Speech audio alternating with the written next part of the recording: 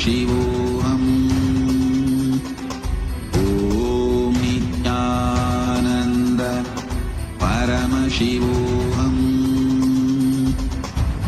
Om Nithyananda Paramashivoham. Om Nithyananda Paramashivoham. Om Nithyananda Paramashivoham. Let our biology become one with Paramashiva's biology. Let macrocosm we carry become one with microcosm. Let the microcosm we carry become one with macrocosm of Paramashiva. Let our organism become one with Paramashiva's organism. Let Paramashiva's organism become one with our organism.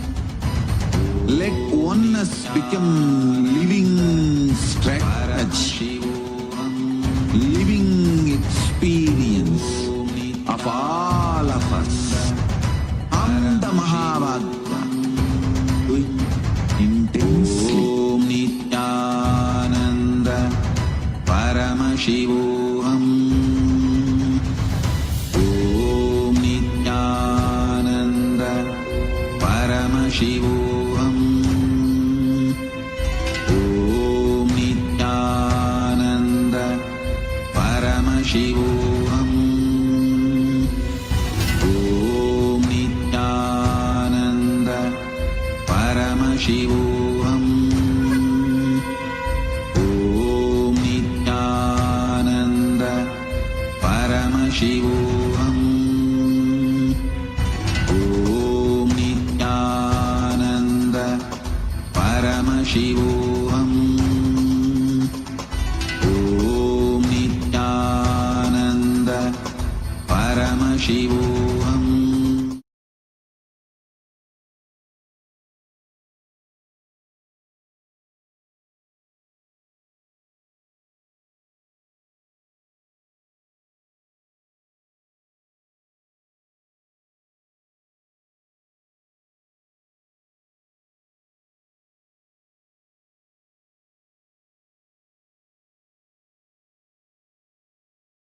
With my love and respect, let you all open all your three eyes. Om Nithyananda Paramashivoham.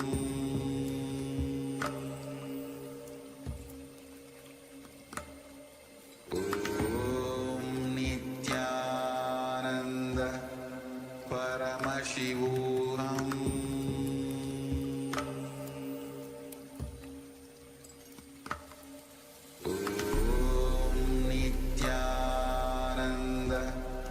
Paramashivoham.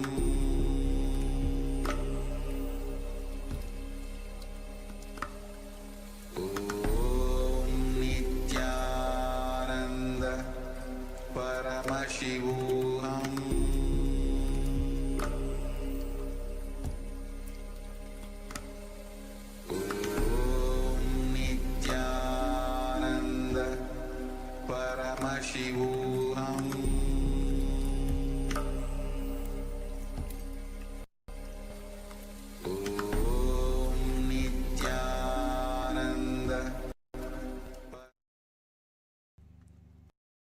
Welcome all the Paramashivoham participants to the first session of the day, Nithyananda Yoga. Let us now all settle down on our yoga mats in a cross-legged position with our head, neck and spine in a straight line. Now join your hands in Namaskara Mudra in front of your chest. Close your eyes, take a deep breath.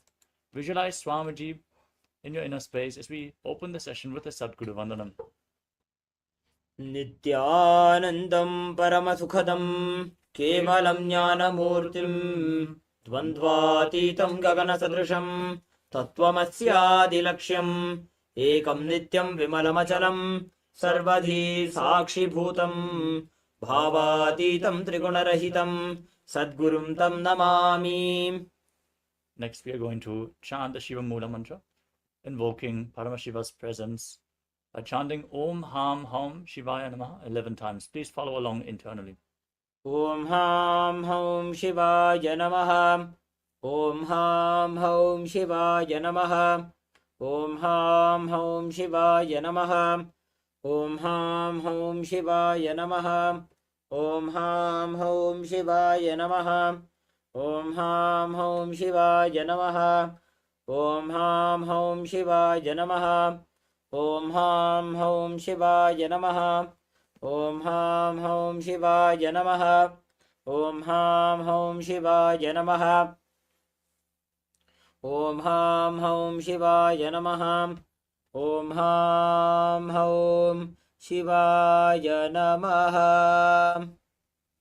Next up is the Tadvachavanam, the ritualistic cleansing.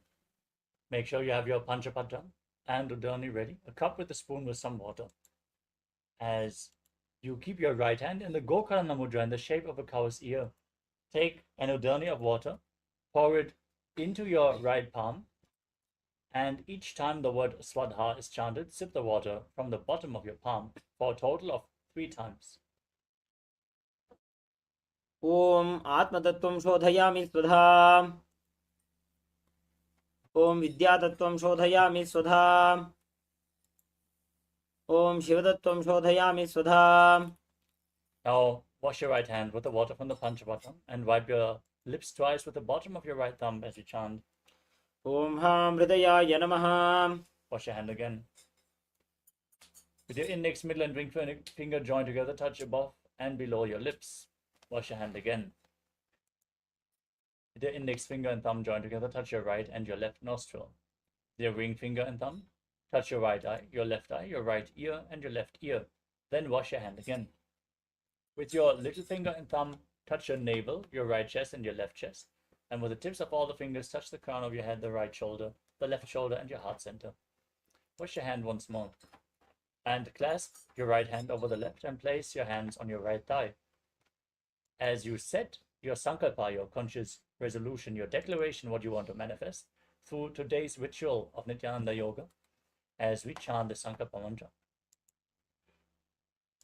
ॐ ममोपात समस्त दुरितक्षयद्वारा भगवत् श्री नित्यानंद परमशिव प्रीत्यर्थम श्री नित्यानंदेश्वरी परमशिव शक्ति समेत श्री नित्यानंदेश्वर परमशिव प्रीत्यर्थम च अद्य पूर्वोक्त एवं गुण विशेषेण विशिष्टायाम् अस्यां शुभदितौ पूर्ण आरोग्य युक्त दृढ़गात्र यौगिक शरीर सिद्ध्यर्थम परमशिव शक्ति आविष्करणार्थम नित्यानंद योगाभ्यासं करिष्ये. Wash your hand once more. Om उपस्पृश्य. And keep your Panchapatam and Udani aside, out of harm's way, so we can enter into the practice of yoga. Let us first cover the components of KAILASA's Nithyananda Yoga. As Nithyananda Yoga is designed for you to prepare yourself to experience the truth of Paramashivoham, Paramashivatva, that you are indeed Paramashiva, the ultimate, divine, universal consciousness.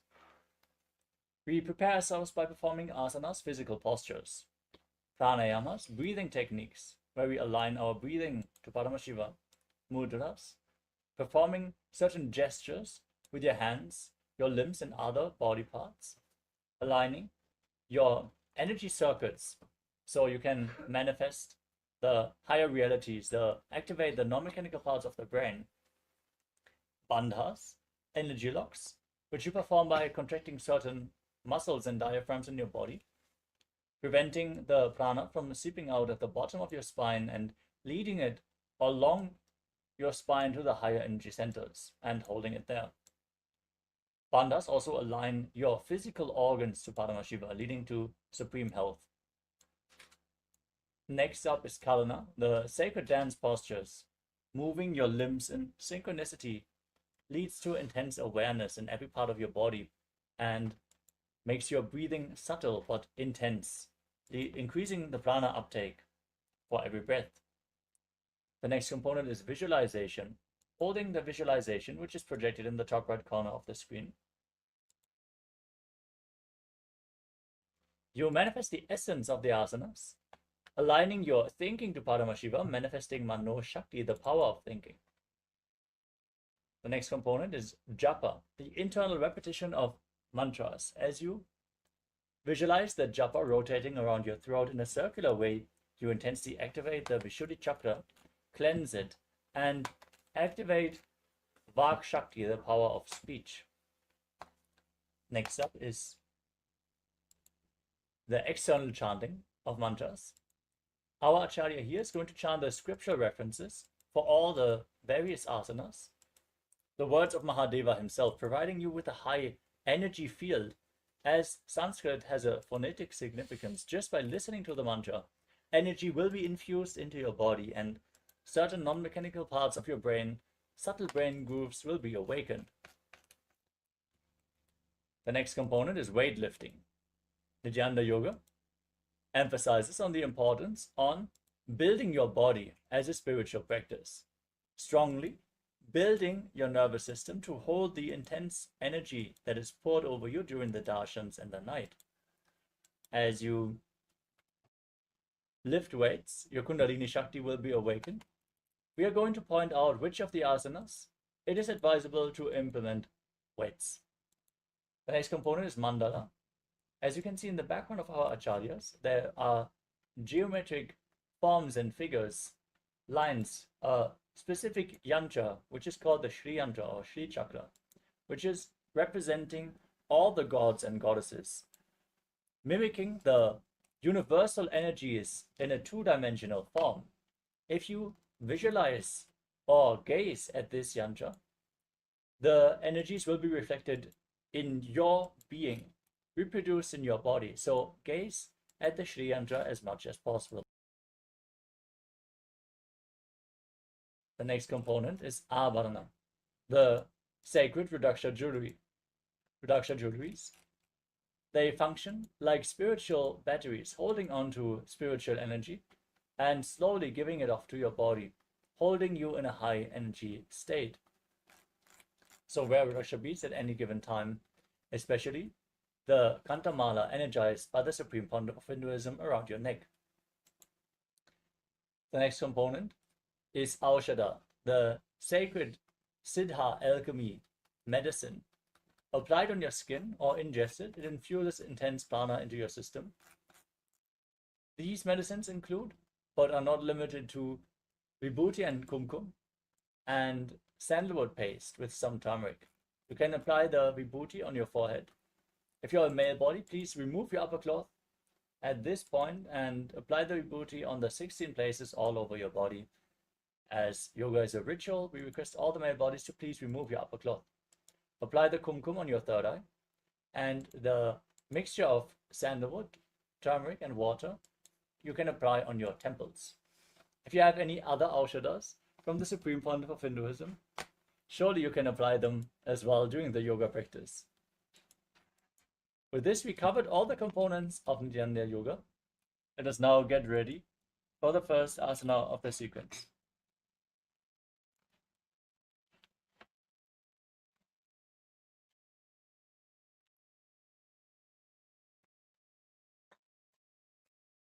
The first is the Sukhasana. Being seated in a comfortable cross-legged position with your head, neck and spine in a straight line, bring your hands into the Bindu Mudra, which is bringing the index and thumbs together and placing them on top of the respective knees. Engage all the three bandhas, starting with the Mula Bandha, engaging your perineal muscles. Engage your Uddiyana Bandha, which is the abdominal muscles, and then the Jalandhara Bandha, that is tucking your chin into your chest. Visualize Paramashiva in your inner space as you perform the japa of Soham. Tatsukhasanamityuktam ashaktastatsamachare asanam vijitam yena jitam tena jagatrayam. Next is the Parvatasana. Bringing your legs into the Padmasana, which is a cross-legged position. Bring your palms together in the Anjali Mudra and raise them above your head with your elbows straight. Engage all the three bandhas. Visualize yourself as Mount Kailash as you perform the Samana Kumbhaka.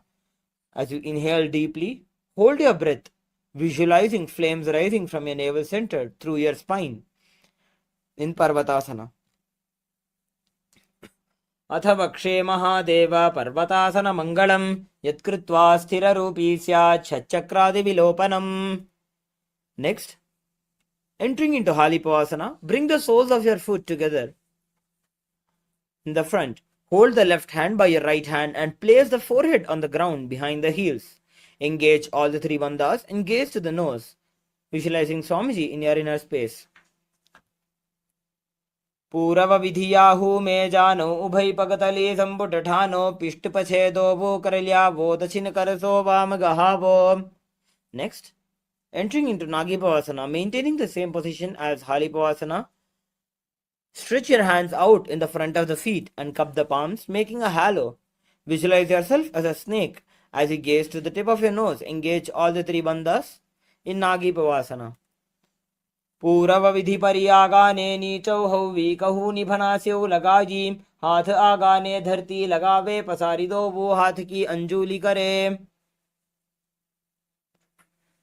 Next, we will be entering into the Kokilasana. Hold your big toes with the index and middle fingers in the Prana Mudra. Stretch your legs straight and out, upwards. Then cross them into Padmasana. Visualize yourself as a bird as you lean forward and down onto your elbows.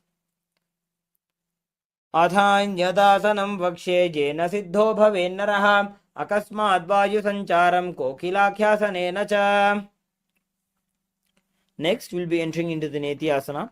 Place one ankle on top of the opposite knee and hold the opposite elbows. Rotate the arms in a circular motion as you engage all the three bandhas and gaze to the tip of your nose. घोड़ा बामा पादकी आशमाहिली सोज दक्ष चरण को वारलौता परिगुल्फ समोज. Next, we'll be entering into Gajasana. Coming into a tall plank position, press your hands onto the ground, lifting your hips up and high. Lower the head and then the chest, scooping your body down towards the ground again and again. Visualize yourself as an elephant as you engage the Uddiyana Bandha, engaging the abdominal muscles. न्युब्जं पादाग्रे भूमौ कृत्वा लम्बी भूया मस्तकाग्रे निधाय. Next, entering into Rikshasana, maintaining the same position as Gajasana, alternate pressing the heels of one foot into the ground while lifting the other heel up. Repeat this again and again as you visualize yourself as a bear. एकैकं पादमाकुञ्च्य गजासनं कुर्यात् Rikshāsanam bhavati. Coming into a tall standing position in Vaishasana, stand on the tips of your toes with all the other toes raised off the ground. Bring your hands in the Hridaya Mudra, that is your middle, index and ring fingers together, touching your heart center as you engage the Uddiyana Bandha. Visualize yourself as Swamiji. केशेण पादयुगलं बद्ध्वा तिष्ठे तथो मुखः अथवा ईशावक्षे यत्कृत्वा सत्यवान् भवेत्. Next, we'll be entering into the Urdhvajanukarana. Coming into the Arimandi position, that is, standing with the heels touching and toes facing outwards at a 45-degree angle, keeping the knees bent. Keep both your hands at the chest with elbows parallel to the ground. Now, twist one knee towards the center and bring it in a rotatory motion around your body. Simultaneously, bring your hand along with the leg. Repeat this at the other side. Next, we'll be entering into the Balalingasana. Now, interlace the fingers from outside in the Sarvabhashankari Mudra, holding onto the knee and pull it up towards the chest. Keep the spine straight and engage all the three bandhas, visualizing yourself caressing a baby. Ekam janu urasi alingya sthatavyam balalinganam bhavati. Next, taking your right foot back towards your buttock, pull it behind, holding it with your both hands. Engage all the three bandhas. Visualize Swamiji in your inner space in Padapidanasana.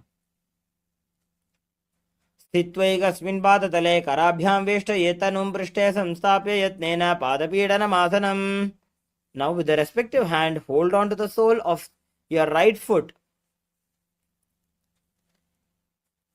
Kick and pull the foot back and up while leaning forward. Extend your opposite hand forward in the Bindu Mudra.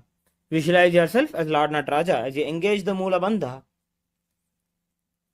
Uttanapadam Kroncham cha Bharichim Veerabhadragam Natarajam Trikonam cha Suptangushta Prasarane. Next, we'll be repeating the Balalingasana on the opposite side. Interlace your fingers in the Sarvava Shankari Mudra. Hold on to your knee and pull it up towards your chest. Engage all the three bandhas as you visualize yourself caressing a baby. Ekam janu urati alingya sthatavyam balalinganam bhavati. Next, bringing your left foot back, holding it with both your hands. Engage all the three bandhas as you visualize Swamiji in your inner space in the Padapidanasana on the opposite side. स्थित्वैकस्मिन् पादतले कराभ्यां वेष्टयेत्तनुं पृष्ठे संस्थाप्य यत्नेन पादपीडनमासनम्. Next, holding on to your left foot with your left hand, kick the foot back and up while leaning forward. Extend your right hand forward in keeping your hand in the Bindu Mudra. Visualize yourself as Lord Nataraja. Uttanapadam Kroncham cha Marichim Veerabhadragam Natarajam Trikonam cha Suptangushta Prasarane. Next, we will be entering into the second Karana, which is Ardharechita Karana. Now, bringing your legs again into the Araimandi position. Bring the right foot behind the left toe, the left foot. Keep the left hand at the chest and extend the opposite arm out and wide like a pendulum. Bring it back towards the chest. Repeat the same the other side.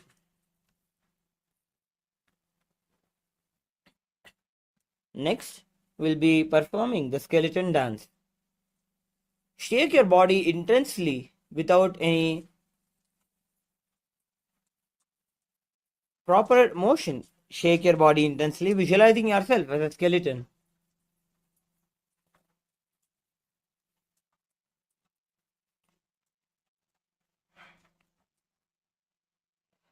Relax. Now, we'll be entering into the Kadichinna Karana. Bringing your legs into the Arimandi position. Bring your hands above the head with your arms crossed and the palms facing backwards. Move the hips to one side and simultaneously uncross the arms wide above the head. Repeat the same the other side. Now, entering into the Tadasana, stand tall on the tips of your toes with your hands above, up and above beside the ears. Engage all the three bandhas as you visualize yourself as a palm tree. Continue to perform the japa of Shivoham internally. Mahamudra baddha kono tadasana vibhedakan vinottanam sada kuryad antarvatni patipriya. Next, we'll be entering into the Uttanasana. From the standing position, lean forward and down, bringing your hands flat onto the ground. Engage all the three bandhas and bring your forehead towards your knees. Visualize Swamiji in your inner space. Mahamudra baddha kono tadasana vibhedakan vinottanam sada kuryad antarvatni patipriya. Next, entering into the Tarakshasana, which is a tall plank position. Tuck the chin to the chest in the Jalandhara Bandha and rotate the head from side to side as you visualize Swamiji in your inner space.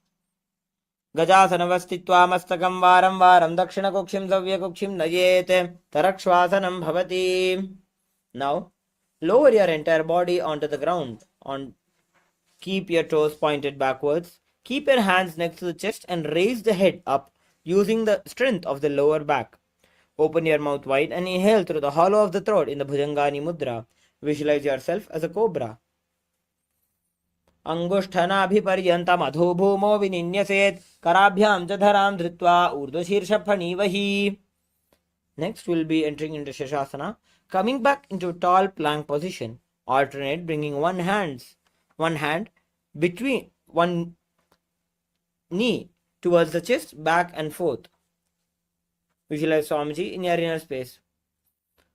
Gajasana samstito janudvayamakuncha varam varam kartavyam shashasanam bhavati.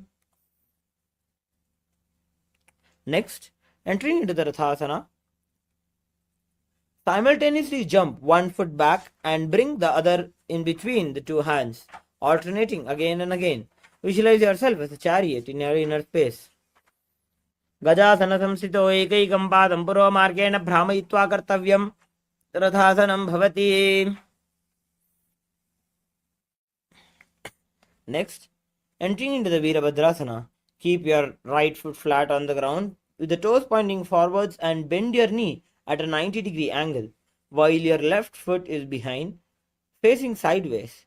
Bring your hands up straight next to your beside your ears. Engage the Uddiyana Bandha, that is engaging the abdominal muscles. Visualize yourself as Virabhadra as you gaze into your third eye. Perform the Sahaja Kumbhaka, that is inhaling, holding your breath slowly and exhaling. वासिष्ठमथ कौण्डिन्यम् ऊर्ध्वकुक्कुटमेव च अष्टावक्रमथोत्थानं मयूरं सेतुबन्धनम्.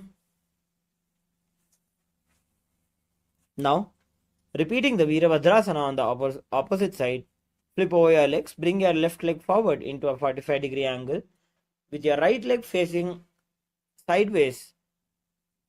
Visualize yourself as Lord Virabhadra. वासिष्ठमथ कौण्डिन्यम् ऊर्ध्वकुक्कुटमेव च अष्टावक्रमथोत्थानं मयूरं सेतुबन्धनम्. Next, we will be entering into the Rikshasana. Stand tall and bring one foot to the inner thigh. Bring the palms together and raise them up above the head, keeping the elbows straight. Pull the stomach in and up in the Uddiyana Bandha. Visualize yourself as a tree. वामोरुमूलदेशे च याम्यं पादं निधायतु तिष्ठेत्तु वृक्षवद्भूमौ वृक्षासनमिदं विदुः. Next, we'll be entering into the Garudasana. Bring your right foot to the right hip. Bring your hands into the Namaskara Mudra. Visualize yourself as Lord Garuda. Garudasana येन ध्यानं स्थिरं भवेत् सर्वदोषाद्विनिर्मुक्तो भवतीह महाबली. We'll be repeating the Vrikshasana on the opposite side. Now bring your left foot to your right thigh. Bring your palms together in Namaskara Mudra. Raise them up above the head, keeping the elbows straight. Visualize yourself as a tree in your inner space. वामोरुमूलदेशे च याम्यं पादं निधायतु तिष्ठेत्तु वृक्षवद्भूमौ वृक्षासनमिदं विदुः. Now bring your left foot to the right hip. Bring your hands into the Namaskara Mudra. Visualize yourself as Lord Garuda. Garudasana येन ध्यानं स्थिरं भवेत् सर्वदोषात् विनिर्मुक्तो भवतीह महाबली.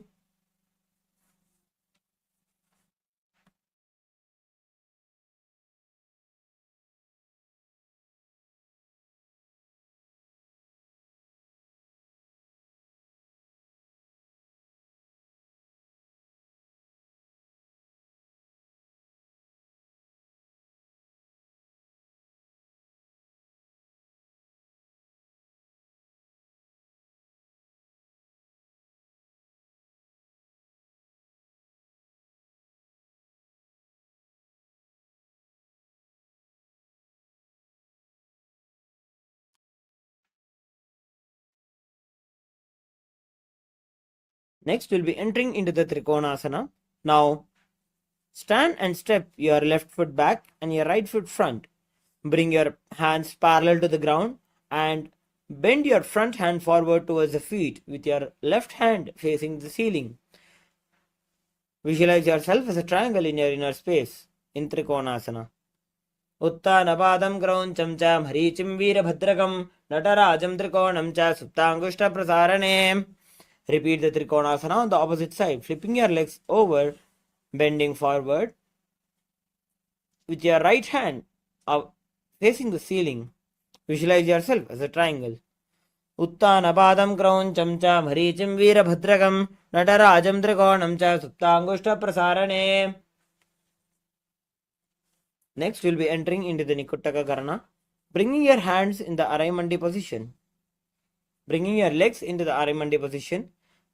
Bring your hands into a parallel position in front of your chest. Lift your right heel up and stamp it down while raising the left heel up. As you perform this, Bring your hands into a rotatory motion simultaneously.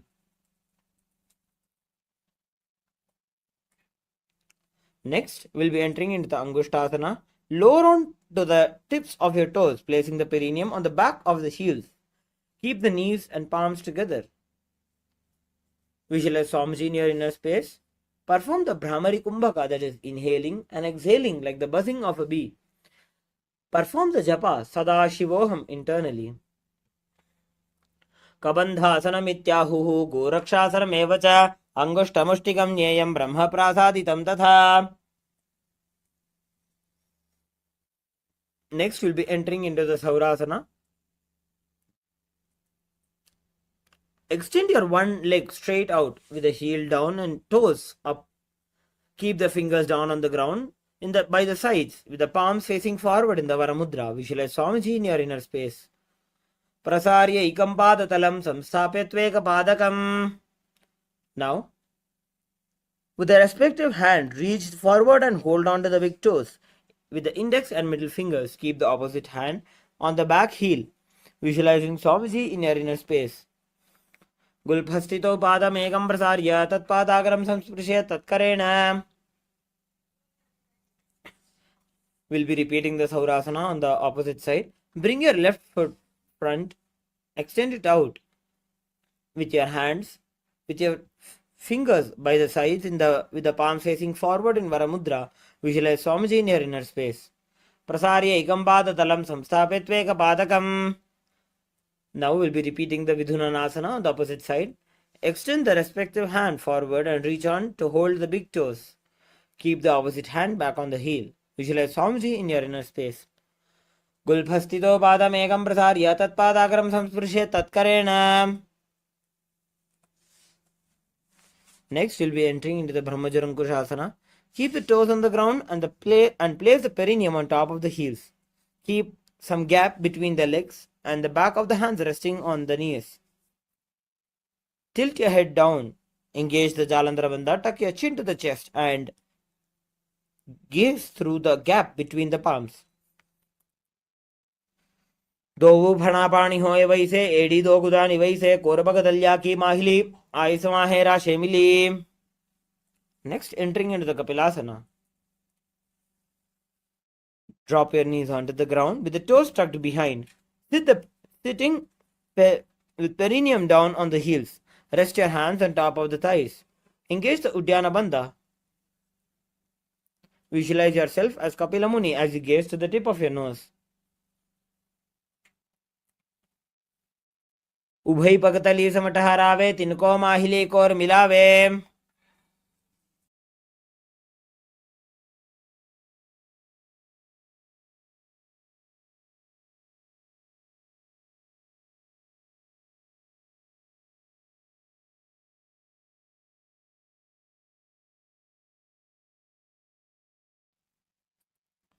Next, we'll be entering into the Bhadragorakhasana.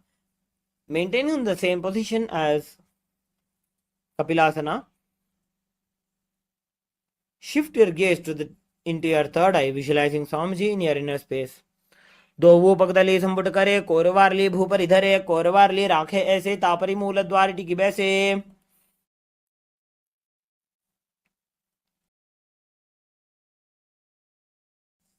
Now, we'll be entering into the Suryasana.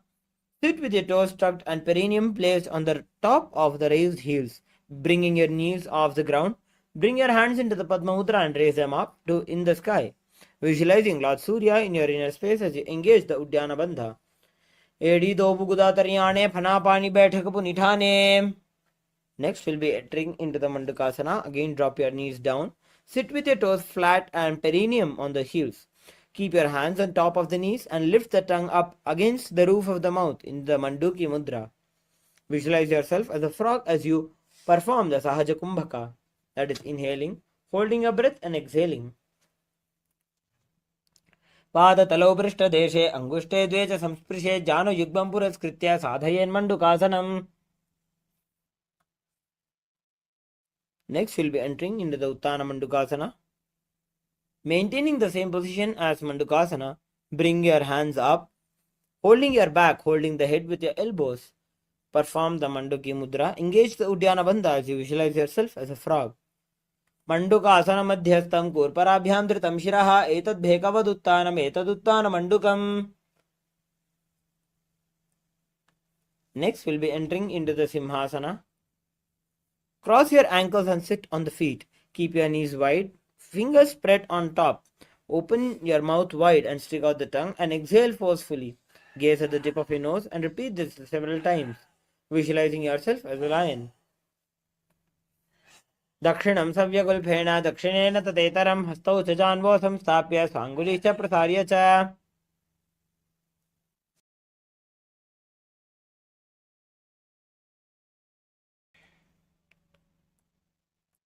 Now we'll be entering into the Bhadrasana. Sit on your heels under the perineum and keep the knees wide. Cross your hands behind your back and hold to the big toes. Apply Jalandhara Bandha and gaze to the nose as you visualize Swamiji in your inner space.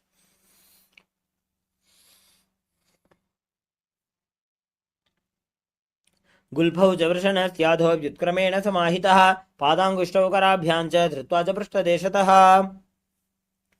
Next, we'll be entering into the Kakabhusandyasana. Come into a squatting position with the feet flat on the ground and the knees opened wide. Bring the arms in and around the back and interlace the fingers behind. Gaze to the nose as you visualize yourself as a crow. Prathame Vesakau Kadathane Dovu Hatapagam Vich Ane. Next, entering into the Kanipavasana. Place your hands on the floor, shoulder width apart. Bring the knees and back of the arms towards the armpits. Lean the chin forward and down and gaze ahead as you visualize Swamiji in your inner space. Asana ko guna ashi dushta hoi to achi hoi.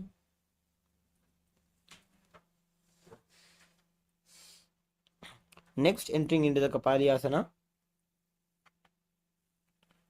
which is an inverted posture. We request all the participants who are either pregnant or have any chronic diseases to please avoid any inverted postures in the Dvitiya Vinyasa Krama. Now, entering into the Kapalyasana, bring the top of the head on the ground, forming a triangle between the hands and the head. Bring the knees onto the elbows, hips over the shoulder, and straighten the legs up, gazing to the tip of your nose. Visualize Swamiji in your inner space. Sisha Sisha Dharti Tegi Pagadobu Miliba Ucha Kukare. Next, we will be entering into the Parshvamayurasana. Squat on the toes with the legs together. Twist the body and place both the hands to one side. Align the elbows with the knee and hip. Lean onto the arms and balance. Extend your legs to the side and gaze to the third eye, visualizing yourself as a peacock. Mayuram Dandavat Kuryan Mayuram Danda Namakam. We'll be repeating the Parshvamayurasana on the opposite side. Before we get into the asana, we'll be performing the Rechaka Kumbhaka during the Parshvamayurasana. That is inhaling, holding your breath and focusing on a slow, deep exhale. Now, twisting your body and place both your hands to one side. Align the elbows with the knee and hip. Lean onto the arms and balance, extending your legs to the side and gaze to the third eye. Visualize yourself as a peacock. Mayuram Dandavat Kuryan Mayuram Danda Namakam. Now we'll be entering into the Bhairaganathasana. Now place both the hands onto the ground. Come into a plank position. Step one foot outside the respective shoulder, bringing the foot between the hands. Gaze to the third eye. Visualize yourself as Lord Kala Bhairava. Asana Koguna Biti Jayi. Next, we will be repeating the Bhairaganathasana on the opposite side. Stretch. Step one foot outside the respective shoulder and bring the foot in between the hands. Gaze to the third eye. Visualize yourself as Kala Bhairava. Asana Koguna Piti Jayi. Next, we will be entering into the Unmukha Pithasana. From Tarakshvasana, place your forearms on the ground and walk the feet forward, bringing the hips up. Gaze to the third eye and visualize yourself as Swamiji. Bhunyastau januni hastau chatushpadama vangmukham utthapitanghri ugalak katistalam abhiruka. Now, we'll be entering into the Vasishthasana. Roll your body onto one hand, raise the opposite hand up. Keep balancing the hand directly beneath the shoulders. Raise the hips and gaze toward the sky. Visualize yourself as sage Vashishta. ऊर्ध्व कुक्कुटवासिष्ठ मरीचिहल मत्स्य कंबरी वृत्तिम चोद्रस्य विविधम धनुरासनम.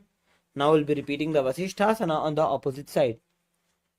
Roll on to the other side of the hand. Bring the other side up towards the sky. Raise the hips and gaze towards the sky, visualizing yourself as sage Vashishtha. ऊर्ध्व कुक्कुटवासिष्ठ मरीचिहल मत्स्य कंबरी वृत्तिम चोदरस्य विविधम धनुरासनम. Now, coming into the Anjani Asana, that is a seated posture. Bring your hands under the buttocks with your palms facing up. Keep the spine straight and elbows close to the body. Tuck the chin to the chest in Jalandhara Bandha and visualize yourself as Lord Hanuman as you gaze to the nose. Dobo karki ubhay hateli koravareli maile bheli.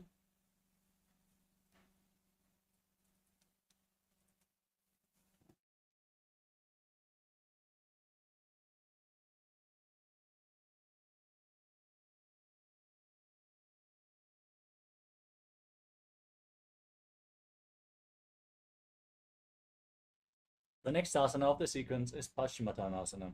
With your leg extended forward, lean forward and down, hold onto the big toes in Prana Mudra. As you visualize Swamiji in your inner space and perform the Rechaka Kumbhaka, exhale all the way and hold your breath in this position as you perform Mahamudra Bandha. Engage all three bandhas internally chanting Mahasadashivoham. जानो परिललाटन्तो पश्चिमं ताणमुच्यते येन केन प्रकारेण सुगन्धार्यं च जायते. Now, entering into the Ugrasana. Maintain the same position as Paschimottanasana. Clasp your hands behind the head and lean the chest forward and down, bringing the head to the knees.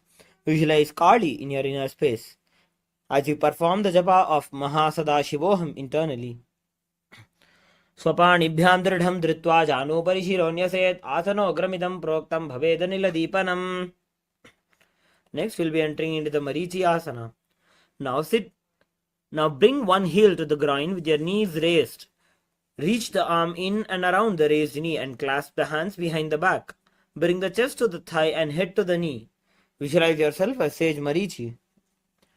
उत्तानपादं क्रौञ्चं च मरीचिं वीरभद्रकं नटराजं त्रिकोणं च सुप्ताङ्गुष्ठप्रसारणे. Now drop down your knee to the side and reach and hold to the front foot, keeping the legs straight. Bring the chest forward and down. Engage all the three bandhas. Gaze to the nose and visualize Swamiji in your inner space in Mahamudrasana. महामुद्रां प्रवक्ष्यामि तन्त्रेऽस्मिन् मम वल्लभे यां प्राप्य सिद्धा सिद्धिं च कपिलाद्याः पुरागताः. We'll be entering into the Marichi Asana on the opposite side.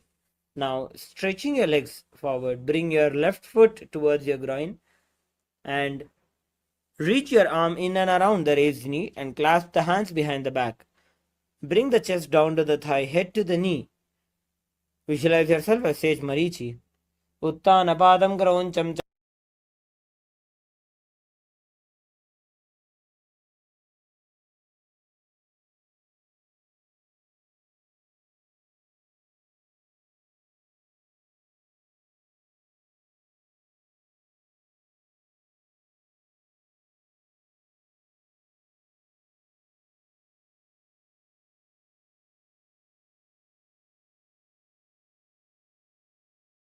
sage Marichi. उत्तानपादं क्रौञ्चं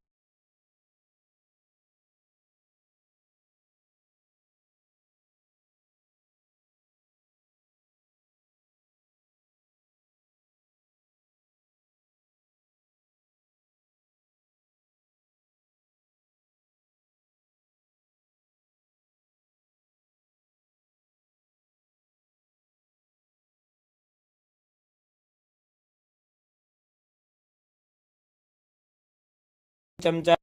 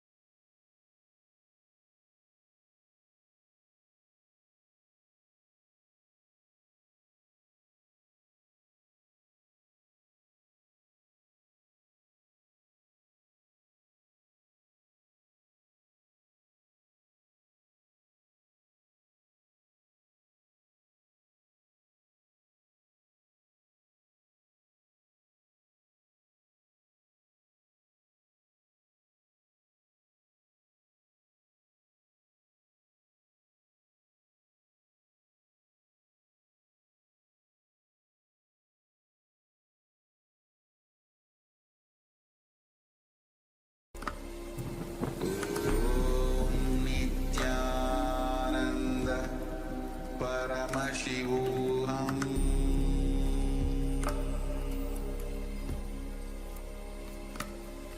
Om Nithyananda Paramashivoham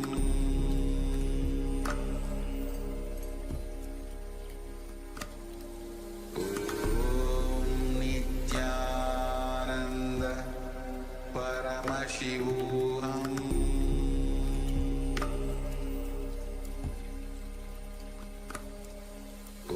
Om Nithyananda Paramashivoham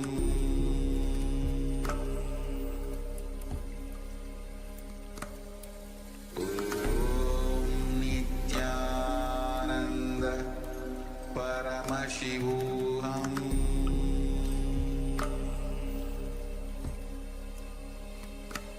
Om Nithyananda Paramashivoham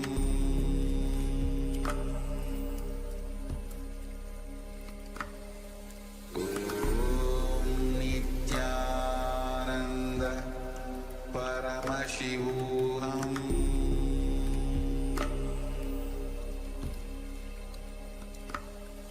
Om Nithyananda Paramashivoham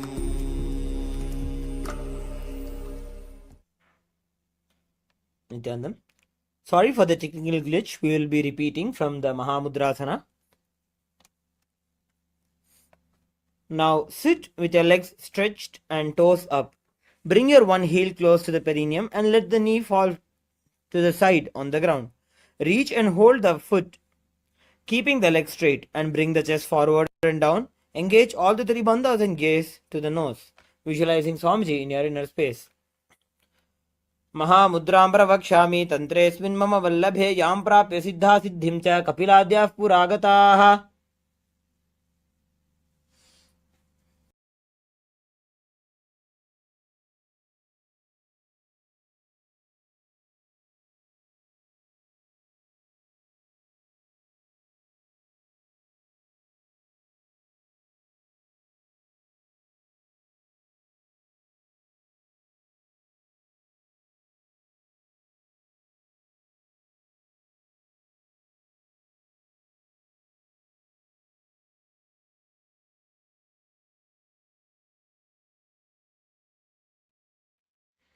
Next, we'll be entering into the Bhadrasana 2.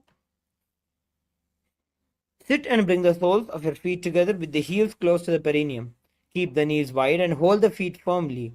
Maintain a straight spine and gaze to the nose. Visualize Swamiji in your inner space.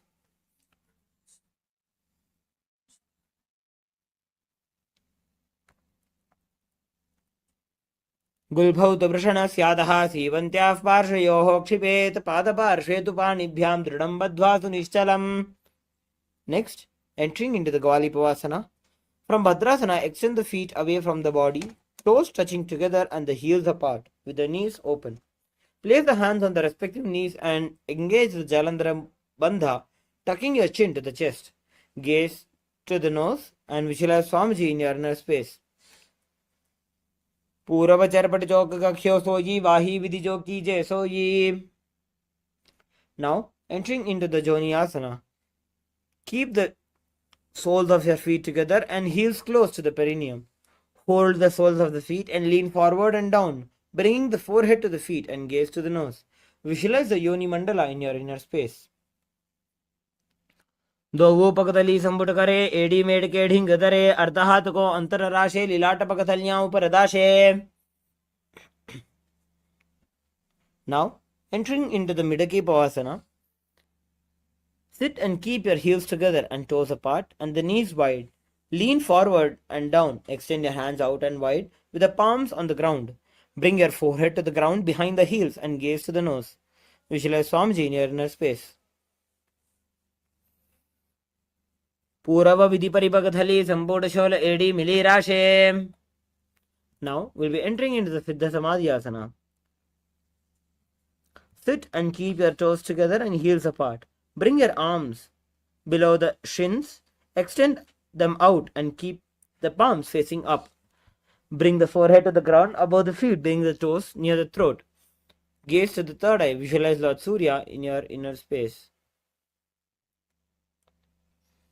दोबू पगदली संबुट करे, सोले मेढ़ आगा मेधरे, अंगुल 8 अंतरो राशे, AD को ऐसे विदिदाशे.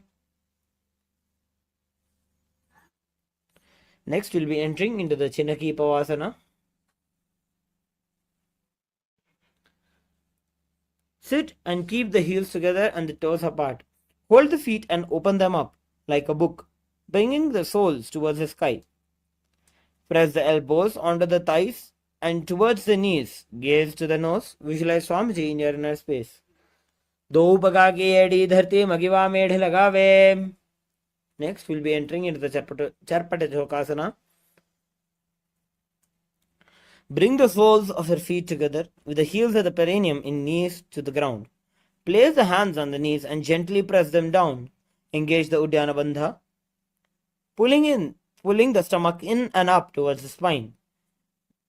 Gaze to the third eye. Visualize Swamiji in your inner space. दोबू पकदली संपुट धारे, आगा ने करे जारे पसारे, गोड़ा भूसो लगता राशे, हाथ दोबू गोड़ा परिदाशे.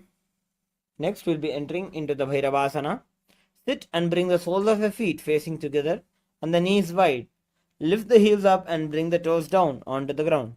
Keep the knees to the ground and pull the stomach in and up in Uddiyana Bandha and place the hands on the knees in the Bindu Mudra. Gaze to the third eye. Visualize yourself as Lord Kalabhairava. गुल्भौ सम्पीड्य चान्योन्यं युत्कर्मेणोत्थितं शनैः जान्वोः पार्श्वगतौ हस्तौ दण्डवद्भैरवासनम्. Next is the Samasana. Now, sit with one heel at the perineum, lift and hold the other foot, pulling the sole of the foot onto the chest. Gaze to the third eye and hold the breath in the Mooladhara Chakra, visualizing Swamiji in your inner space. Samanasana vakshe siddhamantradi sadhanate.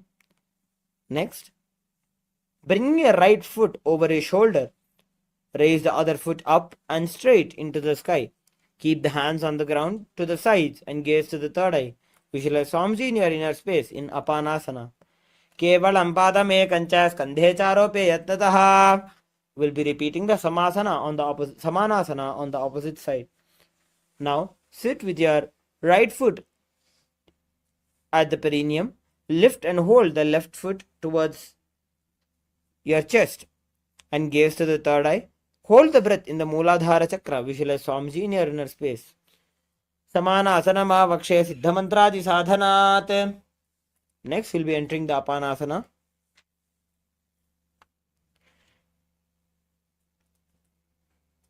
Place your left leg on top of the left shoulder and raise your right foot up towards the sky. Keep the hands on the ground to the sides and gaze to the third eye. Visualize Swamiji in your inner space. Kevalam padame kancha skandhe charope yatnataha. Now, you can relax.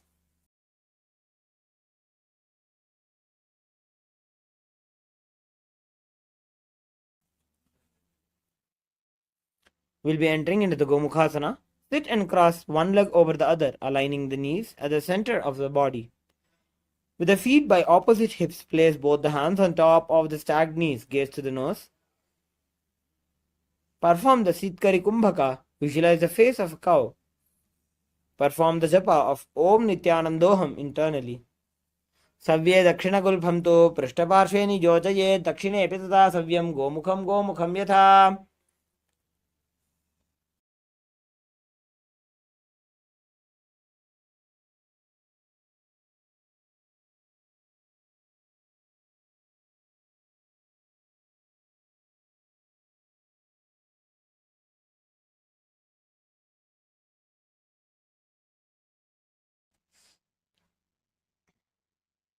Next, we'll be entering into the Anusuyasana.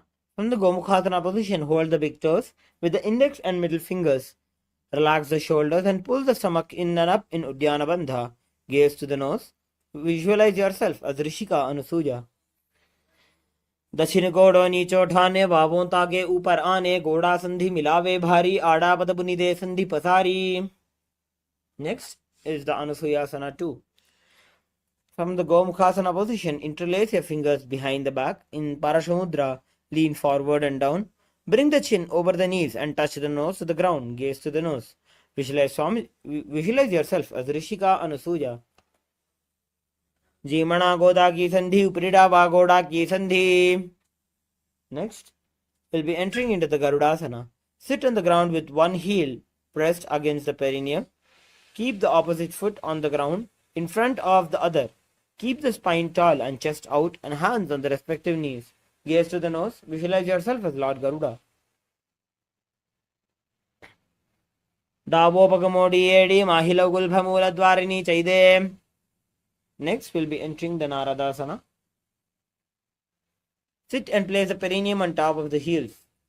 With the top of the foot flat on the ground, place the opposite foot on the ground in front of the opposite foot. Interlace the fingers behind the neck and twist outside of the raised knee and gaze to the third eye. Visualize yourself as sage Narada. Pishtu javama pagdali keri bhuparita hilaga veferi. Next, we'll be performing the Matsyapitakasana. Place one foot on top of the opposite thigh and wrap the respective arm around the knee, holding on to opposite shin. Extend opposite hand straight and hold on to the respective toe with index and middle fingers. Gaze to the nose. Visualize Matsya, the fish avatar of Bhagavan Vishnu. Vamena vamangushtanto grihitam Matsyapitakam yoni vamena sampidya medhradupari dakshinam.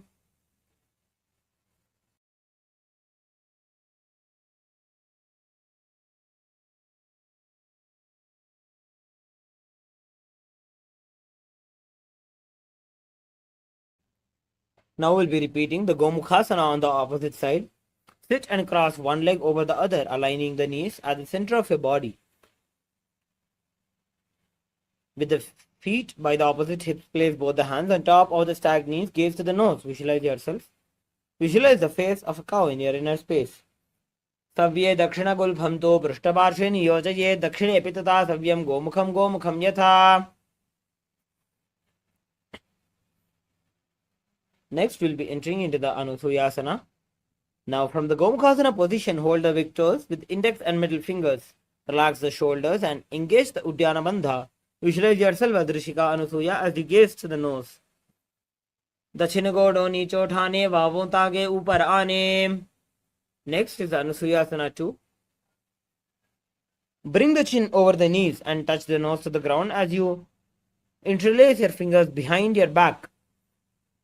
In the Parashamudra, gaze to the nose, visualize yourself as Rishika Anusuya. Jimana Goda ki sandhi, Uprida Vagoda ki sandhi. Next is the Garudasana 2. Sit on the ground with one heel pressed against the perineum. Keep the opposite foot on the ground in front of the other. Keep the spine tall, chest out and hands on the respective knees. Gaze to the nose. Visualize yourself as Lord Garuda. Davopagmodi edi mahilo gulbha mula dwarini chaide. We'll be repeating the Naradasana on the opposite side. Now sit and place a perineum on top of one heel, with the top of foot flat on the ground. Place the opposite foot on the ground in front of the other foot. Interlace the fingers behind the neck and twist outside of the raised knee.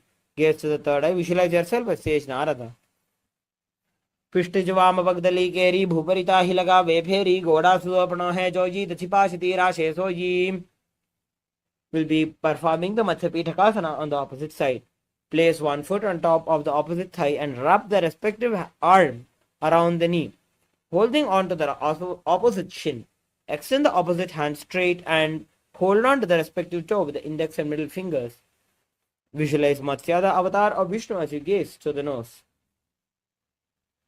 Vamena vamangushtanto grihitam Matsyapitakam yoni vamena sampidya medhradupari dakshinam. We'll be entering into the Matsyendrasana now. Place one foot on top of the opposite thigh. Place opposite foot on the ground on far side of the opposite thigh. Twist and bring the elbow outside of the raised knee.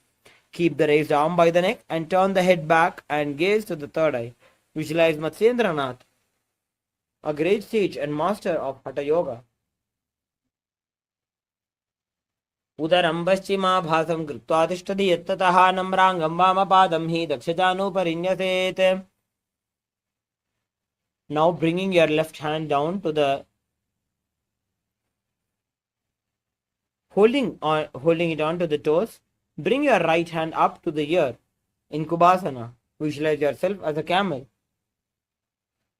Asana ko guna jholo jaye. Then placing your right hand back on the ground, twist your spine intensely. Visualize Matsyendranath, the great sage and master of Hatha Yoga, near inner space. Matsyendra Bidham Jadara Pradiptim Prachanda Rukmandala Khandanastram. Next, we'll be repeating the Matsyendrasana on the opposite side.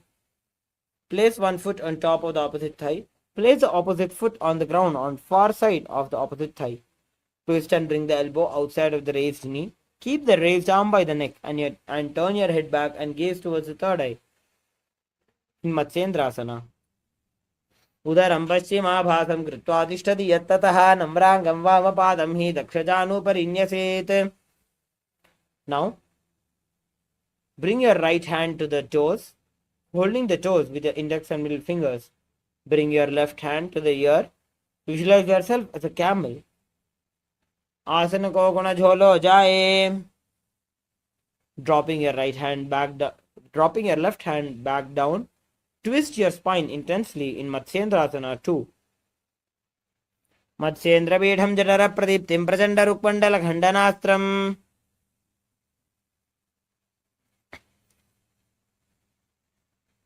Next, we'll be entering into the Padmasana. Sit and place the feet on top of the opposite thighs. Place the palms on the respective knees. Engage all the three bandhas and gaze to the nose. Visualize yourself as Paramashiva as you engage the Mahamudra Bandha and perform the japa of Om Nithyananda Sadashivoham internally. Asanam dvividham proktam padmam vajrasanam tata urdhor upari dharte ubhe padatare yatha. Next, we'll be performing the Padmasana 2. Sit and cross your arms and hold on to the toes with your index and middle fingers. Gaze to the nose. Visualize yourself as Goddess Parvati, the consort of Paramashiva. उत्तानौ चरणौ कृत्वा ऊरु संस्थौ प्रयत्ततः ऊरु मध्ये तथोत्तानौ पाणी कृत्वा तु तादृशौ.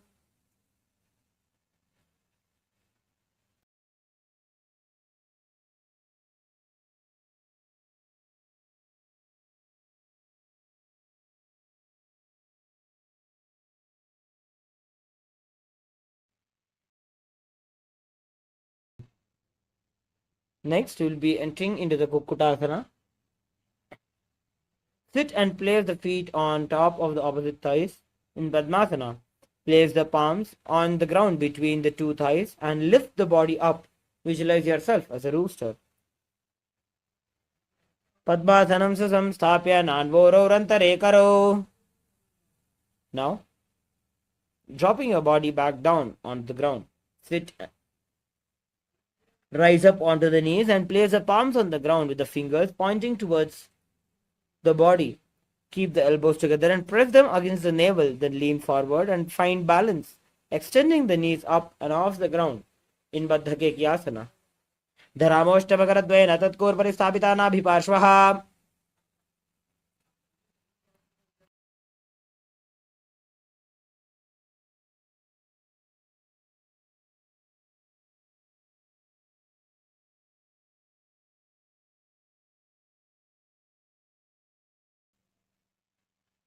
Next, we'll be entering into the Mayurasana.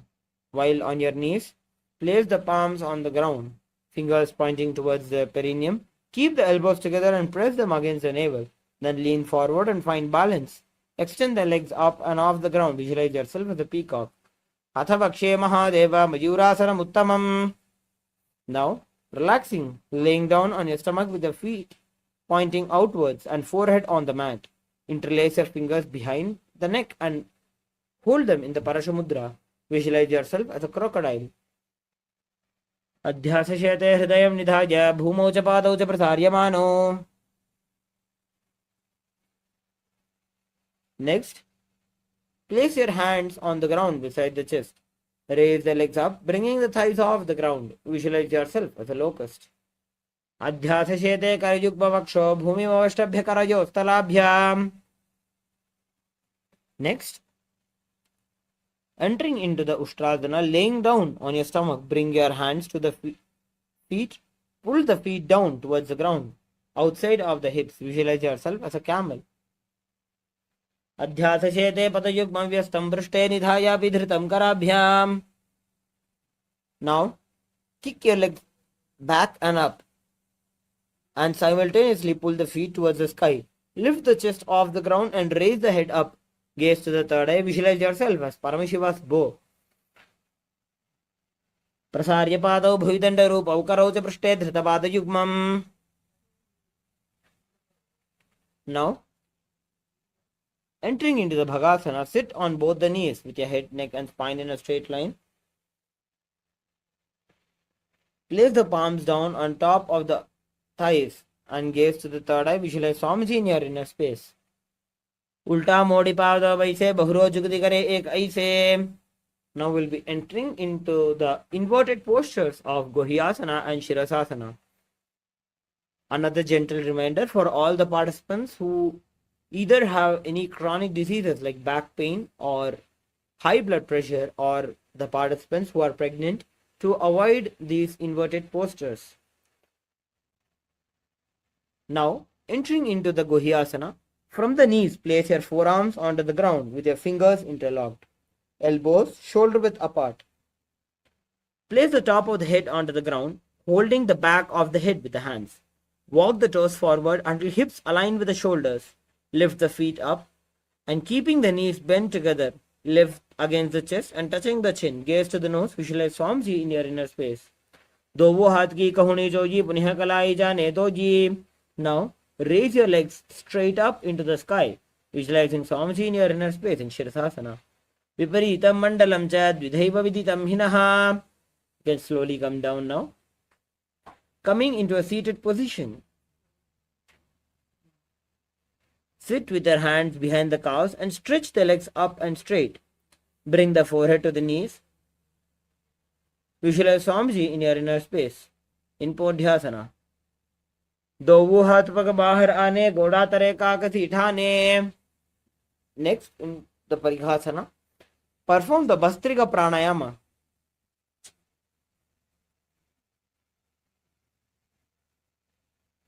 Next, in the Parighasana, perform the Bastrika Pranayama, which is rapid inhalations and rapid exhalations. Now, sit and extend the legs out and up at 45-degree angle. Bring the hands behind and hold the opposite shoulders. Keep the chest upright and legs straight with the toes pointed. Visualize yourself as a mace as you gaze into your third eye. Uttana shayanam kritva pado militva prasarya. Now, sit and extend the legs out and up at a 45-degree angle. Bring the elbows down onto the ground beside the hips. Keep the chest upright and legs straight and toes pointed in Naukasana. Uttana shayanam kurparabhyam bhumim vaschabhya hastau nitammam nidhaya. Now, next is the Rudrasana. Sit and lift the feet up, scoop the hands under the heels and pull the feet towards the chest. Keep the spine straight and gaze to the nose. Visualize yourself as Lord Rudra in Rudrasana. Pagathali samputakari hatasya upaka uchayi. Next, lay down on your back with the feet flat on the ground. Place the palms down and fingers just touching the back of the heels. Lift the hips up and high, pressing the feet into the ground. Engage the Jalandhara Bandha, tucking your chin to the chest and gaze to the nose. Visualize Swamiji in your inner space. Urdhve chajanuni kritva shavitvordhva mukham tatha. Next, finally, entering into the Shavasana. Lay down on your back with the palms facing upwards. Completely unclutch from any micro movements in your body. Let the body remain dead. Visualize the body is dead and the supreme body of Hinduism is liberating you in Shavasana. Uttanam Shavavad Bhumau Shayanam Tu Shavasanam Shavasanam Shrantiharam चित्तविश्रान्तिकारणम्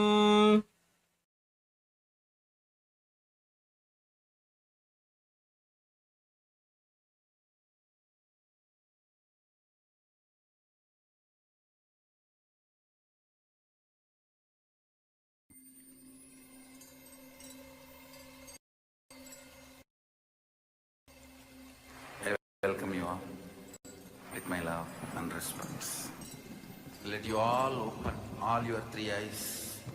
Om Nithyananda Paramashivoham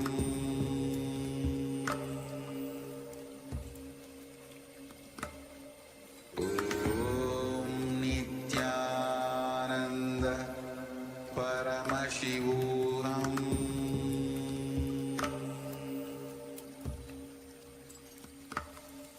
Om Nithyananda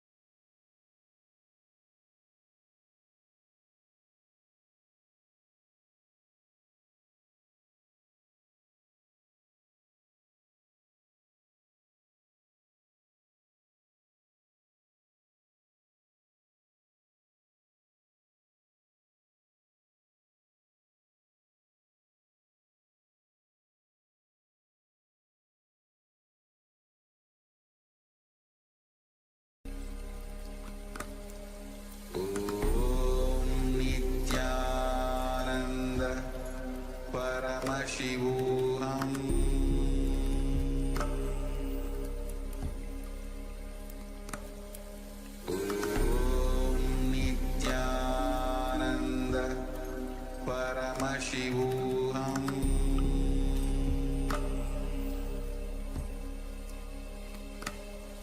Om Nithyananda Paramashivoham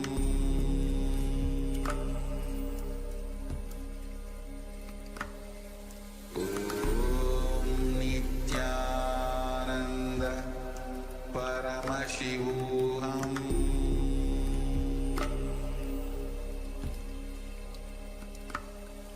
Om Nithyananda Paramashivoham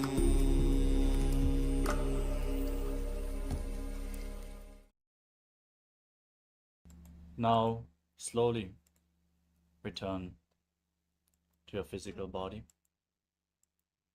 Wiggle your fingers and toes, your wrists and your ankles, your elbows and your knees. Pull your knees up towards your chest.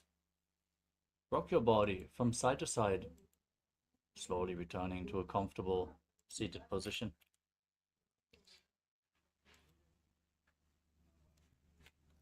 Congratulations, you completed the Pratama Vinyasa Krama, 108 asana sequence. With this, we're going to conclude today's Nithyananda Yoga session for the Paramashivoham Level 1 participants. Thank you all so much for joining. The next Acharya is going to continue with the next session very soon. For the Paramashivoham Level 2 and 3 participants,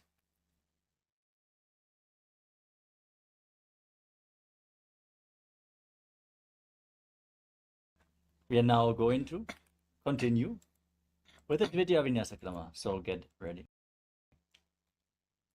Nithyananda, we are on a mission to revive the Enlightenment civilization. If you resonate with our message and want to be part of us, be sure to like, share, and subscribe. And don't forget to click the bell icon.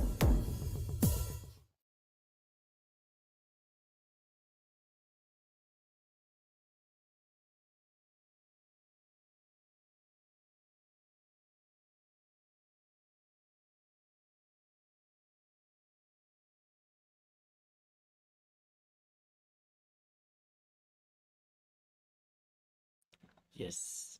Now let us get ready for the next asana of the sequence, which is Yathasana Ishtasana. Now sit in a posture that brings ease to your physical and mental space. Any posture is fine, as long as it's comfortable for you.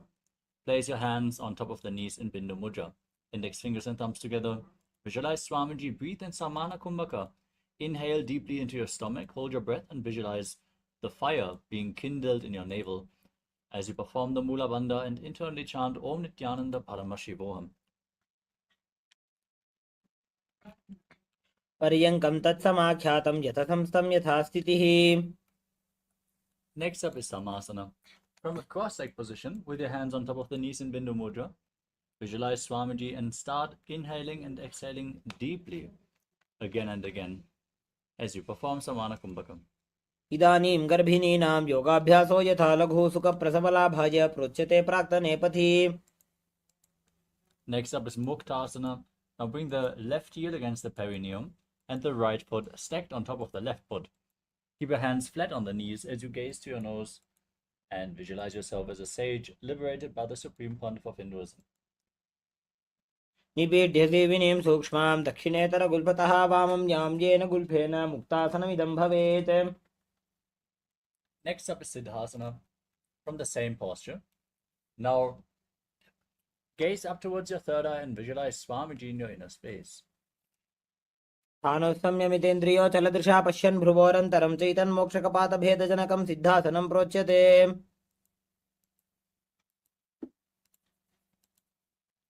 Next up is Siddhyasana. Maintain the posture but shift your gaze down to the ground in front of you as you engage all three bandhas, Mahamudra Bandha, and visualize Swamiji in your inner space.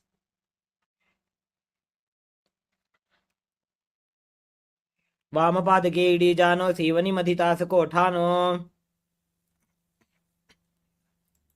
We move on to Rudrasana too. As you keep your hands on top of the knees in Bindu Mudra, gaze up towards your third eye and visualize yourself as Lord Rudra. वामचरण परिदक्षिण राखे एक जुगति ऐसे विधि दाखे. Next up is Santadunasana. Maintain the posture, shift your gaze down to your nose, and embody tranquility and an unshakable nature. आसन की गुण मन की चन चलता मीटे. Next up is Siddhasana 2.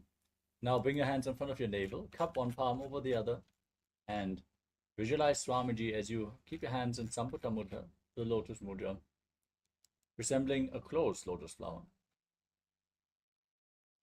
ऋजुकाय समासीन सिद्धासनमुदीरितं प्रसार्य भुवि पादौ तु दोर्भ्यामङ्गुष्ठमादरात्.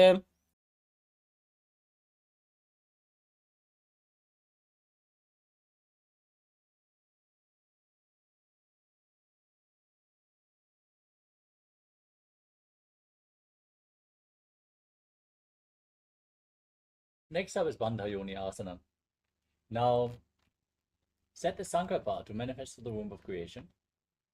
As you inhale all the way, hold your breath, and then lock your five senses with your hands. Bring your little fingers to the mouth, the ring fingers closing the nostrils, middle and index fingers closing your eyes, and the thumbs closing your ears in Bandha Yoni Asana.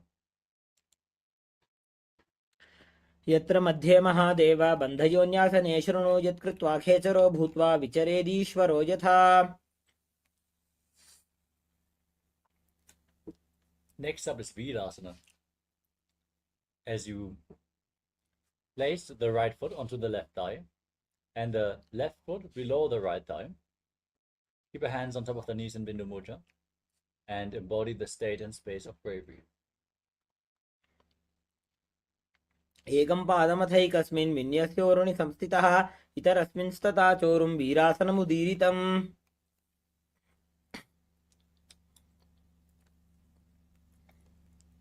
From the same posture, now gaze up towards your third eye and visualize Sage Valmiki, the great poet and author of Ramayana, in Valmikasana. दावा पग की पगथली पुनि एड़ी है जोज.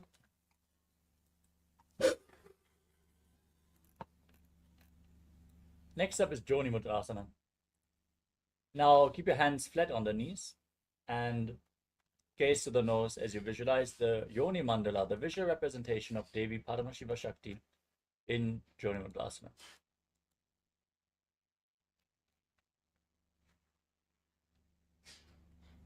वामपाद की पगतली जाहि माहिली core.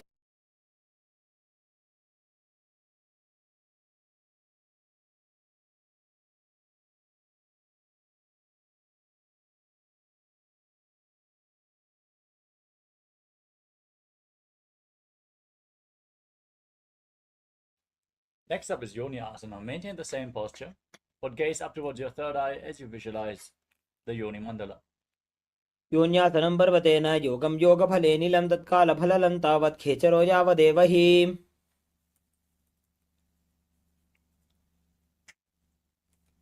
Next up is Vajrasana 3. Now bring the soles of your feet together in front of your body, heels close to your perineum. Interlock the fingers around the feet as you pull your knees down towards the ground. Gaze to your nose. Pull your stomach in and up in Uddiyana Bandha and visualize yourself as Lord Vidabhadra. गुल्फौ च वृषणस्यादः सीवन्त्याः पार्श्वयोः क्षिपेत्. Next up is Aghodasana. Now keep your left hand on the left knee and cover your mouth with the right hand. Close the left nostril with the index finger. Inhale through the right nostril. Then close your right nostril. Hold your breath. After holding the breath, exhale through the left and then inhale through the left again. Hold the breath. Exhale through the right in Abhyantara Kumbhaka as you push your tongue up in Kichari Mudra. Eat the tongue along the nasal tract if you can. Gaze to your third eye and visualize yourself as an Agori. पूर्व कहो भिश्रिका जोजी वाही विधि जो की जय sooji. Next up is Kanari Pavasana. Now separate your heels and place your elbows down on the heels. Rest your chin on your hands. Gaze to your nose. Pull your stomach in and up. Exhale all the way. Hold your breath in Nirechaka Kumbhaka. And visualize yourself as a female elephant drinking water in Kanari Pavasana. वाली पाव आसन कख्यो है जैसे Yahoo में जाने विदिते से। Next up is Padasana. Raise your knees, bring your arms in between the legs, and interlock them in front as you lift your feet off the ground, gaze to your nose, and visualize Swamiji. ततोर्ध्वम्रे च येत् वायुं मृदुनिश्वास संयुतम्। Next up is Gopi Chandasana. Now hold on to the feet and lift them against your chest as you keep your fingers interlocked. Gaze to your nose and rest your chin on the hands as you embody the state and space of a king. पूरब विधिपका का अंगूठा कंठकू पुराशे। Next up is Uddarasana. Now bring your hands, scoop your hands underneath the feet and interlock them around the toes as you lift your feet against your chest. Gaze to your nose and visualize your body free from any defects. पूरब विधिपका का अंगूठा कंठकू पुराशे। Now lift your feet even higher in front of your face as you visualize yourself excelling in everything in Vishishtasana. दोवु पगदली संपुटठाने उभय हस्तकरयोर्दहिताने। Next up is Pujasana. Now lift your feet over top of the respective shoulders and bend your elbows upwards to interlock your fingers around your neck as you visualize yourself as a cobra. हिरासनं तु विज्ञेयं कक्षासनमतः परं ग्रीवासनं च परमं भुजासनमिहोच्यते। Now bend your elbows down, keep your legs over your shoulders and interlock your fingers behind your back as you gaze to your nose and visualize yourself as a beautiful, auspicious goddess in Kalyanasana. दोवु हाथ पगमी च आने तिनको घोड़ा नीचे ठाने। Now place the top of the left foot on the mat and sit on the left heel. Stack the right knee over the left heel by the outside of the left hip. Your hands on opposite knees. Gaze forward in Vaishnavi Mudra without focusing on anything external. Focus only on the object within. As you visualize yourself as an elegant swan, breathe in Ujjayi Pranayama, make an ocean-like sound with your mouth on the in and exhalation in Sankatasana. वामपादं चितेर्मूलं सन्यस्य धरणीतले पाददण्डेन यां येन वेष्टजेद्वामपादकम्। Now slide the left foot outside the hip, sit on the ground, engage Uddiyana Bandha, keep your hands on the top knee and visualize a cow in Dhenukasana. अनुषागी Nagar पंचडं वृषीलिन्दगल्यम्नी। Now slide the right foot on top of the left thigh and bring the left foot onto the right knee. Bring the left arm behind your back, twist your back to hold onto opposite thighs with your hands. Gaze up and visualize Swamiji in Machandrasana. वामजंग प्रदक्षिण ठाने वामहस्तपीष्टे दिश आने। Untwist your spine, hold onto the feet and lean forward and down, placing your forehead on the ground as you visualize Swamiji in Machandrasana too. प्रथम जी मनो चरण जोजोयी वामजंग परिराखे सोयी। Now rise up, interlock your fingers and place them on the top knee. Engage all three bandhas as you visualize Swamiji, your Guru, in Guru Asana. ऊर्मूले इतरपादस्य कनिष्ठिका प्रदेशगुल्भं संस्थाप्य। Now bring the top of the right foot on the mat as you repeat Sankatasana. Sit on the right heel, stack your knees, keep your hands on opposite knees and visualize yourself as a swan. वामपादं चितेर्मूलं सन्यस्य धरणीतले पाददण्डेन यां येन वेष्टजेद्वामपादकम्। Now repeat Dhenukasana. Engage the Uddiyana Bandha. Keep your hands on the top knee and visualize a cow. अनुषागी Nagar पंचडं वृषीलिन्दगल्यम्नी। Now repeat Machandrasana. Bring the left foot onto the right thigh and the right foot onto the left knee. Twist your right arm behind your back, hold on to your thighs and gaze up as you visualize Swamiji in your inner space. वामजंग प्रदक्षिण ठाने वामहस्तपीष्टे दिश आने। Now untwist your spine, hold onto your feet and place your forehead on the ground in Machandrasana too. प्रथम जी मनो चरण जोजोयी वामजंग परिराखे सोयी। Next up is Guru Asana on the other side. Interlock your fingers, place them on the top knee and visualize Swamiji, your Guru. ऊर्मूले इतरपादस्य कनिष्ठिका प्रदेशगुल्भं संस्थाप्य। We move on to Pashasana. Now place your feet on the ground and raise your knees against your chest. Hold onto the knees with your hands as you Press your tongue up in Kechari Mudra, gaze to your third eye, and visualize Swamiji. पादतले भूमो निधाय जाननिवृसि निधाय विपरीतहस्ताभ्यां गुरुसहितजङ्गे निबध्य. Next up is Bodhasukasana. Now hold on to opposite wrists with your hands.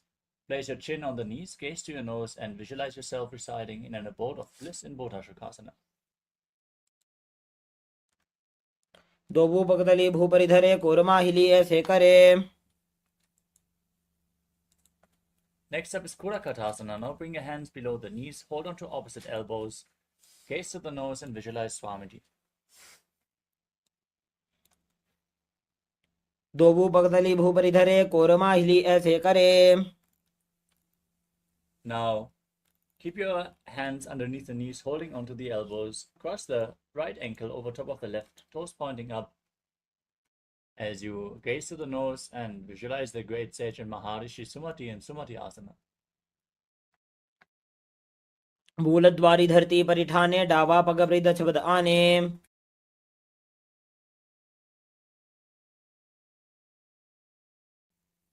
Next up is Dandasana. Now extend your legs out in front and raise your arms up above your head. Interlock your fingers with the wrists pointing outwards as you engage all Tribandhas. Gaze to the nose and visualize Swamiji in Dandasana. इदानीं गर्भिणीनां योगाभ्यासो यथा लघु सुख प्रसवलाभाय प्रोच्यते प्राक्तने पथि. Now lean forward and down. Hold on to the big toes, the Prana Mudra. As you bring your head to the knees, breathe in Nadi Shodhana. Inhale through one nostril and exhale through the other alternatingly without the support of your hands. As you visualize Swamiji in your inner space in Arambhasana. दोबू पग मिलिवा पसारी पगा का अंगूठा पकड़ी लाटकोड़ा लगावे. Next up is Pidokasana. Now separate your feet and slightly raise your knees. Bring your arms underneath the shins and hold onto the soles of your feet from the outside. Gaze to your third eye as you visualize Swamiji in your inner space. प्रथम बैसी दो पाव पसारी कचक उर्द को कुरडो डारे. Next up is Jalandhari Pavasana. Join the soles of your feet and bring your arms underneath the shins. Keep your palms facing up, elbows on the ground, and rest your face on the heels. As you gaze to your nose, visualize Swamiji in your inner space. दो वेड़ी में लिखे दीजिए हाथ पसारी. Next up is Urdhva Paschimottanasana. As you keep your legs extended,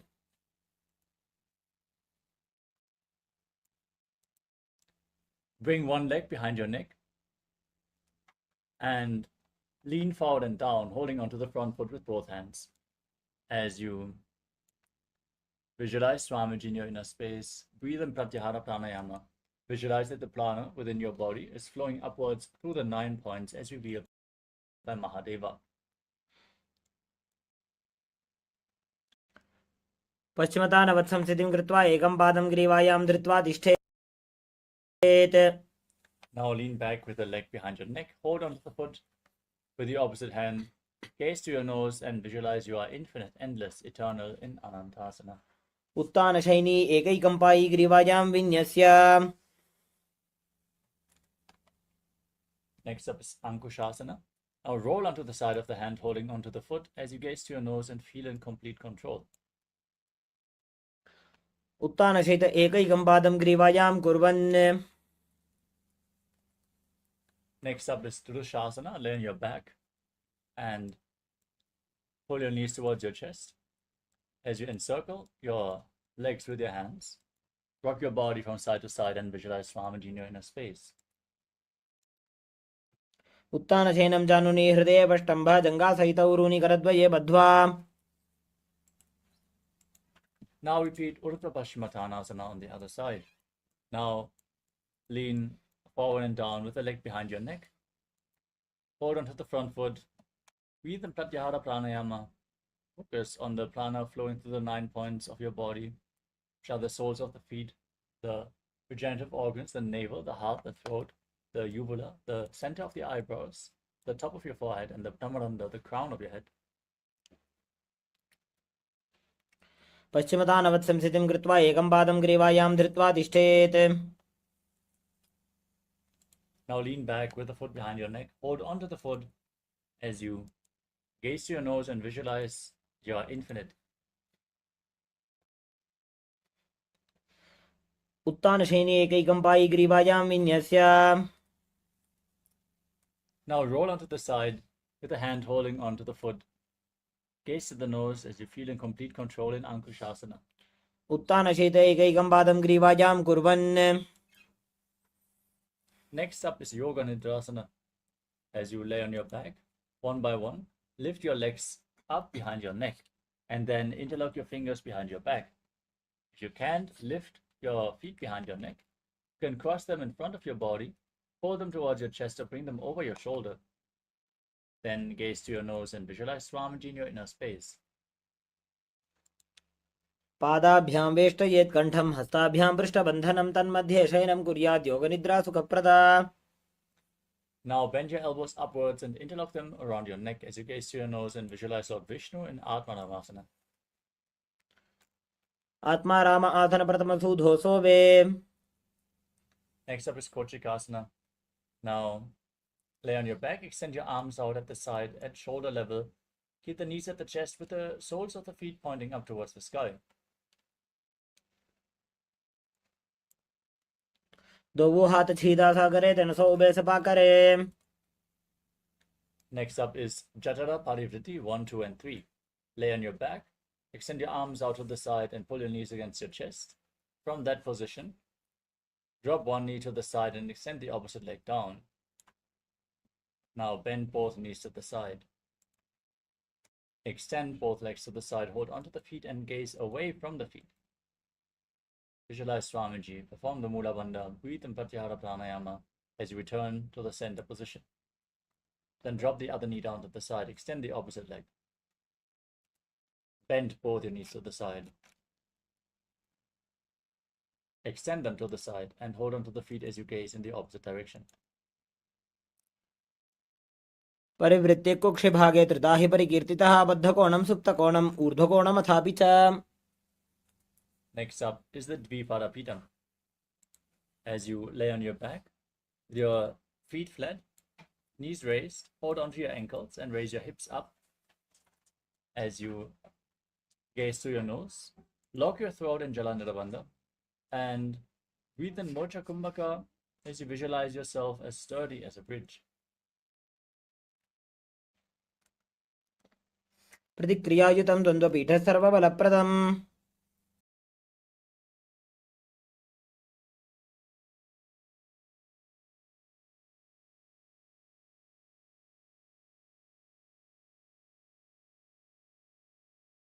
Next up is Paryankasana.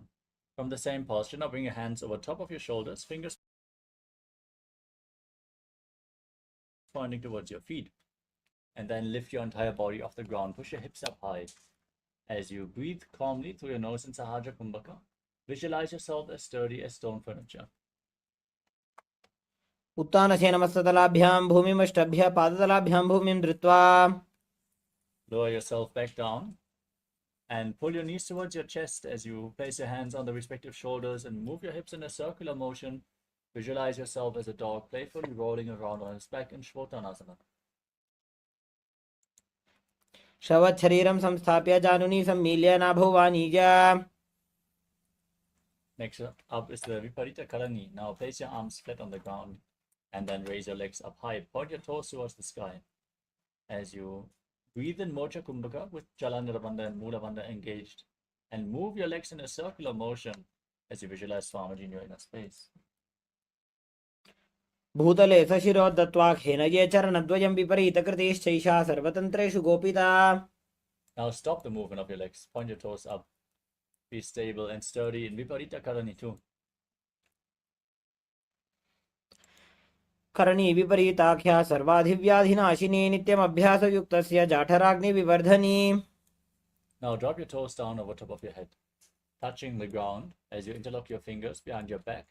Push your hands into the mat and visualize yourself as a plow in Langarasana. नरकासने स्थित्वा नासिकाप्रदेशे भूमौ पादपृष्ठे स्थाप्य. Now raise your arms over top of your head and hold on to the feet as you breathe in Jalandhara Bandha.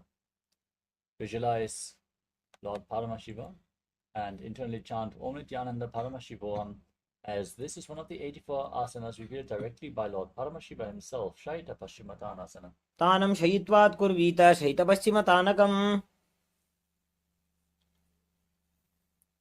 Next up is Supta Konasana. From the same position, now separate your feet. Bring your hips over top of the shoulder level for balance as you visualize Swamiji in your inner space. परिवृत्ति कुक्षिभागे धृता हि परिकीर्तितः. We move on to Chakradasana. Bring your feet back together, hold onto your ankles, and then roll onto your back as you visualize yourself as a chakra or wheel. शवासनस्तद्वौ पादौ कुर्यान्मस्तकतः परो व्युत्क्रमेण ततः शीघ्रम् एतत् सर्वस्य साधनम्. Next up is Supta Prasarita Parangushtasana. Now extend your legs vertically and hold onto the big toes in Prana Mudra. Visualize Swamiji. Breathe in Ujjayi Pranayama as you separate your legs wide to the side. Visualize Swamiji in Supta Prasarita Parangushtasana. उत्तानपादं क्रौञ्चं च मरीचिं वीरभद्रकं नटराजं त्रिकोणं च सुप्ताङ्गुष्ठप्रसारणे. Now join your feet back together. Hold onto the big toes above your body, arms and legs straight as you visualize Swamiji in Supta Parangushtasana. उत्तानपादं क्रौञ्चं च मरीचिं वीरभद्रकं नटराजं त्रिकोणं च सुप्ताङ्गुष्ठप्रसारणे.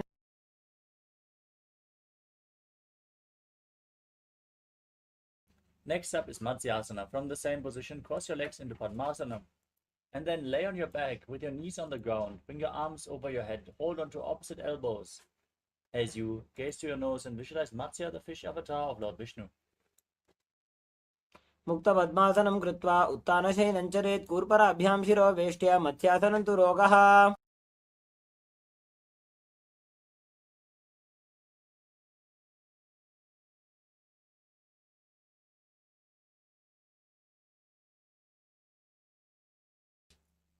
Next up is Parasharamasana. Now place the right hand over top of the left with the palms facing up over your head as you keep your legs in Padmasana. Gaze to your nose and visualize Lord Rama in Parasharamasana. प्रथमकरे पद्मासन आचे सुदोषो वे भूपरिपाचे. Now raise your knees up. Bring your hands to the lower back for support. Raise your hips up above your body.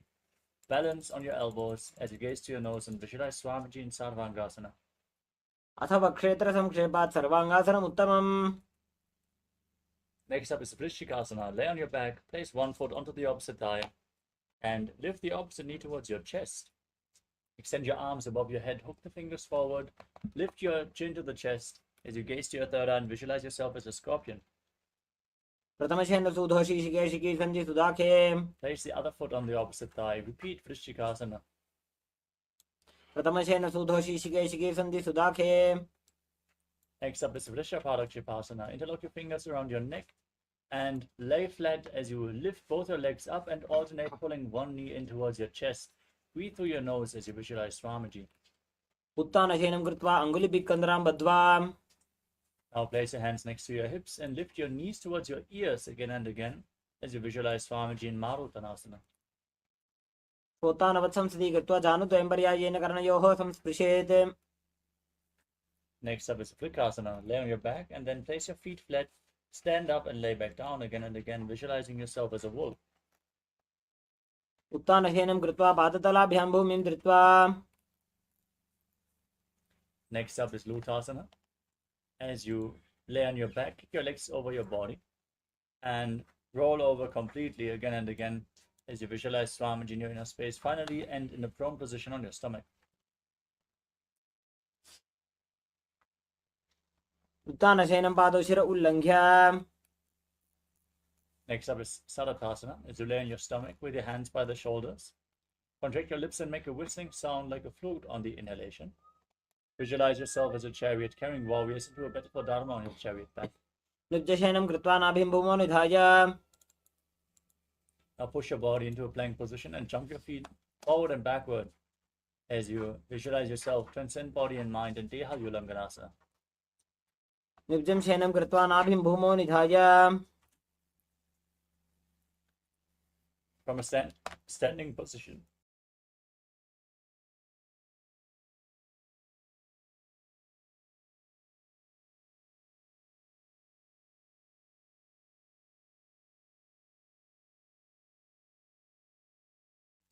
From a standing position, lean forward and down, place your hands on the mat, and walk around on hands and feet as you visualize yourself as a wise 60-year-old elephant in Jatyasana.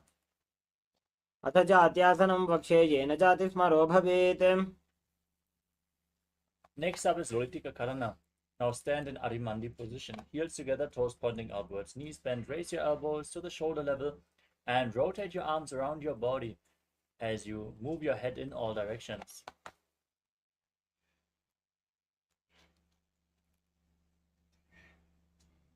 Next up is Sarvasana. Now tie your feet with a rope if you have a rope available. And then stand erect on the mat like a rod. Keep your hands at the side of your hips. Elbows close to your waist. Visualize your Kundalini Devi raising and curling upwards around your body. अथ सर्पासनं वक्षे वायुपाणाय केवलम्. Next up is Ushtrasadhanasana. Now lean forward and down and step your toes onto your fingers as you clench your hands into fists. Walk around on the mat visualizing yourself as a camel. मुष्टिकनिष्ठिका प्रदेशेन भूमौ निधाय उपरि पादतले संस्थाप्य. Next up is Ashvasana. From the same position, hold your toes from the outside. Walk around visualizing yourself as a horse. मुष्टिकनिष्ठिका प्रदेशेन भूमौ निधाय उपरि पादतले संस्थाप्य. Next up is Kapodanitakasana. Stand with your heels touching. Interlock your fingers in Bhavasya Mudra behind your back as you pull your hands down towards your calves. Open your chest. Tilt your head back. Visualize yourself as a soaring bird diving.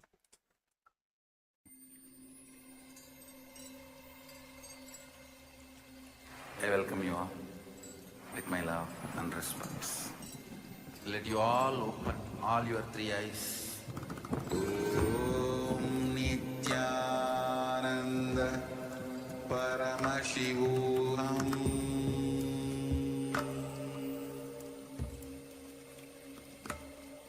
Om Nithyananda Paramashivoham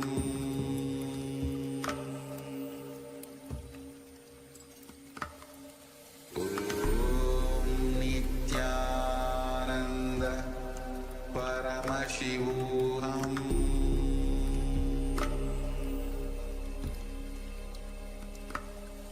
Om Nithyananda Paramashivoham Om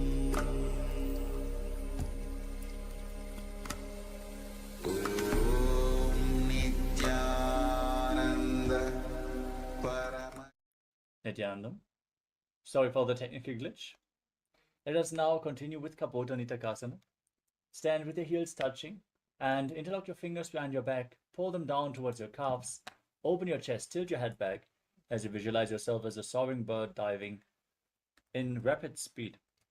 Breathe calmly through your nose. पादतले भूमौ निधाय पृष्ठभागेन हस्तौ जङ्घापर्यन्तं नीत्वा कपोतनिटकं भवति.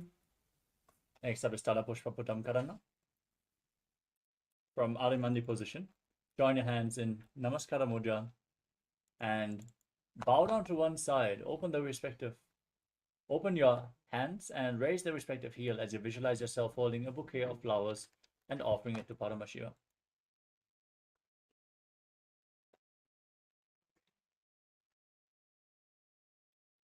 Next up is Khadgasana. Now stand, visualize yourself as a rhinoceros and gaze to your nose as you lay down on your stomach. Then jump your feet towards your hand and stand. Join your hands in Namaskara Mudra, resembling the horn of the rhinoceros. आसनं कृत्वा पादतलाभ्यां भूमिं धृत्वा. Next up is the Uttanottanam. Now hold weights and squat down and stand back up again and again as you gaze to your nose and visualize Swamiji in your inner space. सरलं स्थित्वा ऊर्ध्वं बाहु नयेत्.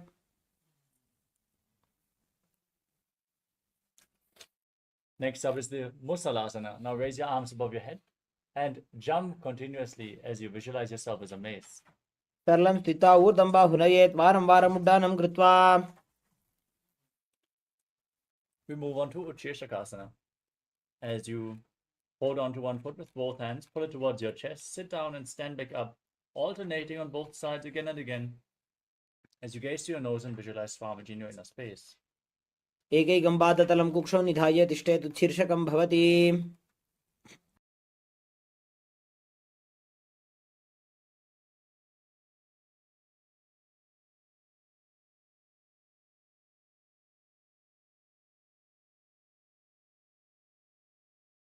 Next up is Parshvajanam Karana. Now stand with the toes of one foot pointing out to the side and lift the other knee up towards your chest and circle it with your arm and hold the hand in a fist as you place the other hand on the respective inner thigh with the fingers pointing inwards.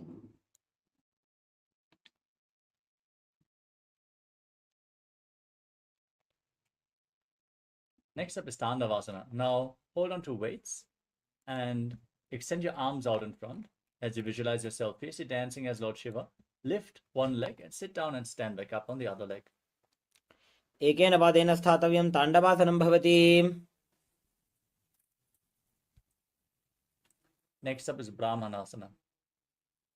As you lift the left foot against the inner right thigh, keep the heel at the perineum and your hands relaxed by the side as you visualize Lord Brahma blessing you from within. ब्राह्मणासनमावक्षे यत् कृत्वा ब्राह्मणो भवेत्.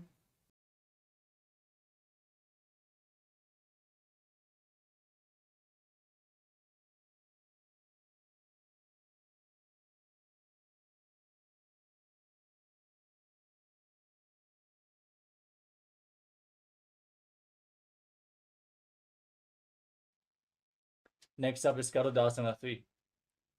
As you bring the left leg over and around the right knee, tuck the toes behind and keep the left arm below the right, join your hands in Namaskara Mudra and visualize yourself as Lord Garuda in Garudasana 3. उत्तानकूर्मपीठश्च संयमस्गारुडमेव च. Next up is Ekapadasana. Now bring the left foot onto the right thigh. Keep your hands relaxed by the side as you visualize Swamiji in your inner space. दक्षाङ्घ्रिं वामपादस्य जङ्घोपरिनिधाय च. Next up is Dhuruvasana, the poster posture. Now hold on to the left big toe as you stand tall on the mat.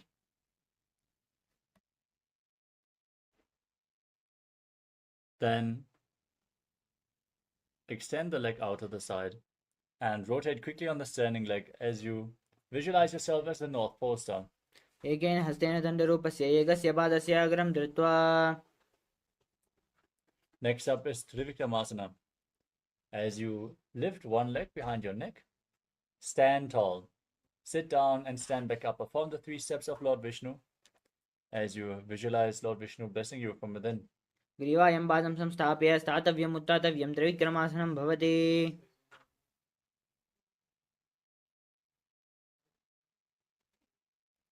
Next up is Parshvajanu Karana on the other side. Now lift the other leg towards your chest and circle with your hand. Place the other hand on the inner thigh.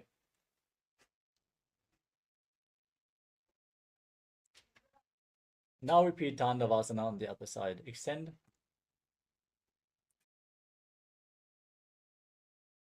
Extend your arms and the other leg forward. Sit down and stand back up as you visualize yourself fiercely dancing as Lord Shiva. एकेन पादेन स्थातव्यं ताण्डवासनं भवति.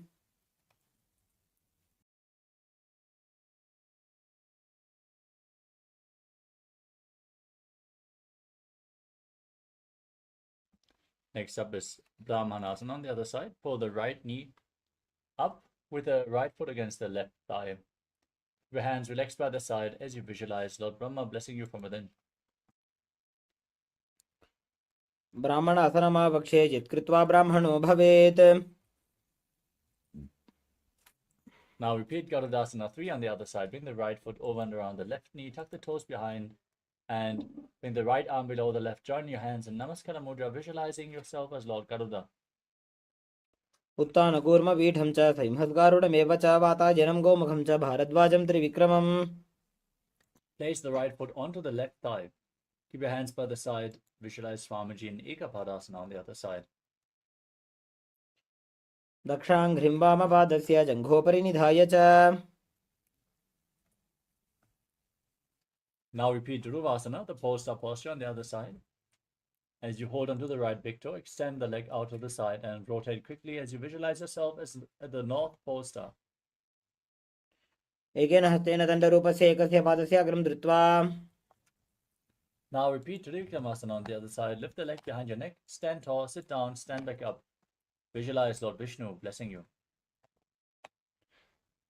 ग्रीवायां पादं संस्थाप्य स्थातव्यम् उत्थातव्यं त्रिविक्रमासनं भवति.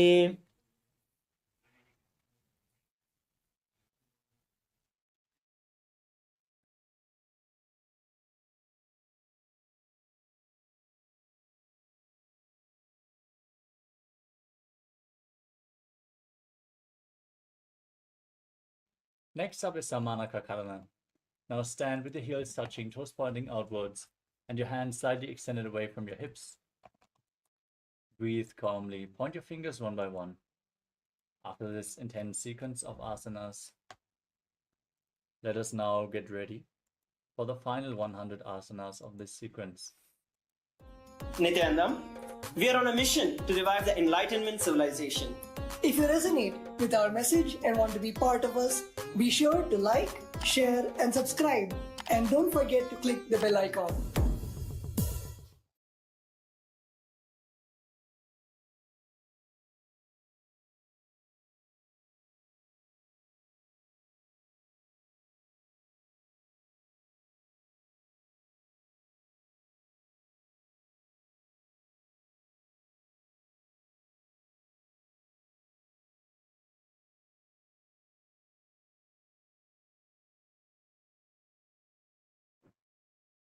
Next up is Gorak Anjali Asana.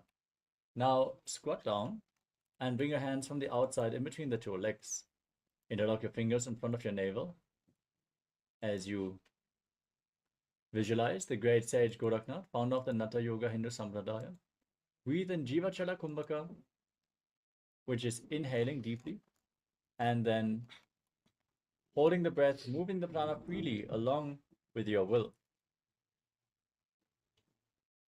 प्रथमहि बोहो ये बाहुरी नीच पुनिहोवे. Next up is Kanchi Asana. As you squat down, interlock your fingers behind your back and visualize Swamiji in your inner space. पूर्वमध्यात्हस्तौ निवेश्य नितम्बं धृत्वा.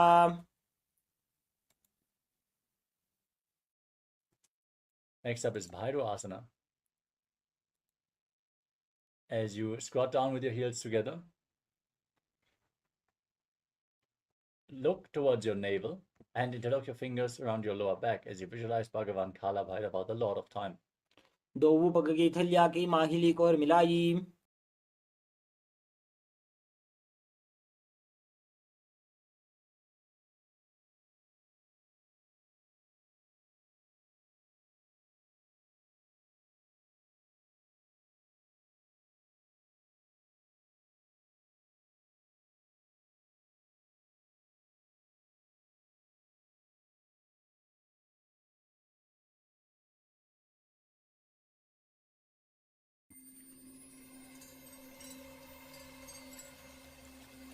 I welcome you all with my love and respect. Let you all open all your three eyes. Om Nithyananda Paramashivoham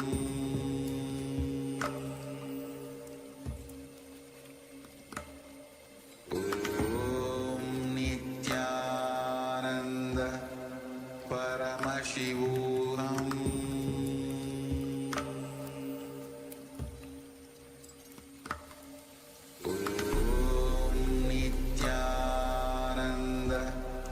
Paramashivoham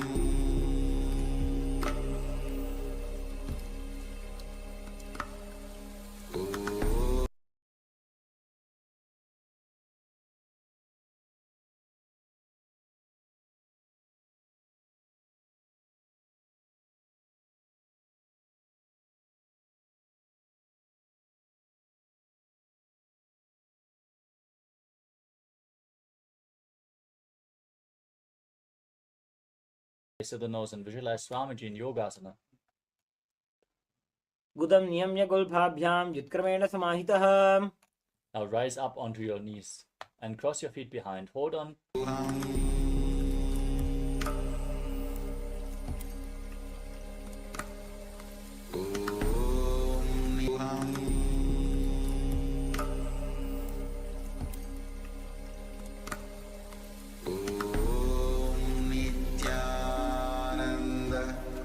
Paramashivoham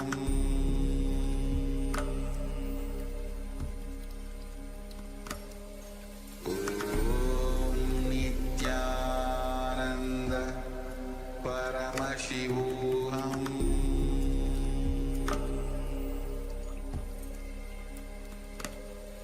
Om Nithyananda. Sorry for the technical glitch. Let us now move on to the next asana, which is Varahasana. From a squatting position, heels together, toes separated, join your hands in Anjali Mudra, place them behind your neck with the fingers pointing down towards the ground. Gaze to your nose as you visualize yourself as Varaha, the boar avatar of Lord Vishnu. पागतली की माहिली core मिलाई फना पानी उकड़ मोड़ वैसे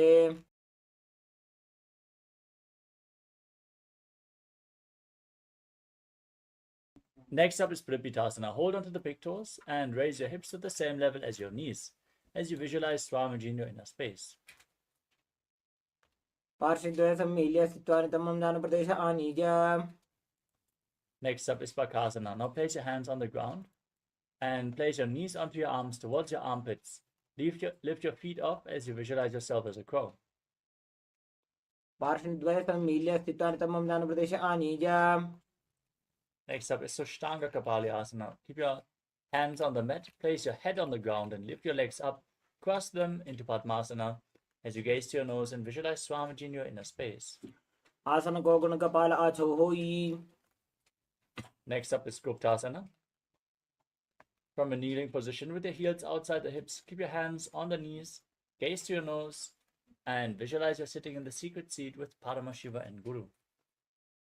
जानूर्घोरन्तरे पादौ कृत्वा पादौ च गोपयेत् Nithyananda, we are on a mission to revive the Enlightenment civilization.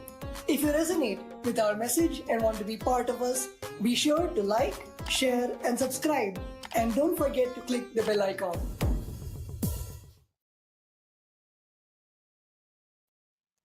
The next asana is Vrikshasana 2. Now place your hands on the ground and lift your body up into a handstand. You can lean against a wall or ask a partner to assist you in the performance of this asana as you visualize yourself as a tree with deep roots growing into the ground. सप्तचक्रक्षालनाय vrikshasana विशेषकान् Next up is Shiva Asana.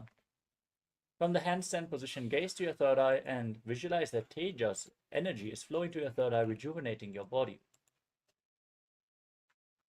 दो पग जोड़ी माही Gulf मिलाए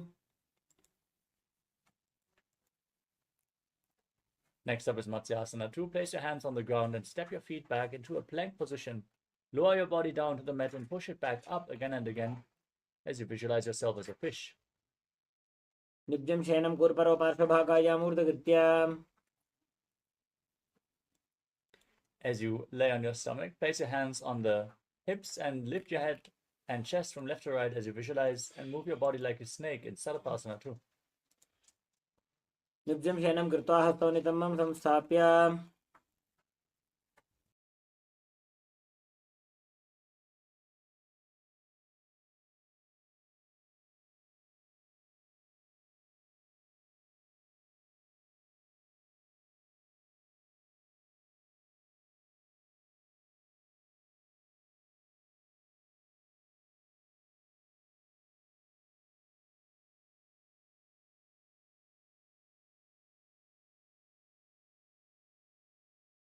The next asana is Nidhalambanasana.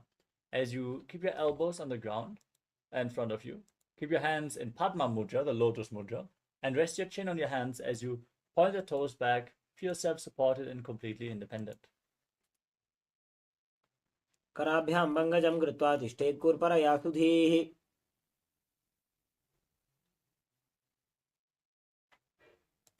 Next up is Chaturasana. Now bend your knees and place your hands on the ground. Straighten your arms to bring your upper back to the raised feet. Visualize yourself as an umbrella protecting your guru from the sun rays. अध्यासनं स्थित्वा हस्ततलाभ्यां भूमिमष्टभ्य Next up is Vajrasana. Sit down on your heels. Keep the feet flat and lean forward. Place your hands on the mat and your forehead as well as you gaze to your nose and visualize yourself as Vajra, the weapon of Indra. इदानीं गर्भिणीनां योगाभ्यासो यथा लघु सुखप्रसवलाभाय प्रोच्यते प्राक्तने पथि. Now raise your hips up, place your hands on the ground, enter Gajasana and alternate striking the ground with your hands as you visualize yourself as powerful as a ram in Meshasana. गजासन संस्थितो एकैकं बाहुं भूमौ ताडयेत्. Next up is Ajasana. With your hands on the ground, lift your body up and lower your head down towards the ground as you visualize yourself as unborn, existing for all eternity. गजासन संस्थितो पादद्वयमन्तराळे कृत्य.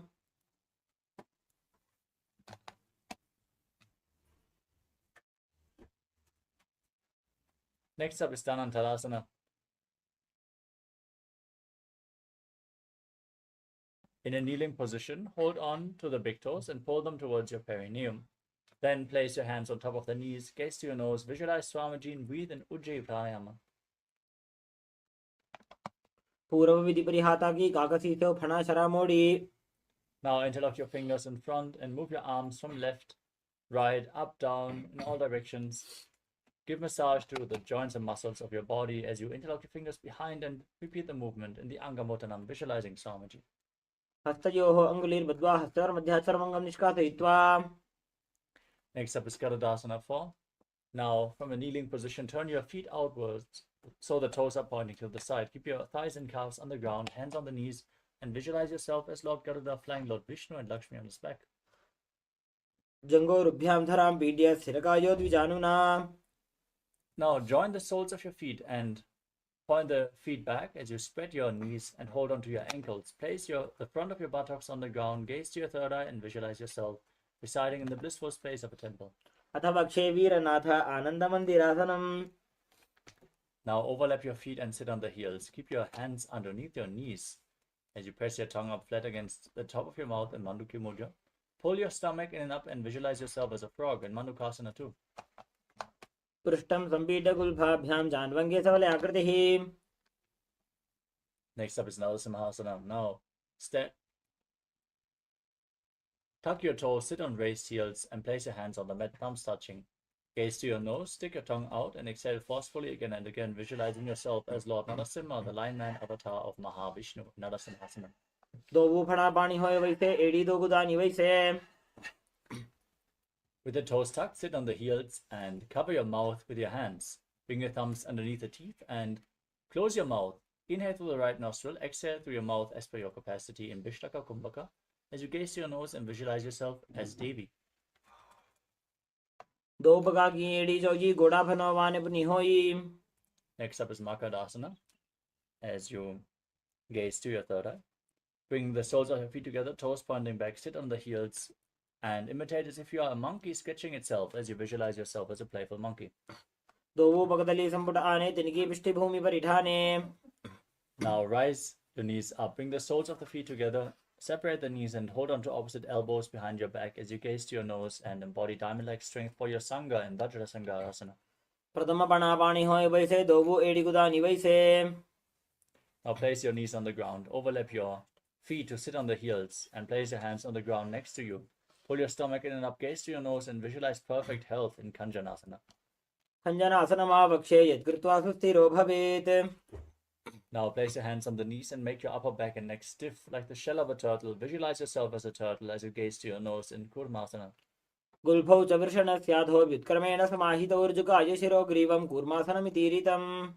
Now keep your hands on the knees, relax your back as you gaze to the nose and visualize Swamiji in Yogasana. गुदं नियम्य गुल्फाभ्यां व्युत्क्रमेण समाहितः. Now rise up onto your knees and cross your feet behind. Hold on to the calves with the fingers inside and the thumbs outside as you gaze to your nose and visualize a space of oneness with your Guru in Vijogasana. घोड़ा वामो बोहोई घोड़ा आड़ा राखे दोई. Now place the feet flat, hold onto your heels as you lean back, push your hips forward, and visualize yourself as a camel in Ushtasana 2. मेरुदण्डग्रन्थि दाट्य संविपादयिषु पुमान्. Lean back further, place your elbows and the back of your head on the ground as you gaze to the nose and visualize yourself as a lotus blooming in Jatyasana 2.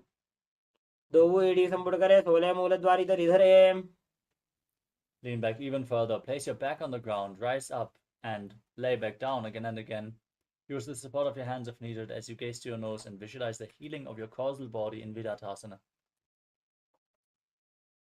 जंगा पृष्ठभूमौ निधाय जंगोदरयोः ऊरुनि संस्थाप्य. Next up is Kalpataru as you lean back. Bring your hands over top of your shoulders and hold onto your feet.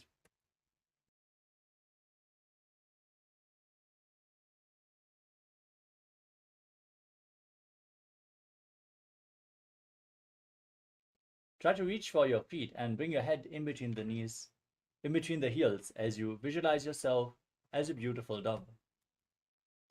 जंगा पृष्ठभूमौ निधाय जंगोदरयोः ऊरुनि संस्थाप्य.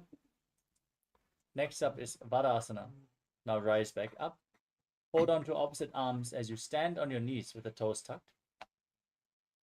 Gaze to your nose. This is the boon fulfilling posture. Receive your boon from Paramashiva in Varasana. जानुनि भूमौ संस्थाप्य हस्ताभ्यां बाहु परस्परं धृत्वा. Next up is Varahasana 2. Now sit on raised heels as you place your forearms on the ground. Rest your head on your hands and visualize yourself as Varaha, the boar avatar of Lord Vishnu. सूर्यं चन्द्रं भेदनानि आसनानि निगच्छते. Next up is Mundasana. Now interlock your fingers, keep your head on the ground, support it with your hands as you raise your hips, walk your feet forward, lift your legs up into another inverted posture. As you gaze to the nose and visualize yourself as a lopped tree, breathe in Sahadra Kumbhaka. अधो मुण्डासनं वक्षे सर्वेषां प्राणिनां सुखम्. Lower your legs down, come to a kneeling position with your feet flat, sit on the heels, lean forward, place your head in between the knees, support it with your hands, elbows outside the knees. Inhale through the nose, exhale through the mouth as you gaze to your nose and visualize Swamiji in Andhasana. प्रथमभक्तली समठहरावे कोरमाहिली उभे मिलावे. Now lay on your stomach, hold weights, lift your hands, your chest and your legs off the ground as you visualize yourself as a locust in Viparita Shalabhasana. शलभासन भेदाच नटभेरुण्ड नामके. Now place your forehead on the ground and lift your legs up as you keep your hands at the sides. Don't lift your chest up and visualize yourself as a skull in Kapalasana, the skull posture. कपालं भूमौ निधाय ऊर्ध्वं पादौ नयेत्. Next up is Akasha Kapotasana. Lift your legs up over top of your body and place your feet on the ground in front of you. Visualize yourself as a free and open dove. उष्ट्रासने स्थित्वा चरणौ भूमेरुत्थाप्य. Now from a kneeling position, place your forearms on the ground in front of you. And visualize yourself as a sparrow in Chatakasana. पूर्वरपर्यन्तौ हस्तौ धरामौष्टभ्याम्. Next up is Vrishikasana 2.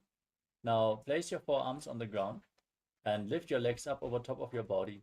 Bend your knees and try to touch the back of your head with your feet as you visualize yourself as a scorpion.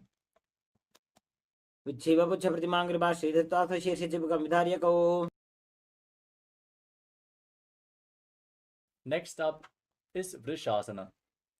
As you sit on the right heel, keep the left foot outside the hip, toes pointing to the side. Place your hands in front of your body and visualize yourself as a bull as you forcefully inhale through your nose in Antaranga Kumbhaka. Hold your breath for a short while and again exhale through the nose. याम्यगुल्फे पादमूले वामभागे पदेतरम्. Next up is Lolasana. Lift your body up on two hands. Cross the left toes over the right. Visualize Swamiji. लोलासनं सदा कुर्यात् वायुलोलापघातनात्. Repeat Vrishasana on the other side. Visualize yourself as a bull. याम्यगुल्फे पादमूले वामभागे पदेतरम्. Now place the right foot on the ground and sit on the tucked left heel. Hands on the knees and visualize Balagunahai in Balagunasana. आसन को गुण जल विकार जाई. Now stand up, squat down, bring your hands inside out the legs and hold on to your ankles from the outside as you visualize yourself as the entire planet in Grahasana. पादतले भूमौ संस्थाप्य जानुमध्ये गुरुपरौ स्थाप्य. Next up is Balagunasana. Now sit on the right heel. Keep your left knee raised. Visualize Balagunahai. आसन को गुण जल विकार जाई. Now step both feet in, sit on the heels, hold onto weights, place them on the knees, knees together. Visualize Swamiji in Utkatasana. Vijas Vijosdita Urvajana Yitrasane Padataladdvayopari. Next up is Vajrasangadasana 2. With the soles of the feet together, hold onto opposite elbows behind your back and visualize Swamiji. Pratama Panapani Hoya Vaise, Edido Gudani Vaise. Now place your hands on the ground, step your heels onto your hands, arms straight, gaze to your nose. Visualize you're able to lift off of air alone in Anilasana. दो हाथ भूमि पर उठाने कहनी जाड़ी ना भी लग आने. Stand up, lean forward and down, place the back of your hands on the ground, step your feet onto your hands and walk around as you visualize yourself wearing padukas, walking across India in Padukasana. हस्ततलयोः पादतले कृत्वा तिष्ठेत् गच्छेत् पादुकासनं भवति. Next up is Kupkutodanasana. Place your hands on the ground, kick your legs up and let them fall back down again and again as you visualize yourself as a rooster. हस्ततले भूमौ कृता पादतले चौर्धमुड्डानं कृत्वा. Next up is Viparita Nrityasana. With your hands on the ground, kick your legs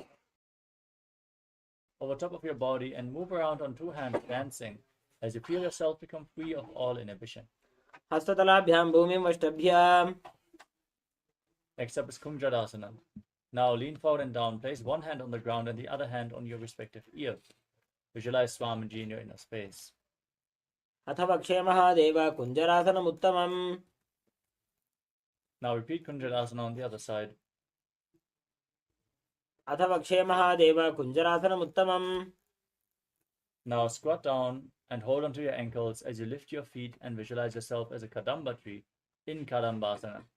पार्श्विभ्यां भूमिं वष्टभ्य. Now place your feet flat, knees against the chest, hands on the knees, and visualize excess vata being removed from your body in Pavana Muktasana. द्वयोः सुपादयोः पाणिं लात्वा सस्सनितम्बके. Next up is Chakodasana. Bring one leg behind your neck and lift your body off the ground. Extend the opposite leg forward as you gaze up and visualize yourself as a powerful source of energy in Chakodasana. पूर्वतानं चतुष्पादपीठं वज्रासनं तथा. Now hold on to the big toes and pull one foot towards your ear as you keep the other leg extended forward as you visualize yourself as a bow in Dhanurasana 2. पादाङ्गुष्ठौ तु पाणिभ्यां गृहीत्वा श्रवणावधि. Next up is Ashtavakrasana. Lift the leg over top of your shoulder, hook the other foot over top, extend your legs out to the side, and balance on your arms as you visualize yourself as a flying crane. वासिष्ठमथ कौण्डिन्यम् ऊर्ध्वकुक्कुटमेव च. Next up is Pranasana. Keep one foot flat, the opposite foot on the raised thigh. Keep the shoulder underneath the knee. Gaze to your third eye and visualize that you are immortal, able to exist solely on prana and Pranasana. एतत् प्रभेदं वक्ष्यामि करोति यस्य चामरः. Next up is Parshvamatsindasana. Bring the raised foot to the opposite hip. Step the foot over top of the knee. Interlock your fingers behind your back as you gaze to your third eye and visualize Sage Matsindanath. वामोरुमूलार्पितदक्षपादो जान्वो बहिर्वेष्टितदक्षदोष्णा. Now repeat Chakodasana on the other side. Lift the other leg behind your neck. Lift your body up. Extend the opposite leg forward. Gaze up and visualize yourself as a powerful source of energy. पूर्वतानं चतुष्पादपीठं वज्रासनं तथा. Now pull the other foot towards your ear as you hold onto the big toes in Prana Mudra. Visualize yourself as a bow in Dhanurasana 2 on the other side. पादाङ्गुष्ठौ तु पाणिभ्यां गृहीत्वा श्रवणावधि. Now repeat Ashtavakrasana. Lift the other leg over top of your shoulder and balance as you extend your arms, your legs out to the side. Lean forward and visualize yourself as a flying crane. वासिष्ठमथ कौण्डिन्यम् ऊर्ध्वकुक्कुटमेव च. Now repeat Pranasana. Now place the other foot flat. Place the other foot on top of the opposite thigh. Raise your knee over your shoulder. Gaze to your third eye and visualize you're immortal, able to exist on prana. एतत् प्रभेदं वक्ष्यामि करोति यस्य चामरः. Now repeat Parshvamatsindasana. Bring the raised foot to the opposite hip. Step the foot over top of the knee. Interlock your fingers behind your back as you gaze to your third eye and visualize Sage Matsindanath, the master of Hatha Yoga. वामोरुमूलार्पितदक्षपादो जान्वो बहिर्वेष्टितदक्षदोष्णा. Now extend one leg, keep the other heel against the perineum in Ardha Paschimottanasana. As you lean forward and down, hold onto the front foot as in Paschimottanasana and visualize Swamiji in your inner space. एकं पादं प्रसार्य एकं पादस्य पार्श्वनासीमनि सम्पीड्य. Next up is Kranchasana. Bring the left foot outside the hip and raise the right foot in front of your face with the knee straight as you visualize yourself as a crane. Uttanapadam Kroncham cha Maricim Veerabhadrakam. Now repeat Ardha Paschimottanasana. Bring the other heel against the perineum and lean forward and down. Ekam Padam Prasarya Ekam Padam Sivarshana Sivani Sampidya. Now bring the right foot outside of the hip and lift the left foot in front of your face, visualizing yourself as a crane in Kranchasana on the other side. Uttanapadam Kroncham cha Maricim Veerabhadrakam. Now sit in a cross-legged position with your feet in between the thighs and calves. As you gaze to your nose, embody peace, well-being, good fortune, and prosperity. Visualize a swastika on your inner space. Keep your hands on the knees. Janur Vorantare Samyak Kritva Padatale Ubhe. Next up is Gorakshasana. From the same posture, cover your heels with your hands, tuck your chin to the chest, gaze to the nose, and visualize the great sage Goraknath. Janur Vorantare Pado Uttano Vyakta Samstito. Next up is Bhagasana 2. Now, keep the left heel against the perineum and the right foot on top of the left thigh. Inhale all the way, gaze to your third eye, visualize Swamiji in your inner space. Meditate on Arihanta as you close all your senses with your hands in Shanmukhi Mudra. Vama Parsho Gudam Samstapya Dakshangiri Vamajagane. Now place your feet on opposite knees, your hands on the ground next to your body, palms facing up in Yogasana 2 as you gaze to the nose, visualize Swamiji, and breathe in Kakachantra Kumbhaka with your mouth in the shape of the beak of a crow. Inhale through the mouth and exhale through your nostrils. Uttanu Charano Kritva Samstapyo Parijanunoho. Now rotate your hands, place your palms on the ground, lift your body up. With the legs in Padmasana, visualizing yourself as a rooster in Urdhva Kukkutasana. Vasishtamata Kaundinyam Urdhakukkutam Evacha. Next up is Siddha Haratali Asana. Now bring your legs, keep your legs in Padmasana, hands in between the legs, palms on the ground without lifting your body up. Visualize Swamiji as you gaze to your nose. Pratama Padmasana Kokare Hastudo Vogodasan Didare. Now push your body off the ground, gaze to the nose as you visualize yourself as an elegant swan in Hamsasana. Kukkutasana Stitas Kandaparyantam Muruni Nitva. Next up is Kardmukasana. Now raise your hips up, push your hands in between the legs and interlock the fingers, placing them on the ground behind you in Parashu Mudra. Rest your forehead on the ground and visualize yourself as Pinaka, Lord Shiva's bow. Pratama Padmasana Kokare Godasan Dimahi Karidhare. Now raise your knees off the ground. As you keep your legs in Padmasana, bring your hands in between the thighs and calves and bend your elbows upwards to hold on to the respective shoulders. As you visualize yourself as a turtle with a stable body and mind to live for centuries in Kurmasana 2. Remain in the same posture, tuck your chin to the chest, gaze to the nose as you rejoice knowing you're sitting in Shiva's secret knot posture, Granti Bedasana.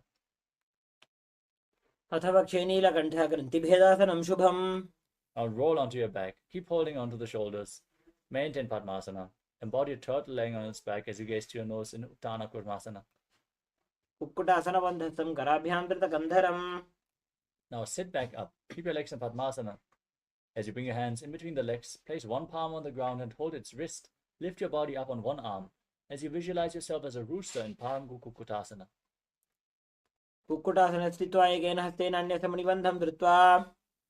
Now lift your body up on the other hand. Repeat Pango Kukkutasana on the other side.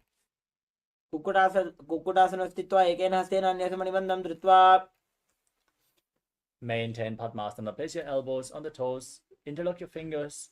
Press your thumbs against the throat as you place your chin on the hands. Visualizing that you have gone beyond all greed and covetous in Gridasana. Next up is Padmasana 3. Maintain Padmasana. Bring one palm over top of the other, palms facing up in your lap. Engage all three bandhas, gaze to your nose and visualize Swamiji in your inner space. Now place your hands on the knees, gaze to the nose and visualize Paramashivoham in your inner space as you chant the Mahavakya in Padmasana form.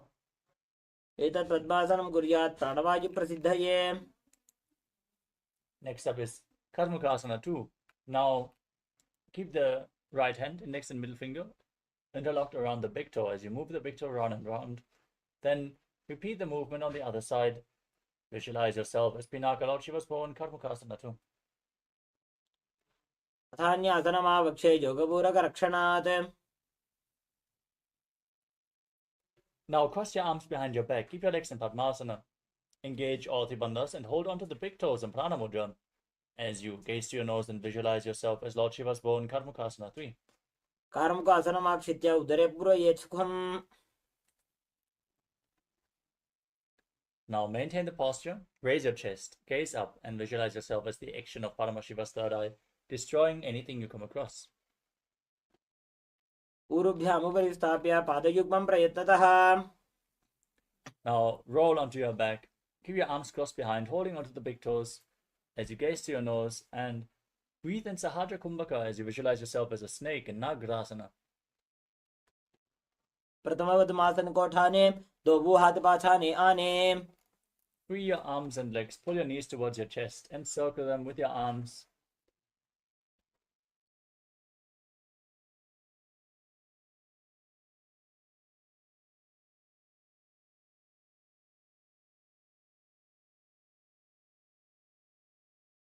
Bring your chin to the knees and squeeze your body into a ball in Kandukasana.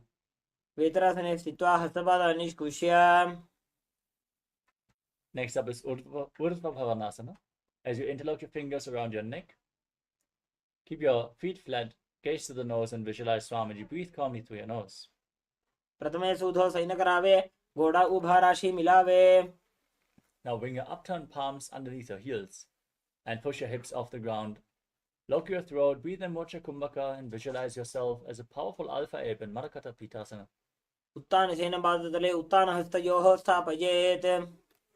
Now bring your hands to the lower back and straighten your legs. Keep your hips raised, rest your body weight on your elbows as you gaze to your nose and visualize Swamiji in Uttana Shikipitakasana. जङ्घोरुबलहीनश्चेत् उत्तानशिखिपीठकम्. Now raise your legs up and point your toes towards the sky as you place your arms flat on the ground for support. Visualize yourself blissfully traversing through Naraka Loka unscathed in Narakasana. ग्रीवाकण्ठेन भूमिं विष्टम्भ. Bring your hands to the lower back and straighten your body. Lower your legs down. Engage your core intensely as you visualize yourself as a boat crossing the ocean of samsara in Tirunakasana. नौकावत् स्थित्वात् ऊर्ध्वं पादाग्रद्वयं नयेत्. Now bring your hands back to the ground. Support your body. Be stable and sturdy like a flagpole as you visualize yourself as the Kailasa flag respected across all nations in Dvajasana. तिर्यन् नौकावते ग्रीवापृष्ठगोर्परैः भूमिं वष्टभ्य. Now lower your body down to the ground for the final asana of the sequence, Vritasana. Keep your hands by the side of your body and completely unclutch from any movements of your body and mind. Pull your perineum up. Forcefully pull the Kundalini Shakti up towards your Brahmananda, the crown of your head, in Shakti Charan Mudra. As you visualize your body is dead and Swamiji, the Supreme Pontiff of Hinduism, is liberating you. Internally chant Om Nithyananda Paramashivoham. उत्तानं शववद्भूमौ शयनं तोषवासनं शवासनं श्रमहरं चित्तविश्रान्तिकारणम्.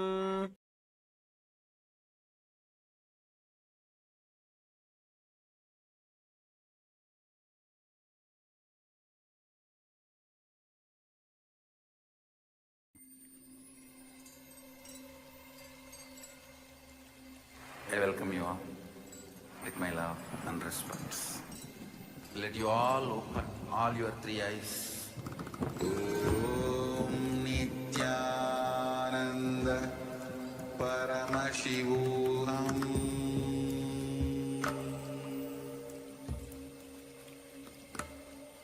Om Nithyananda Paramashivoham.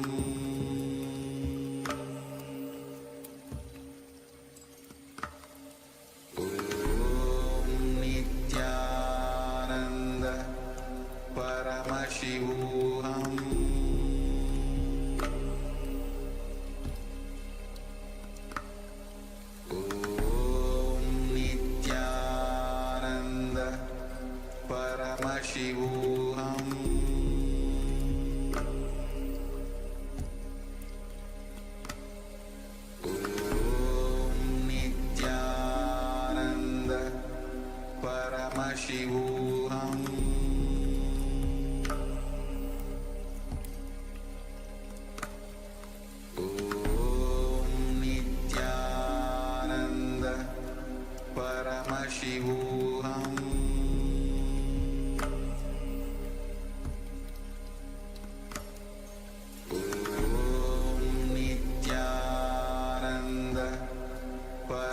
Paramashivoham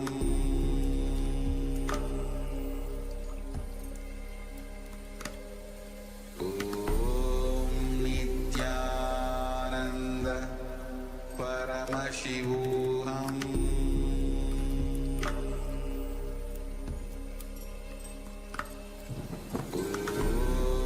Nithyananda Paramashivoham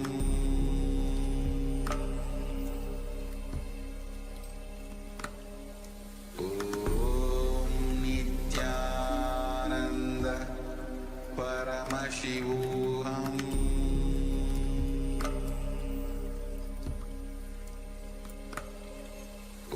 Om Nithyananda Paramashivoham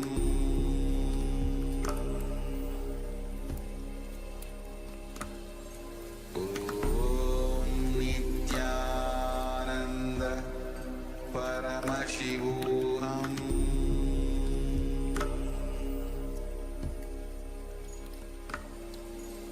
Om Nithyananda Paramashivoham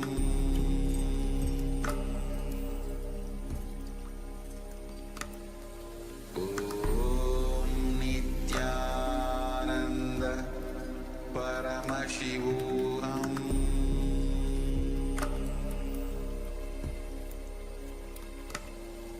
Om Nithyananda Paramashivoham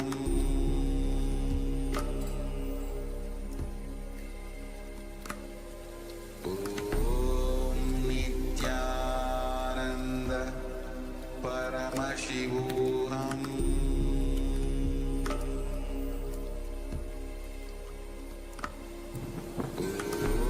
Om Nithyananda Paramashivoham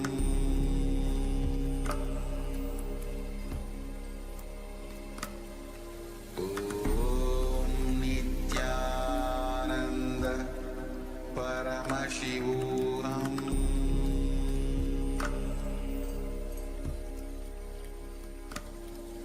Om Nithyananda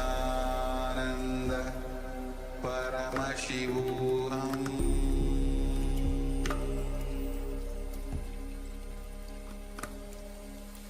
Om Nithyananda Paramashivoham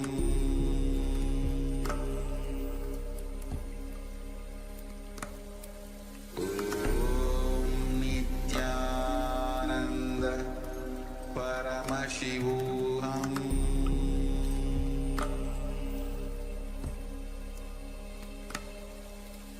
Om Nithyananda Paramashivoham Om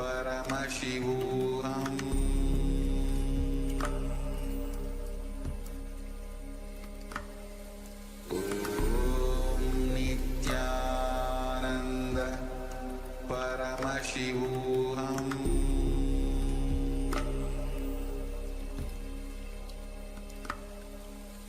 Om Nithyananda Paramashivoham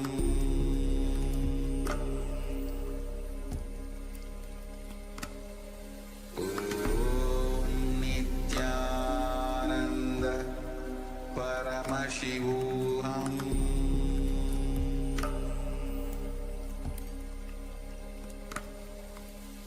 Om Nithyananda Paramashivoham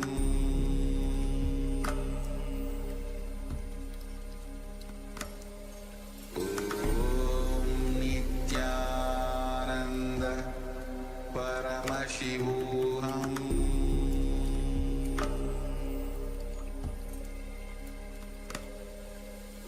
Om Nithyananda Paramashivoham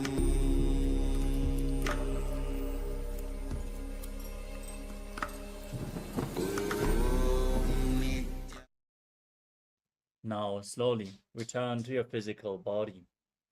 Wiggle your fingers and toes, your wrists and your ankles, your elbows, and your knees. Pull your knees up towards your chest.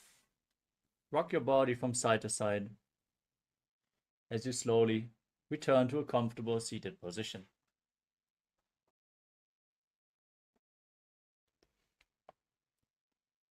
Congratulations, you completed the Vidya Vinyasa Krama 308 asana sequence. With this, we come to the conclusion of the Vidya Vinyasa Krama. But again today, we have another Tritya Vinyasa Krama preview, another 15 asanas of the 508 asana sequence, as revealed by the Supreme Pontiff of Hinduism. So let's get ready, have a sip of water, and let's enter into another sneak peek of the Tritya Vinyasa Krama. Nithyananda, we are on a mission to revive the Enlightenment civilization. If you resonate with our message and want to be part of us, be sure to like, share, and subscribe. And don't forget to click the bell icon.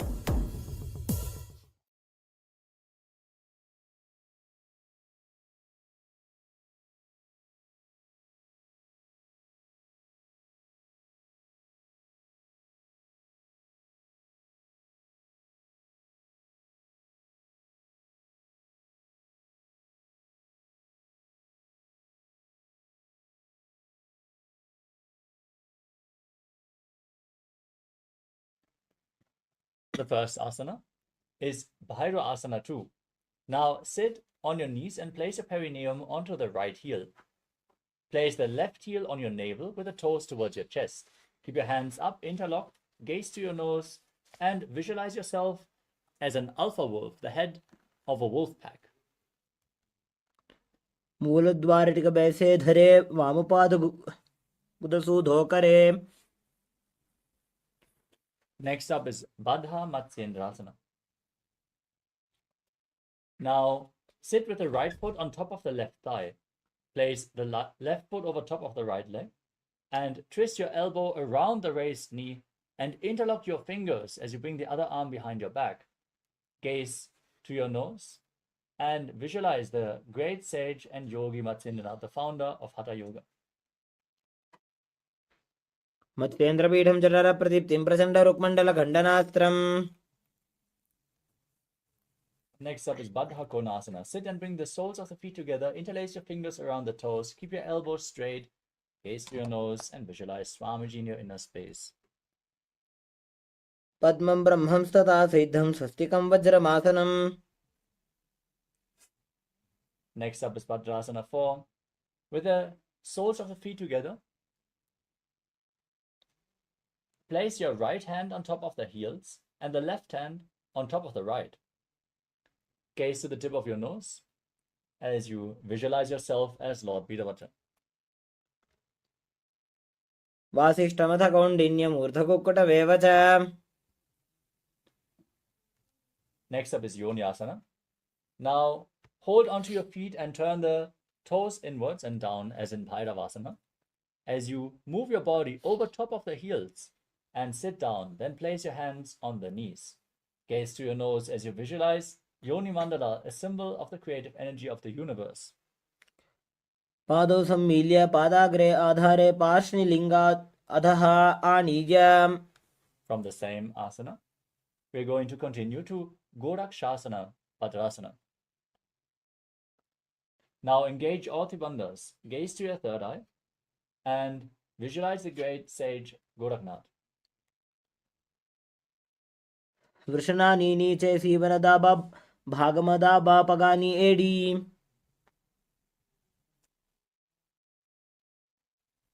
Next up is Kama Dahanasana. As you sit and bring the heels to your perineum, interlace the fingers and hold the feet firmly. Gaze to your third eye as you visualize Swamiji, the Supreme Pontiff of Hinduism, burning up all your patterns with his love. भद्रासनं सुखं स्थाप्य विपरीतत्तु द्वे पदे.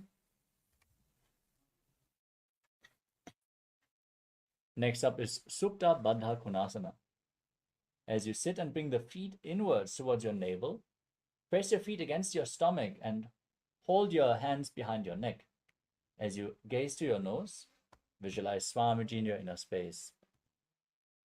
महामुद्राबद्ध कोनो ताड़ासन विभेदकान्. Next up is Bekasana 2. From the same posture, bring your elbows together, gaze to your third eye, and visualize yourself as a frog. ध्यायेद्धिचित्पदं भ्रान्तम् आसनस्थः सुखाय च. Next up is Bhagasana 2. With the soles of the feet together, the toes touching the navel, place your hands on the respective knees. Gaze to your nose and visualize Swamiji in your inner space. पग उलाटा मोड़ी बैसे पग का माहिला गुल फकूला. Next up is Siddhi Jivi Asana. As you sit and bring the soles together at the perineum, raise the toes upwards, keep the heels on the ground, hands on the knees, gaze to your nose, pull your stomach in and up in Uddiyana Bandha, and visualize yourself as living the life of a perfected yogi. पग को सोजो जाई. Next up is Panipatrasana. As you keep the soles of your feet together, the toes raised, join your hands in Anjali Mudra in front of your chest, and visualize yourself as the source of water. नाभौ संस्थाप्य गुल्फौ च तन्मध्ये करपात्रतम्. The next asana is Saptarishi Asana. Now sit and press the 2 feet into the respective armpits, form a finger lock, and place your hands on top of your head. As you gaze to your nose, visualize yourself as one of the 7 Saptarishis. दो पग के पगथले तिनके लालिका जुसोजा.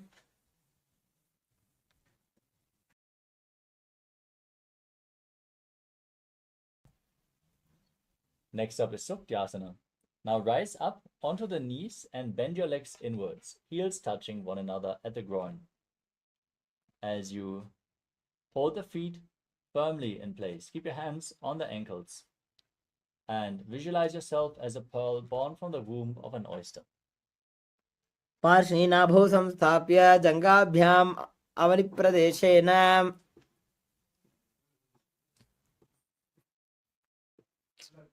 Next up is Sthitarasana.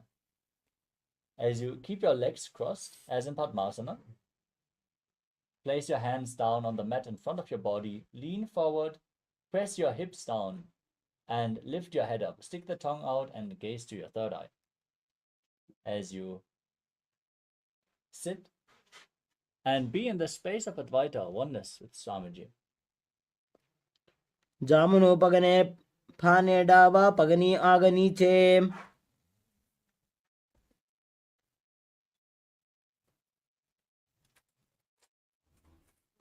With this, we come to the final asana of this Tritiya Vinyasa Krama preview. Thank you all so much for joining us today for the Nithyananda Yoga session. With this, you can give yourself a round of applause. Thank you all so much for joining. Let us now conclude today's Nithyananda Yoga session as you sit straight with your head, neck, and spine in a straight line. Your hands in Namaskara Mudra in front of your chest. Close your eyes. Take a deep breath. Visualize Swamiji as you chant the Purna mantra. ॐ पूर्णमदः पूर्णमिदं पूर्णात् पूर्णमुदच्यते पूर्णस्य पूर्णमादाय पूर्णमेवावशिष्यते. ॐ शान्ति शान्ति शान्तिः. हरि ओं तत्सत्. सर्वं भगवत् श्री नित्यानन्द परमशिव पादुकार्पणमस्तु. ॐ नित्यानन्दम्. Stay tuned as we are going to have the power manifestation session next. Manifest the Shaktis of Paramashiva. Thank you all for joining. Nithyananda.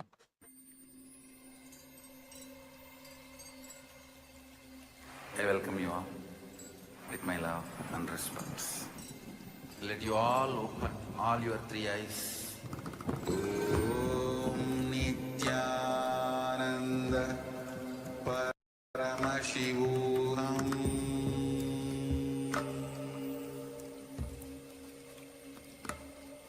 Om Nithyananda Paramashivoham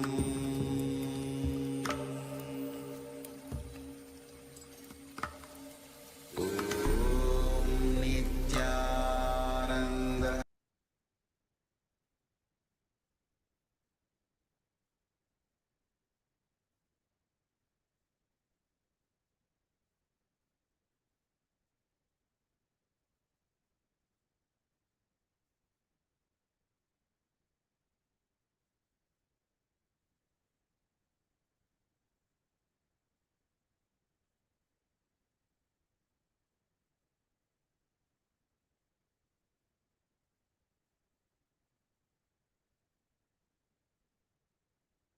Nithyananda, everyone.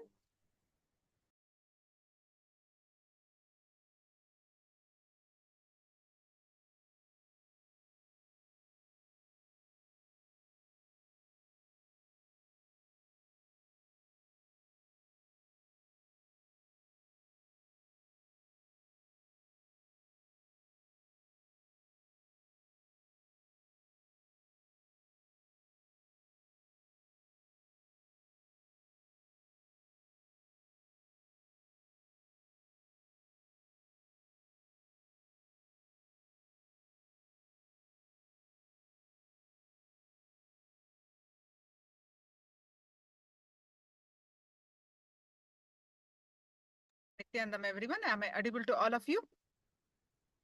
Can I have a thumbs up?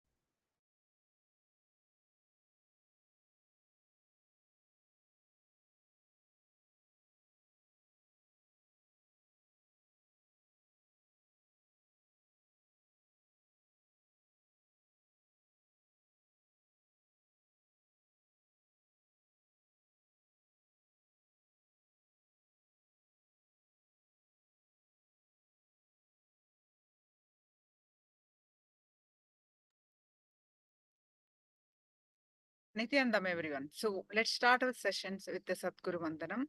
Welcome to the Paramashivoham Level-1 program.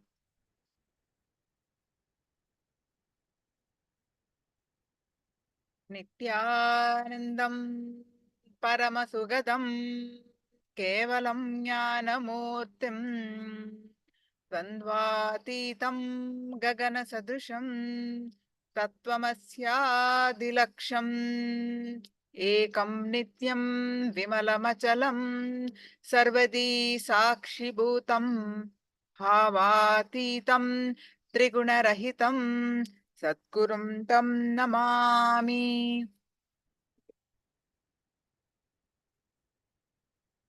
Nithyanandam, everyone, and welcome once again for the Paramashivoham Level-1 program. And I request all of you to be on camera to get the maximum benefit out of this program. Today, we are going to learn about Kalpataru. Kalpataru is literal meaning. The Sanskrit word Kalpataru, the literal meaning is manifesting a wish-fulfilling tree.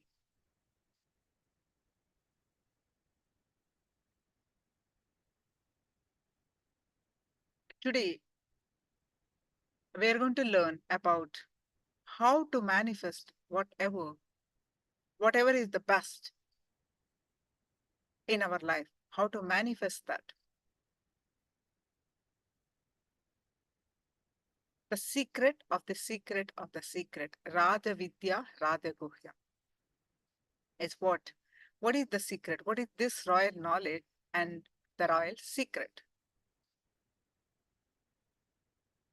From various satsangs, from the Supreme Pontiff of Hinduism, Jagadguru Mahasannidhanam, His Divine Holiness, Bhagwan Nithyananda Paramashan's blessings, from Swamiji's various satsangs.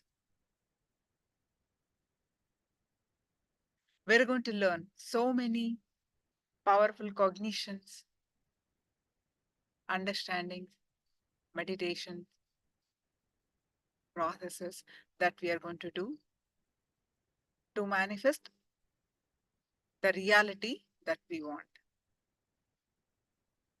Very interesting sessions, and this program is a very, very, very successful program for many years. Many people, you will definitely love this program, and stay tuned, attend all the sessions without fail. So let's start. Your next Acharya is here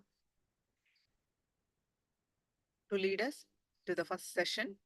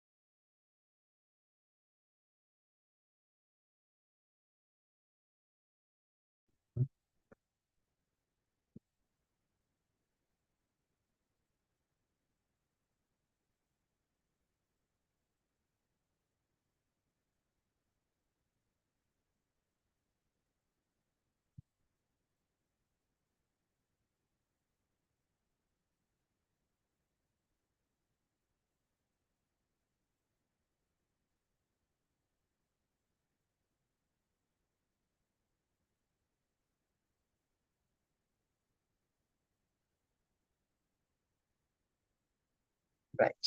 Nithyananda, everyone.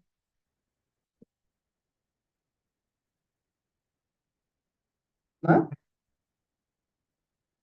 Can you all hear me?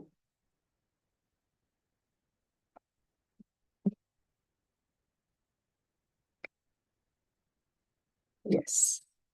Thank you, Madhya Swami. Requesting all participants to please sit straight with your head, neck, and spine in a straight line, hands together. In Atmanjali Mudra, we'll invoke Bhagavan's presence with the Sadguru Vandanam. Om Nithyanandam Paramasukhadam Kevalam Gnanamurtim Dvandvatitam Gagana Sadrusham Tattvamasyadilaksham Ekam Nityam Vimalamachalam Sarvadhi Sakshi Bhutam Bhavatitam Trigunarahitam Sadgurum Tam Namami. Random, everyone. It's already day 15 of Paramashivoham Level 1. So many empowering truths, such beautiful initiations and meditation techniques that have all been shared so that the human being who's a bound soul gets liberated and starts radiating and living enlightenment and start living like God on planet Earth. Let us all take a moment to thank Bhagavan for initiating all of us into such an empowering journey. Today, again, out of his immense compassion, he is going to share the most royal secret and the most royal knowledge.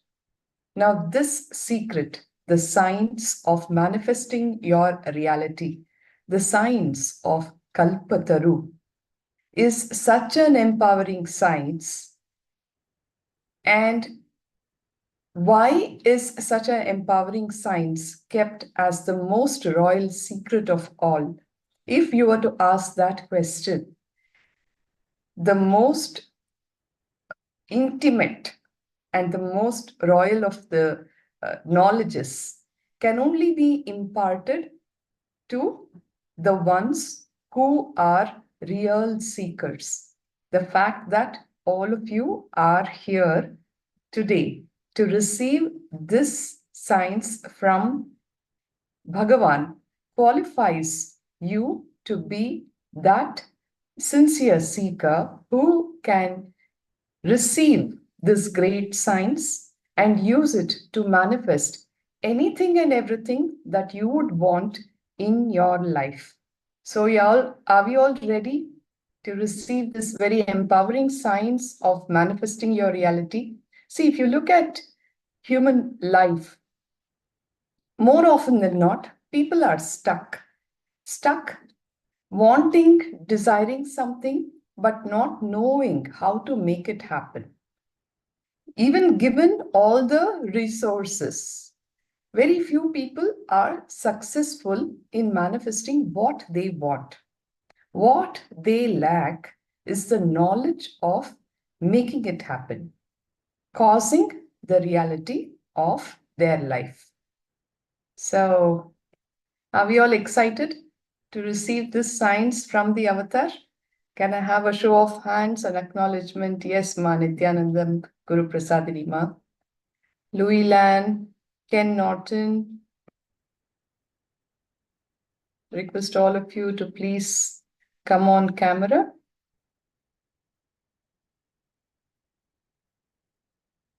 Thank you, Weng Zin and Guru Prasadini Ma. So let's begin.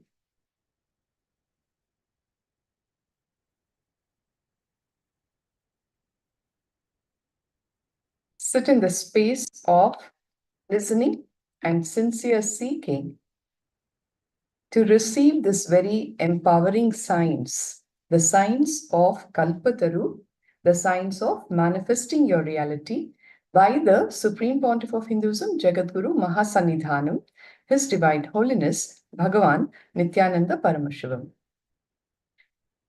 This program introduces the science that we can manifest our own destiny and plan and plant our future. You can manifest your destiny, you can plan your future, and also plant your future. How encouraging is this statement? When you know that you can actually manifest your own destiny, it is such an empowering truth which will take you beyond your clutches of victimhood. So let's all get to learn how to get what you want in life, how you can rewrite your future with confidence, regardless of any past difficulties, and also how to harness your inner potential Kundalini energy to create your reality as you wish. So, this is what you will be learning in today's program. How to get whatever it is that you want in your life. You might have tried and you might have failed in the earlier days, regardless of any of your past failures, past difficulties. You will be empowered to rewrite your future with confidence. And all of this is by harnessing your inner potential Kundalini energy to create your reality as you wish. Look into your life. For all of us, we all have always had this question: why is the world the way it is? In your own life, there are things which you wanted to have and you have them. The second category, there are things in our life which we wanted to have, but we do not have them. The third category, there are things that we don't want, but we have them in our lives anyway.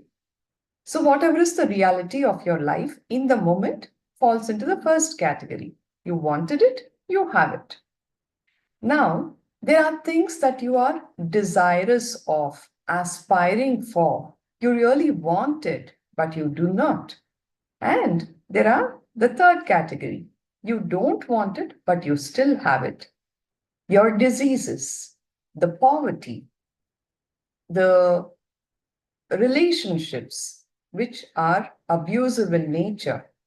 You don't want a bad career path, but you still have it. Why is it like this? Why is the world the way it is? It is but natural that we ask these questions. Who wrote the story of my life? Why did they write it the way it is? And how to rewrite my life can I? Ask yourself these questions. Contemplate on this for the next 2 minutes. Who do you think wrote the story of your life? Why did they write it the way it is? And how to rewrite my life? Can I change something about it? Can I really do it? Ask yourself these questions, and I will be waiting to hear your answers. It is very necessary for all of us to internalize, which will happen only when you analyze. Ask yourself these questions and find out what your answers are. Please put up your responses on the chat box.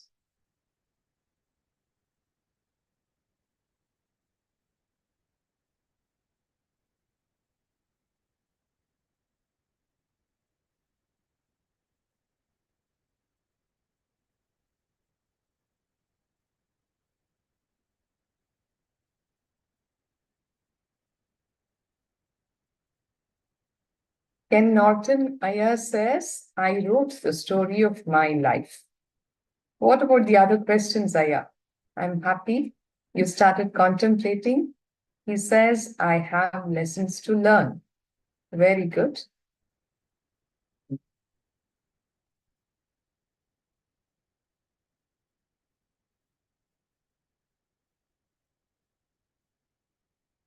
Nice to connect with you, Aya.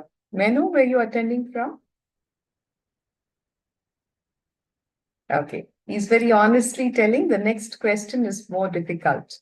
And that is what we will be doing in today's program. Washington State. Very nice. Thank you. Welcome, Aya. Welcome to Paramashivoham. What about the others?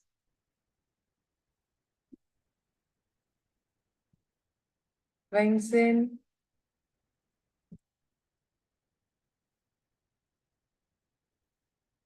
Julian. Any interesting answers coming up? Ken Norton continues. I know I can, since I don't have the life I wish. Okay, good. I'm glad that you are ready to work with this science. When you say, I know I can, you are saying a big yes. So that would be the very first step towards the success of your life, saying a yes. So you're going to listen to yourself and answer the questions. Listen without any past hangover, pain, or incompletion.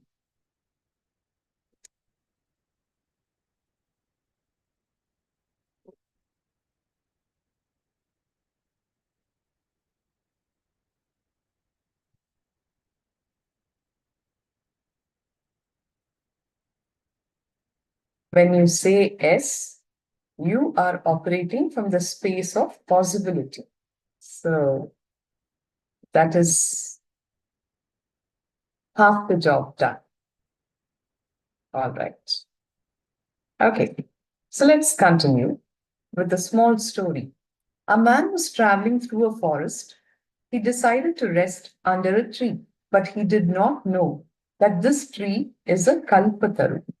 A Kalpataru literally means a wish-fulfilling tree. While resting, he suddenly had a desire. How lovely will it be if someone brings me food, he thought. And in an instant, delicious food appeared before him. a hot, sunny afternoon. He's traveled a long distance and he just comes to under the shade of a tree to rest for a bit. And then his stomach starts growling for food and he desires how nice it would be if I could have some food to eat. And instantly, delicious food appeared.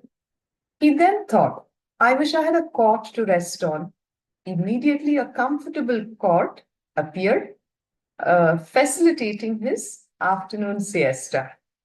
This guy could have just gone to bed and had a nice nap in the afternoon. But then what happened? The mind doesn't keep quiet, right? When you have something good happening repeatedly, the human mind will always say, what if something goes wrong? And that is exactly what this guy also did. Oh God, whatever I think is instantly coming true. What will happen if I imagine a tiger coming and killing me? Yes, that is exactly what happened. A tiger appeared and killed him. Understand? This is not just the story of some unknown man. That man is you, that man is me. Bhagavan says, we are all always under a Kalpataru.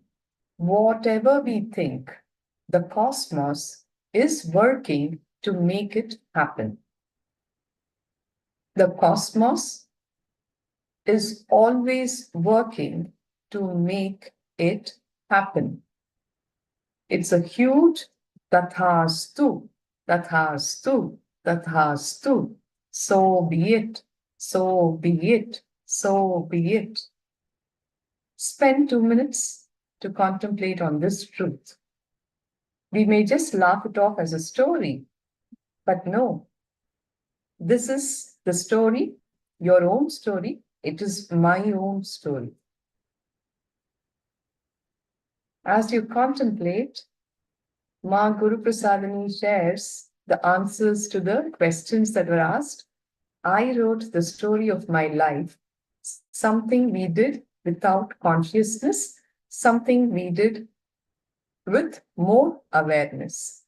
From today, live with more consciousness by rewriting my story, she says. Very nice. Encouraging answers, Ma. Thank you for that.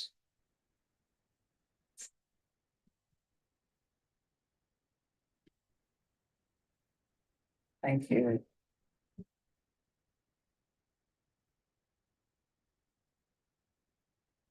So the surprise is that you are the author of your life. You wrote it and you scripted it. And because you wrote it, you can also rewrite it, is the first takeoff news from this story. You wrote it, and because you wrote it, you can also rewrite it. When you were writing answers in your exams with your pencil and you understood that you made a mistake, you could always erase it and write the correct answers, right? It's like that. You wrote it.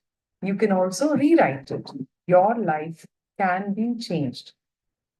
So now when we say that, naturally the question happens, oh my God, then why is my life the way it is? I'm not okay with it. Right? Many a time, you don't even know why you wrote it that way. You will be discovering why you wrote the life situation happening the way you did. Also, when you wrote it, how you wrote it, and simply use this knowledge to rewrite it. There are things that I want, but I don't have it. There are things that I don't want, but I still have them in my life. And you're telling me that I scripted my life at the moment where I am now. I cannot believe that, I wrote that story for myself. Why would I be so foolish to do that? Understand? You have wrote it in the past at some point in time and some situation. in some happening. You will discover all of that. When you wrote it, how you wrote it, and eventually you will simply use this knowledge to rewrite it. Ken Norton Aya is sharing, we get what we focus on. Yes, Aya, you do. We'll understand more through the course of the day. The Kalpataru is the Raja Vidya, Raja Guhyam, the royal knowledge, the royal secret that is transmitted through Karna Parampara. Karna Parampara means, Karna means the ear, just by listening to the Guru. Raja Vidya, Raja Guhyam, Pavitram, Idam Uttamam, Pratyakshavamam Dharmyam, Susukham Kartum Abhyayam. This verse goes on to tell, this knowledge is the king of all knowledge and the greatest secret of all secrets.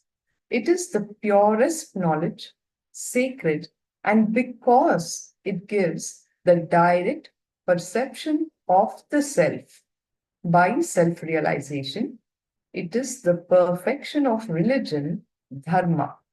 It is eternal, easy, and very joyfully performed. Bhagavan Krishna talks about this in the Bhagavad Gita. Whatever it is, whether it is health, wealth, happy, and blissful relationships in your personal life or enlightenment, whatever you want in your life, it is possible.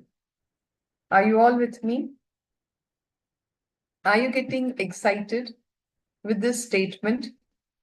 When I say, whatever it is that you want in your life, it is possible.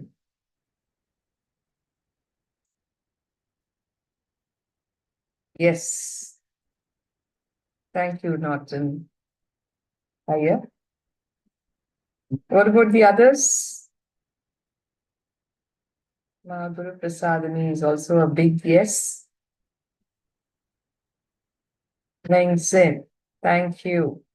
Yes. So, with that, yes, it is possible. Let us move on. Swamiji says, see,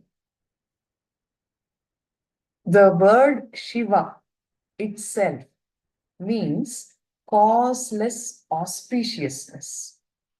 Causeless auspiciousness is Shiva. When you say Shiva, Shiva, Shiva, Shiva, Shiva, you're telling it's possible, it's possible, it's possible, it's possible. When you continuously chant Shiva, Shiva, Shiva, Shiva, Shiva, it's also Vashi. You're listening to the Vashi, right? Vashi means attracting possibility. When you are Paramashiva, right? We are talking about Paramashivoham. When I am Paramashiva, I am just going to attract possibility in my life. And I'm going to make everything happen for me, whatever it is, health, wealth, happy, blissful relationships, or enlightenment itself. It is possible. Understand, Kalpataru is not a personality development course. This is an experiential science. In personality development, we can develop existing personalities. After a personality development course, a beggar at the best may imagine getting money from every person he begs from. After Kalpataru, this course, he has the possibility of becoming a millionaire. So let us answer the why, when, and how. Understand, our entire world is made of thoughts. Are you all with me on this? If there were no thoughts, is there a world around you? In you? The my world that we talk about? No, our entire world is made of thoughts. Everything started as a thought. All our thoughts may not have come to reality. We will also see why. But whatever is reality now started as a thought. Example, the man desiring a cot for rest. Let us look into our own lives. I see Ma Guru Prasadini wearing that white colored hands free into her ears. She is listening and talking. She is wearing a black colored jacket. See, that is the reality of this moment for you, right? How did this reality happen? It started as a thought. Someday, in some shop, you saw these products and you said, hey, looks good. I want this for myself, isn't it? It happened as a thought. And then you worked towards making it the reality of your life. So you're all getting the example? Is it clear? I know that, Ma. I know that you're doing the translation. I'm thankful to you for that. I'm just giving an example. Right? Whatever is the reality now started as a thought. The thoughts become words. Words become actions. Actions become life. And life becomes reality. This is a simple, straightforward science of Kalpataru. Internalize this. Whatever is there in your life today as your reality, including your spouse, including the fact that you are married or you are divorced or you are a bachelor. That is the reality of the moment. It started as a thought. The thought became words, words became actions, actions became life, and life becomes reality. Whatever we put in as thoughts and what thought patterns we grew, they are bound to determine the fruits. That is, make thoughts into reality. Whatever thoughts you put in and what thought patterns that you grow, that only will determine the fruit. There are no small thoughts. Please internalize this statement. Do not disrespect seed and a possibility of a seed. Just because all seeds don't become trees, we should not ignore all seeds. There is nothing called a small thought. A thought is a thought which can manifest the reality of your life. Don't disrespect seed and its possibility just because all seeds don't become trees, says Bhagavan. With this, we will now enter into the next segment of Kalpataru.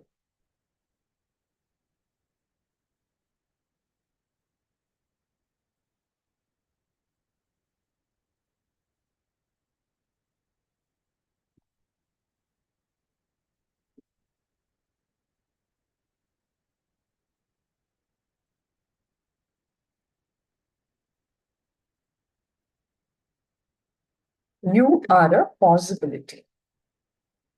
Bhagavan is very clear. See, life is, the very quality of life is possibility. Internalize this statement. The very quality of life is possibility. Kalpataru is the space of possibility that exists in each one of you. We're going to understand why is Kalpataru science a secret? And if it is going to enrich so much, then why is it a secret? Why not let the whole world use it? Bhagavan says, any idea that you want to make it reality, take it to the level of the Kundalini Shakti. consciously manifest the future by planting your conscious sankalpa, decision, your conscious will, by renouncing all your self-doubt, self-hatred, and self-denial.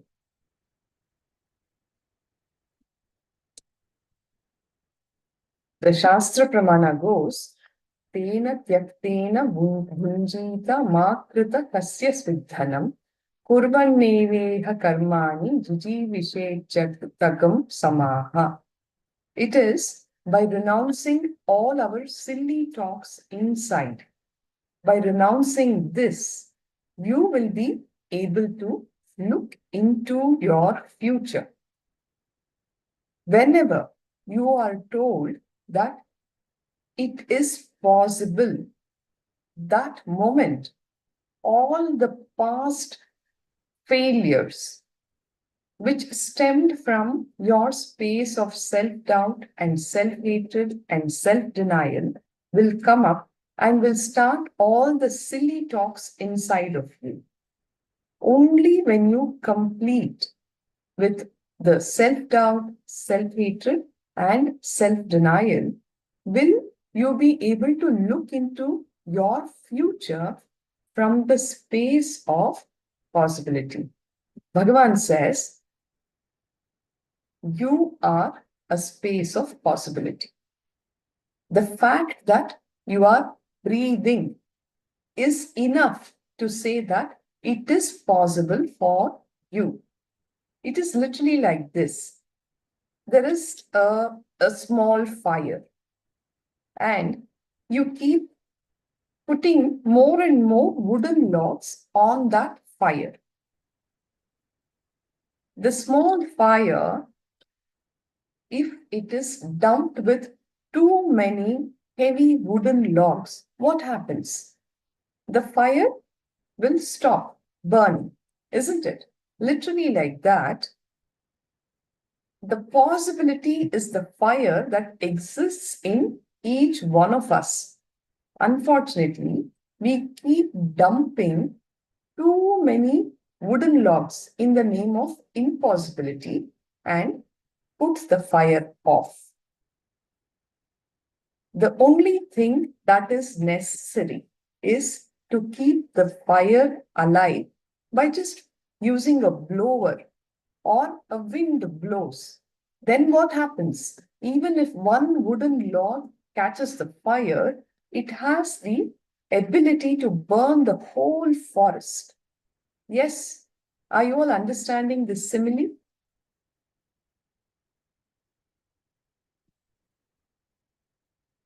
Can I have a show of hands? An acknowledgement here. Yes, Ken. In each one of us, there is that fire, that space of possibility. As long as you don't dump the impossibility wood on it repeatedly to put it off, you can manifest anything and everything that you want in your life. You are given the conscious power, the will persistence. Use those capabilities and plant and manifest your future. If not, don't blame anybody else, says Bhagavan. You can manifest all your desires by dropping your self-hatred, self-doubt, and self-denial. You have that conscious power and will persistence. The ultimate secret, the ultimate knowledge is not for the masses. Masses always get stuck with small things and shallow entertainment. And that is why, if we run a cinema theater, you can see such huge, big crowd gathers, isn't it? To watch all the nonsensical entertainment. There will be huge crowd because the masses predominantly will be engaging with these kind of unconscious activities. Only a few 100 people are here today because we built only a temple. temples are for the chosen few, not for all. We need intelligence to come to a temple. We need intelligence to enter spirituality. It is not for everyone.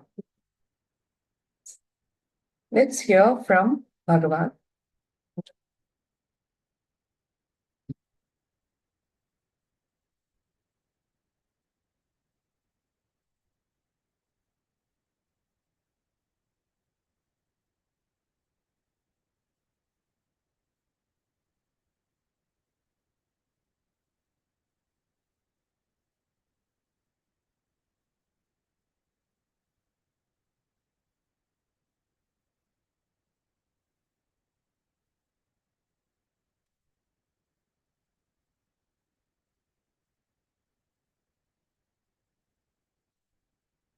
Respects.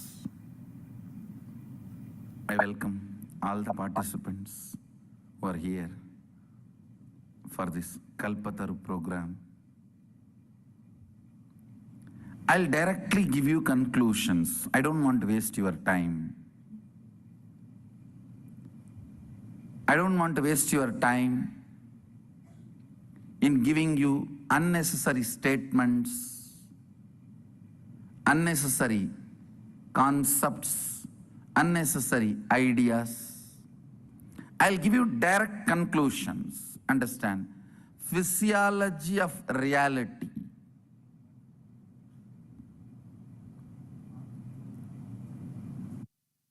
Blind girls की life में काफी burden होती है, इनको कहीं न कहीं बेच दिया जाता है।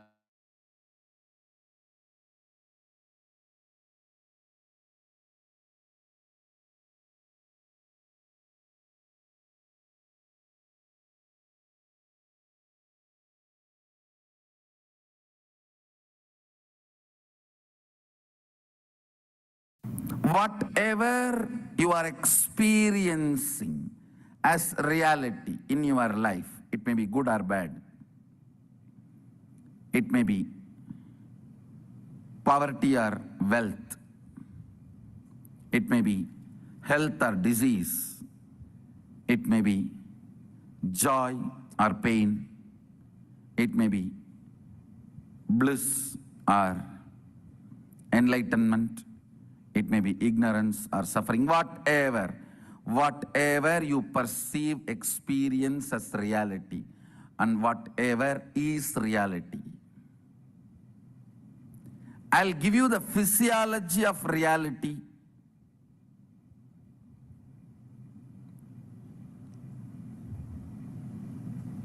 The moment you know the physiology of reality, you know how to manifest your reality. Understand?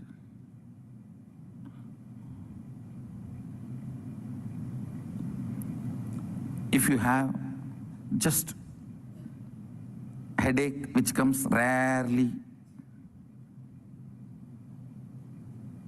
you don't need to do much other than knowing a name of the medication, the pill, and the shop where it is available.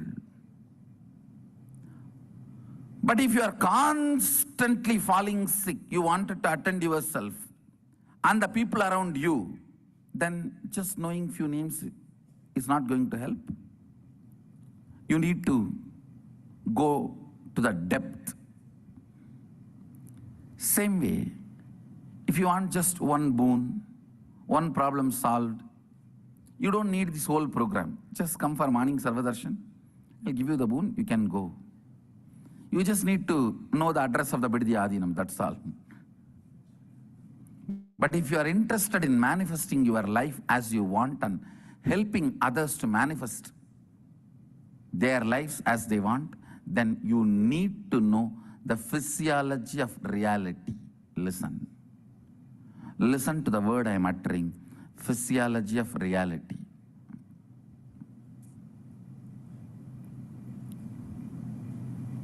This science, which I am going to share with you now, the conclusions I am going to share with you now are from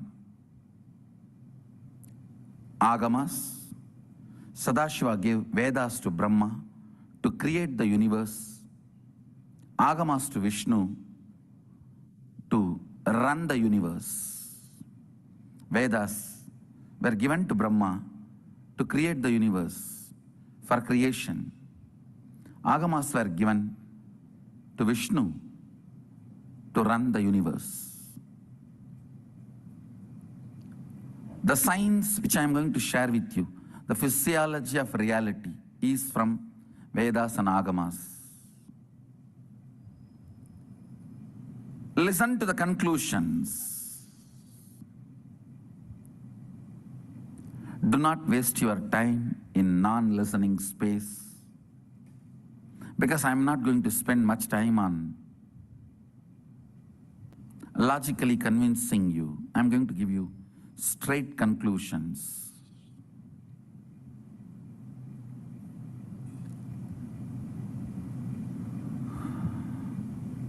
Straight factual statements.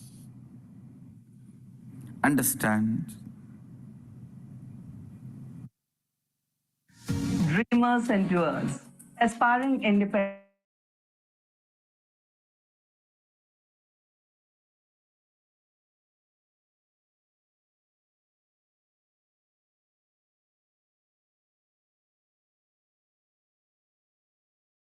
Human being is a seed, possibility. You are a possibility, seed.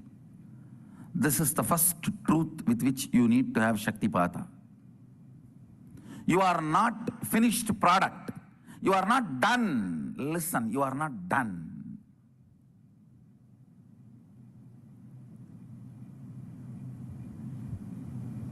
The moment you come to the idea, you are done. I tell you, you are done. You are not done. It is unfortunate nowadays, even teenage kids feel they are done. It's really unfortunate. As long as you don't think you are done, you are my Balasant.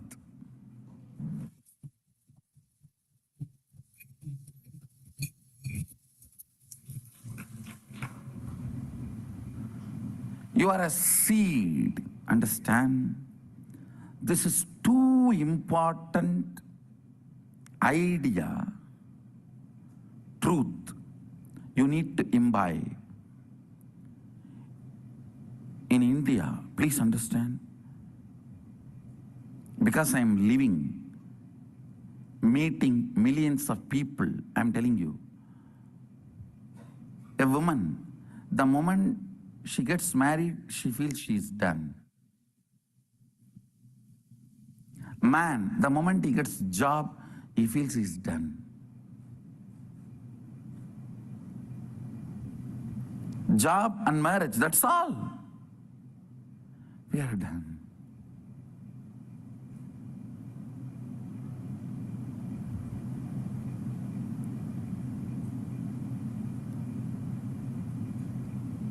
For different people, different time, different goal, you feel you are done.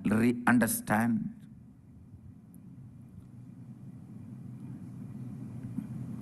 The moment you feel you are done, in depth level you are dead.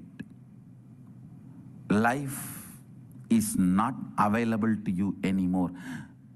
Life is over. It is not available for you anymore. Do not do this one crime to yourself, that idea you are done. No. You are a seed. Continuously life is possible. Even when death comes, be very clear, I am a seed. I am going to see the life. If you are running a business where you are the one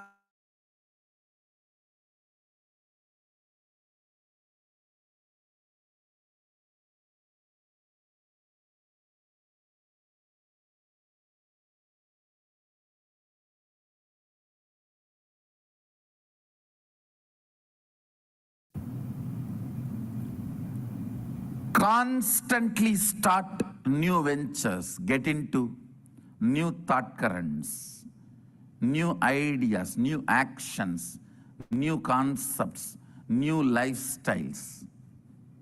Constantly. Even if it is mistake, it will not be a crime. But if you are not doing anything new, it's a crime. I tell you. Constantly.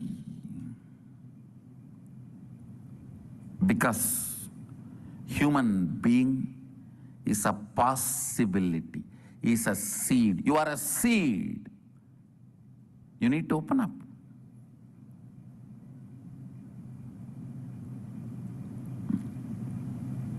You need to evolve new organs.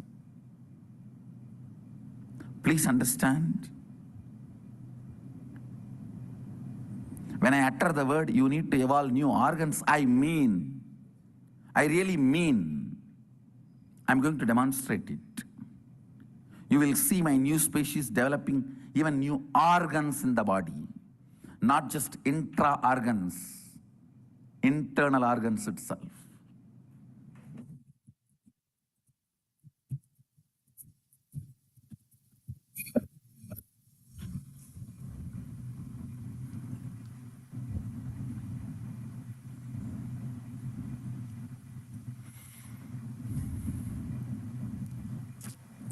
You are a great possibility.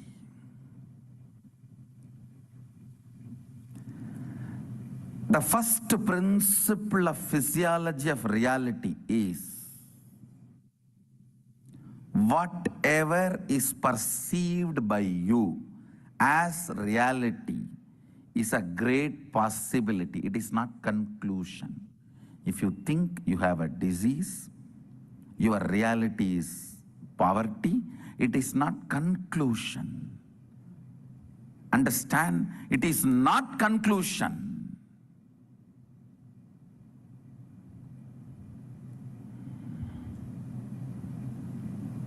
Listen. The first principle you need to know about the physiology of reality is nothing is concluded. You are in the middle of the life. Means there is so much of possibility in front of you. Possibility of the future gives you Shakti to manifest your reality. Understand? Possibility of the future, possibility of life gives you the inspiration even to manifest your reality. Please understand. Are you experiencing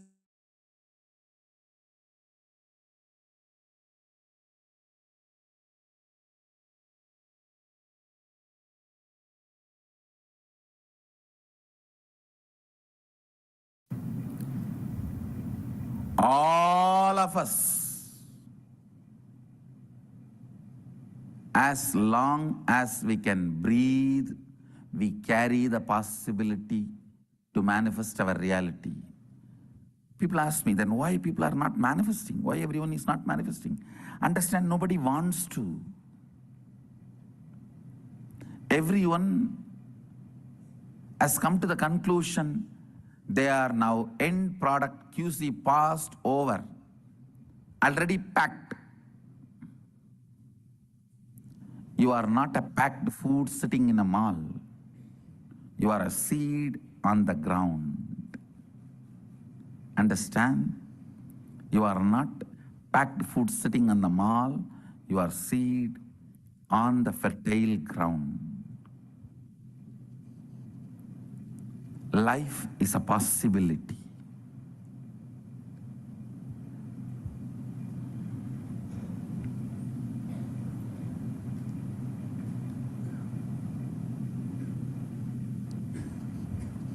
All the ideas which comes inside you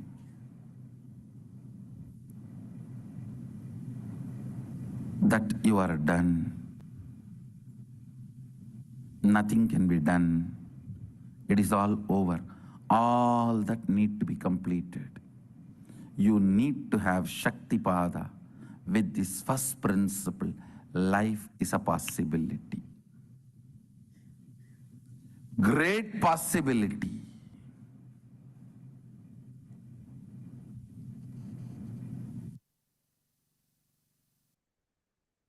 All right.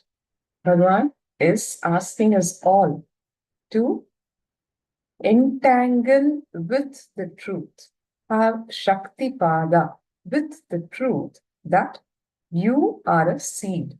You are not a finished product, and whatever is seen as reality for you is a possibility for you. See, nothing that is not possible for you will even be shown to you as a reality.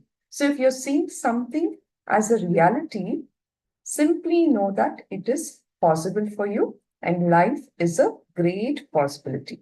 So let us only entangle with the right truths, have Shaktipada with the right understandings in life. You are a possibility. The first principle with which we need to have Shaktipada in manifesting our reality is that you are a seed. The physiology of reality states whatever it is that you are experiencing, good or bad, health or disease, joy or pain, bliss of enlightenment, suffering. The moment you know the physiology of reality, you know how to manifest your reality. For example, if you have a headache, which comes rarely, you only need to know the name of a tablet, the address of the pharmacy. You can go buy the tablet and solve your headache. But if you're going to constantly fall sick, knowing just a few names is not going to help. If you want to manifest your entire life as you want, you need to understand the physiology of reality. Bhagavan is reiterating, understand that you are not a finished product, you are a possibility, you are a happening. It is never too late to change because you are a seed on a fertile soil. Even if you are 93 years old, there is a possibility in front of you. You are not done. You are a seed. Like continuously, life is possible. Time and again, he is reiterating the same truth. Even the fact that you are breathing is enough to reiterate this truth that life is possibility. Constantly start new ventures, get into new thought currents, new ideas, new actions, new concepts, new lifestyles. Even if it is a mistake, it will not be a crime. You are living life when you're doing something new all the time, constantly. Otherwise, it is as good as living dead when you're not engaging with the reality of life around you. It is almost like living dead. So constantly take on new ventures, get into new actions, learn more knowledge, start living new lifestyle towards betterment. Even if it is like you're making a mistake, it is not going to be a crime. But if you're not doing anything new, then it is a crime. Because human being is a possibility. You are a seed. You need to open up. You need to evolve new organs, not just intra-organs, internal organs itself, says Bhagavan. If you think you have a disease, you are in poverty, all of that is just a possibility. It's not a conclusion. Please be clear, nothing is concluded. You are only in the middle of life, which means there is so much of possibility in front of you. Possibility of the future gives you the Shakti, the power to manifest your reality. Possibility of life gives you the inspiration to manifest your reality. Whatever is perceived by you as reality is a great possibility. It is not a conclusion. Even your disease is not a conclusion. If you're seeing your poverty as the reality of a life, just know it is not a conclusion. It is a possibility. As long as we can breathe, we carry the possibility to manifest our reality. Understand, why is it that we are not manifesting? Is the obvious question. Bhagavan says nobody wants to. Everyone has come to the conclusion that they are the end product, QC passed, quality control passed. You are not packed food that is sitting in the mall. You are fertile seed sitting on a ground. You need to have Shaktipada with the first principle that life is a possibility, a great possibility. Have you all internalized this first principle towards manifesting your reality, that life is a possibility? Yes. So now look into yourself and see in how many places you have actually closed the door of possibility for you. You just told, you know what, I'm done. I've had enough. I don't think this is possible for me. Why do I even need to do this now at this age? What am I going to achieve from it? All these kind of negative thought currents, you have closed the door of possibility for you. Even if you are on your deathbed, you should be operating from the space of possibility, says Bhagavan. There is still life ahead of you. By the time people become 60, they take retirement from their jobs. They literally retire from life. It's all over, done, nothing more. Are you going to live for another 20 years? Are you going to destroy every moment of your life doing nothing?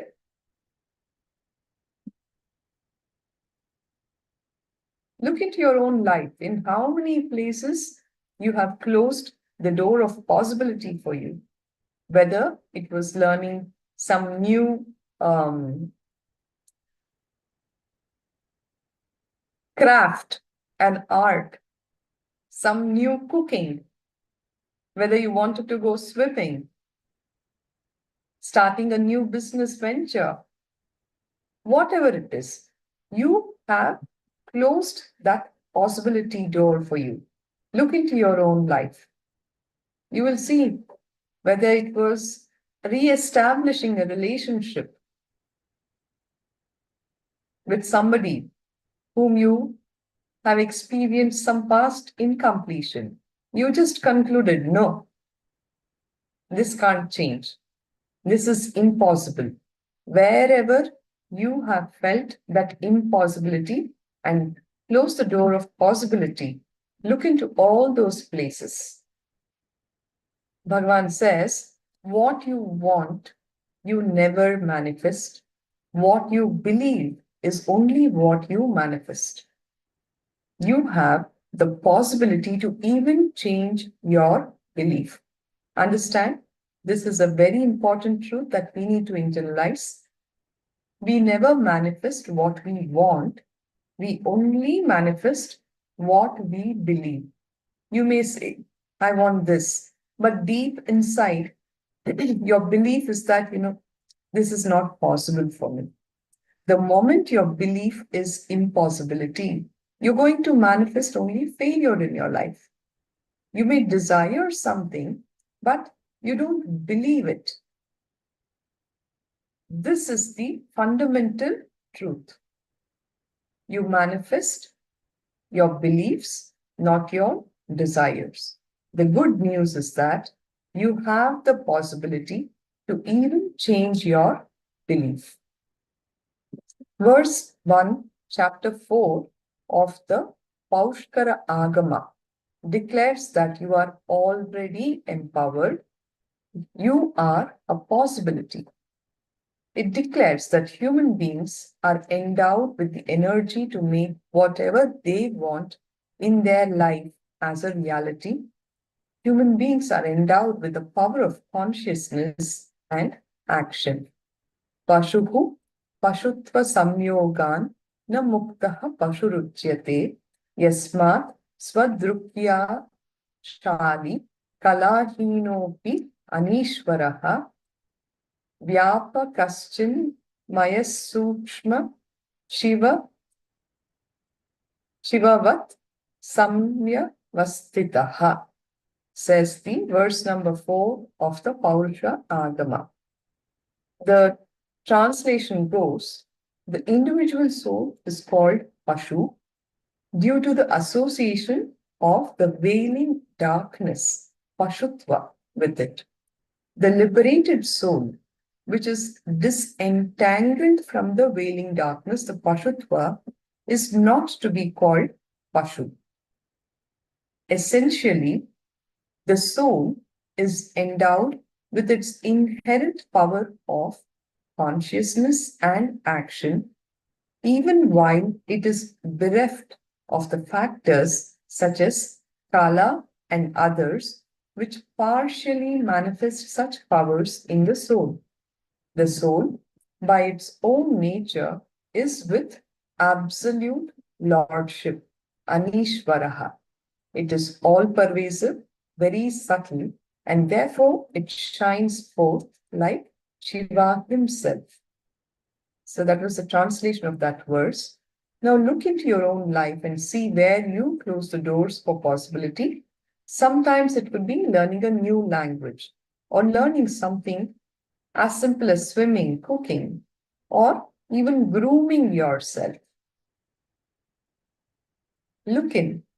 You have shut many of your possibilities with the idea that you are a finished product. Is this truth clicking with all of us?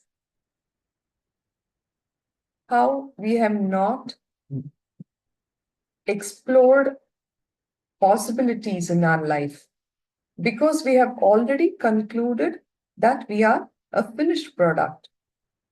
If you have an idea that something is not possible, pen them down, please.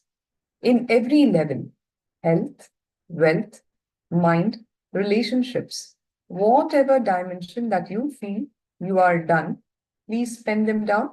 You're going to work into manifesting this reality for yourself in your life.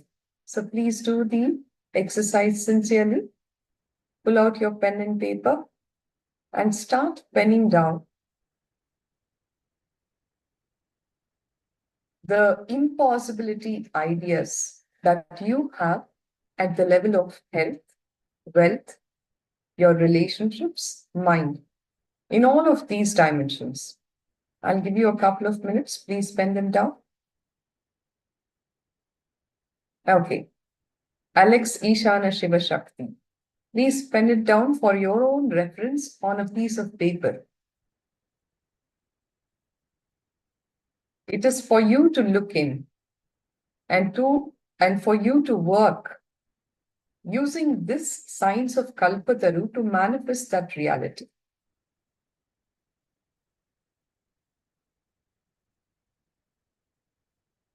You do not need to share that particular exercise here on the chat box.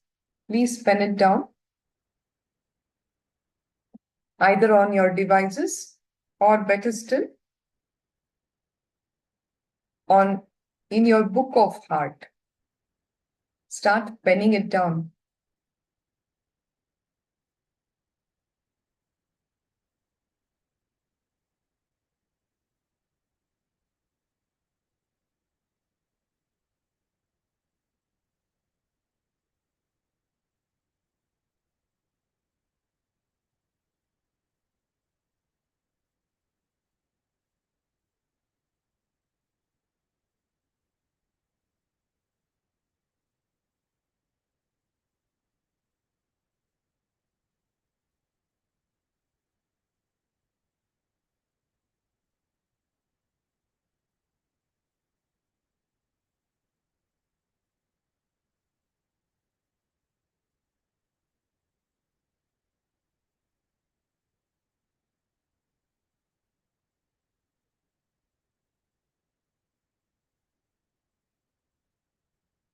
Please do the exercise sincerely.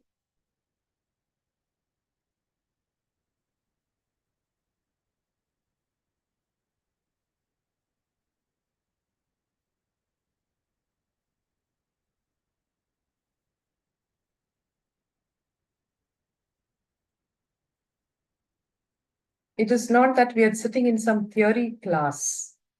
All of these techniques and sciences are what we can use in our life and manifest. So please do the exercise. It's about changing our lifestyle itself, changing our life empowered. It has to become a part of us.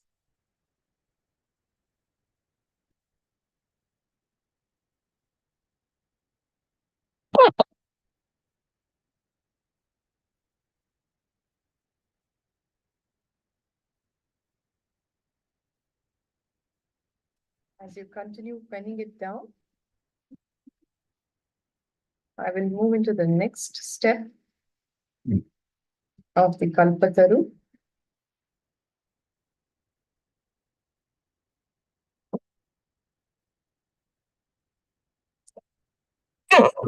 It is about Kundalini.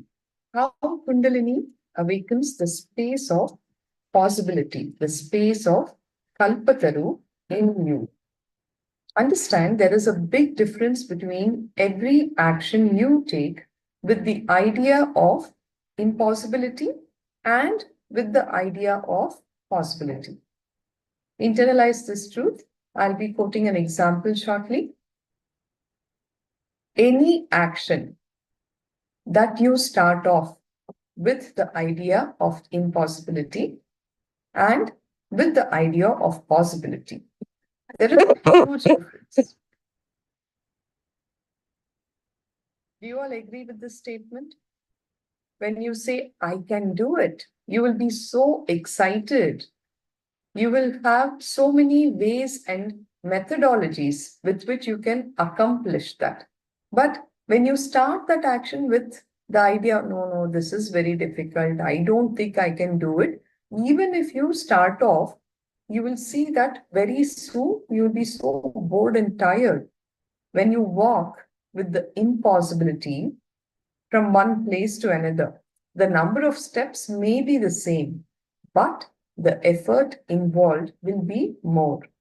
If you walk with the space of possibility, the number of steps may be the same, but the effort will be practically zero because you are enjoying with performing that action when you're in that space of possibility, that it will be literally effortless. I can tell you one example from my own life. How many of you know about Tirupati Balaji, Venkateshwara Swami? He is our family deity. So every year, as happens in Hindu households, every year, annually once, the entire family will go and offer their prayers and offerings at the family deity. He stays on a hill, Tirupati Balaji. The temple is on a hill.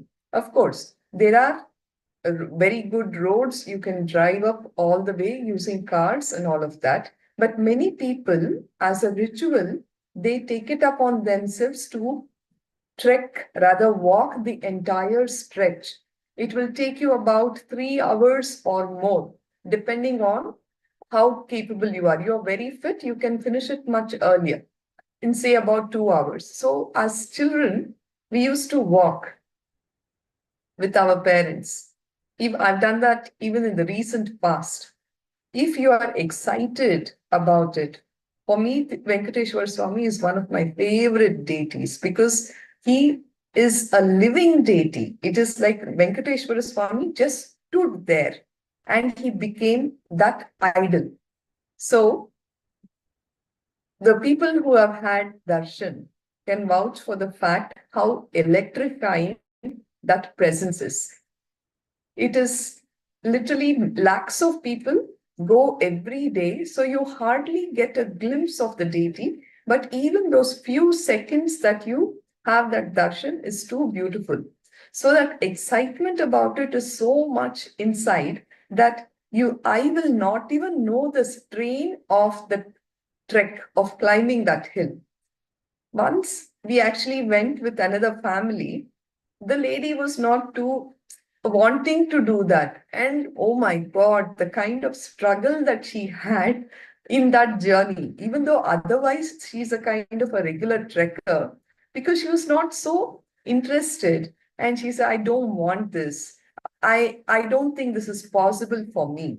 Even though she was much more fit, she had so many problems. She was so exhausted and tired by the time she accomplished the same journey. So it is the space of possibility. Even though the trek distance was just the same, how much I enjoyed it, how enthusiastic I was about it, that there was zero effort versus the other person who was so exhausted by the end of it. Swamiji says, the more and more action, the more and more the excitement. That is the definition of possibility. The more and more action, more and more excitement. The more and more action, more and more tiredness and boredom is the definition of impossibility. When you are carrying possibility and acting, every action brings more and more joy and excitement, and you will grow younger and younger. So this can also be used as a technique for anti-aging. How many of us want to be young always? I'm sure all of us, isn't it? I raise my hand.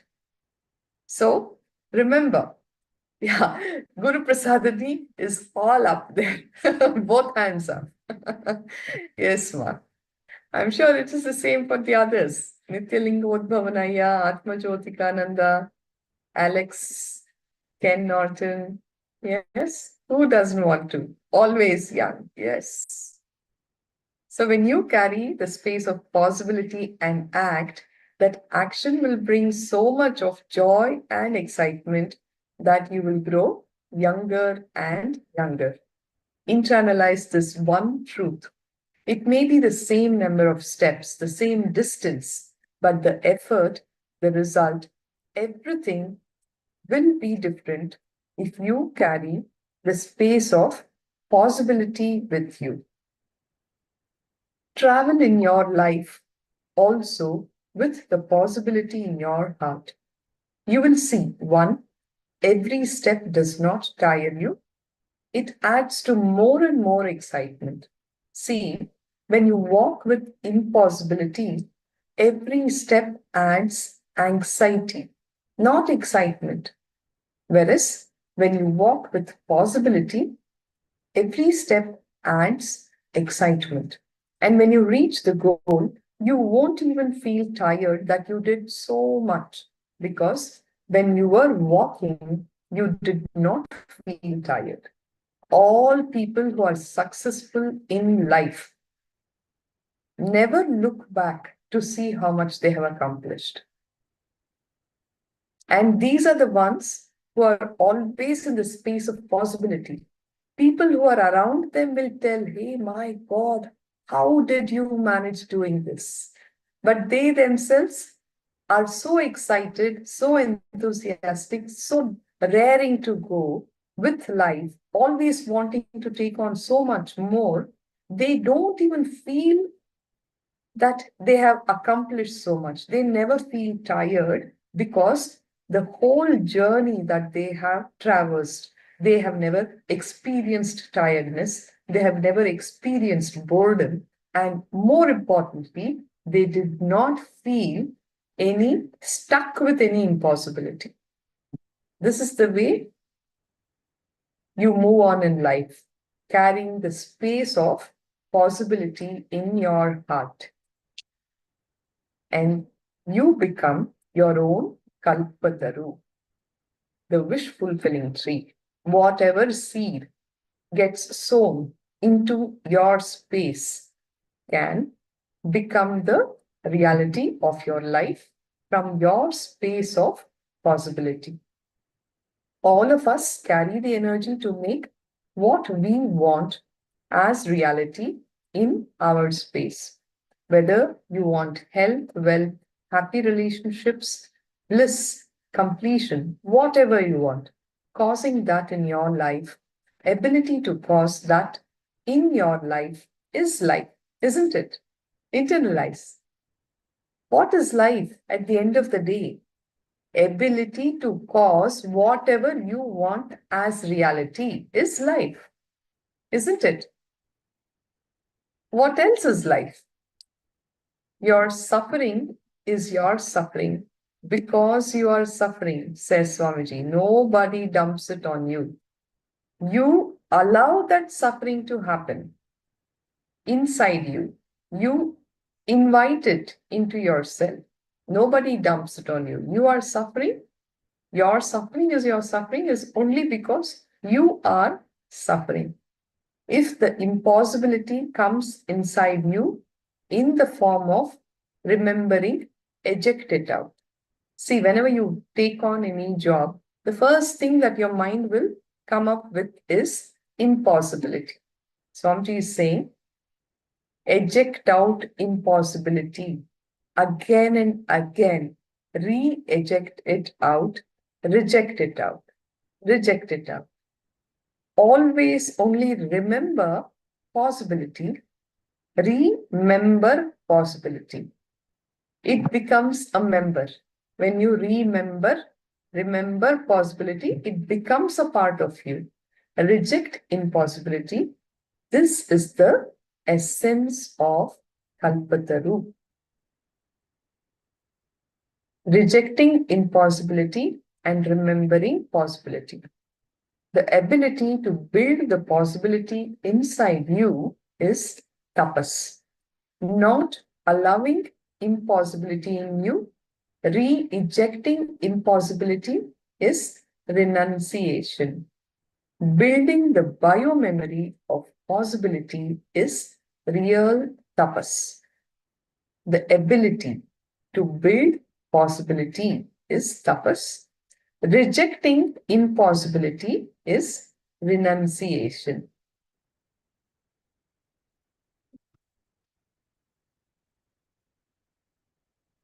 Nithyananda Ma Jayanti. Yes, Ma Nithyananda. So you're working with the science of Kalpataru, manifesting your reality. Operating only from the space of possibility. Kundalini energy is your inner potential bioenergy, which is available in your being in the form of potential. Only with the right method, knowledge, and process, when you awaken it, it becomes reality in you, realization in you.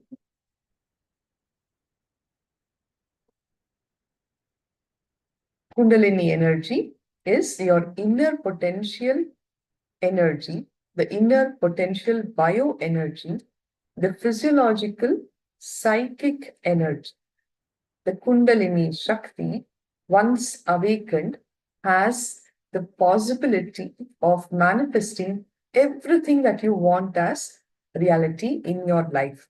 It is that fire inside you, which is that space of possibility. Awakening your Kundalini directly awakens the non-mechanical parts of your brain and gives you the extraordinary powers like telepathy, teleporting, materialization, and whatnot. And it also gives you the space of positivity, possibility, leadership, and enlightenment. The inner potential bioenergy resides in each one of us as our Kundalini. This potential energy, when awakened, will establish you in the space of positivity, possibility, leadership, and enlightenment. Not just that, the awakened Kundalini will directly awaken the non-mechanical parts and also give you the extraordinary powers like teleportation, materialization, and telepathy. The truth is that all these great powers are possible. It is a simple inner science. Kundalini Shakti can directly make you more productive, more aware, more conscious, intuitive, and ultimately rich. It will take away the low idea that you carry about yourself. All your self-doubt, self-hatred, self-denial will be dropped. The low inner image will be taken away, and it can make you more conscious, aware, productive, intuitive, and also rich. The first thing that will happen is the space of positivity in you, possibility in you, and it makes you a leader. Anywhere you go, people know you are the leader, you are the owner, you are responsible, you are the energy center. Bring that space of positivity in you. What do you want to create as a leader?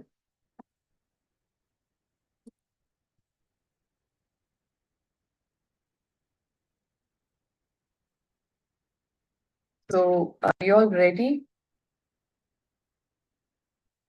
to manifest this state of positivity, possibility, and leadership in all of us by the awakened Kundalini that will happen by the Master's grace and initiation? Internalize and cognize all these truths. The first truth, you are a seed, and you inherently are the space of possibility. The basic quality of life is possibility. If you are alive, if you are breathing, then you have the ability, the possibility to manifest anything that you want in your life. Engage, entangle, and have Shaktipada with these principles to start manifesting the reality that you want in your life. We will be furthering the session with deeper understandings on how to curb the impossibilities that tend to raise their head the moment you say, this is possible for me. We will be working on all of those incompletions that manifest as your self-doubt, your self-hatred, and self-denial, and prevents you from manifesting your reality. So with these understandings, if there are any questions to be asked, please go ahead and post them here on the chat box.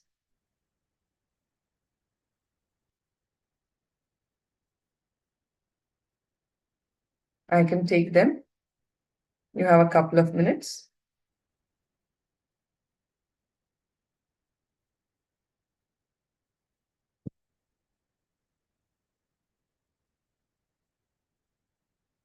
Any questions from the delegates? Please ask. We'll be more than happy to answer them for you.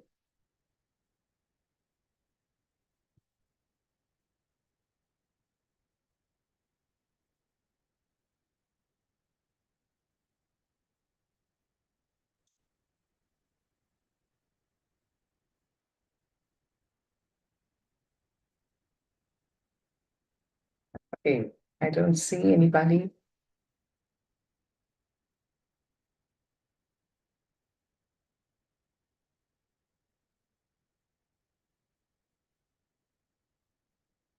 Okay, fine. Are you all excited to delve deeper into this science of manifesting reality, the introductory session was basically to give you the fundamental understandings as to how you are the creator of your life. Everything that is a reality in your life now started as a thought. Your thoughts became words, words became actions, actions became the reality of your life, right? We had these basic understandings. We understood how you are not a complete finished product. You are just a seed, and every seed has the possibility to become the tree. Wherever you are in your life, whatever it is that you want for yourself, the fact that you are wanting it, the reality that you are seeing, is even shown to you because that possibility is there for you inside. So, with these basic understandings, we will now be entering into working on how to complete with all the impossibilities, and then you will be led through the process of the Kundalini awakening, where you'll be working on all the desires that you have penned down, at least any one desire to manifest that for yourself in your life. Okay, so with this, I will now be concluding with the Purna Mantra. I thank you all for your active participation. Please sit straight with your head, neck, and spine in a straight line. Close your eyes. In the space of deep gratitude to Bhagavan, Om Purnamada Purnamidam Purnat Purnamudachyate Purnasya Purnamadaya Purnameva Vashishyate. Om Shanti Shanti Shanti Harihi Om Tat Sat Sarvam Bhagavat Shri Nithyananda Paramashiva Padukarpanamastu. Om Nithyanandam. Thank you. Thank you, everybody. Yes, ma'am. Nithyanandam.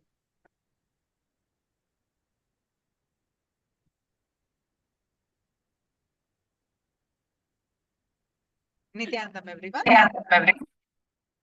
Now, let's move on to a quick round of third eye power manifestation. So please post your powerful cognitions from Living Enlightenment book.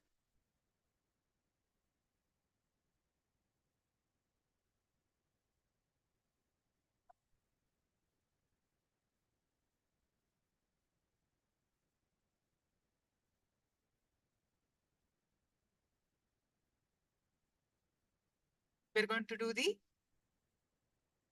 third eye power manifestation. So please post your powerful cognitions from Living Enlightenment book.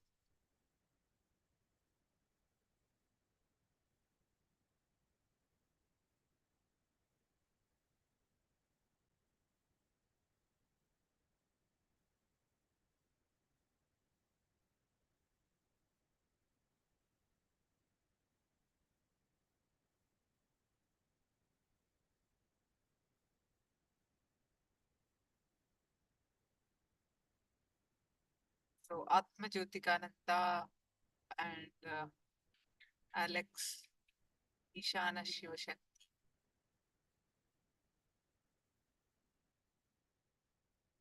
Please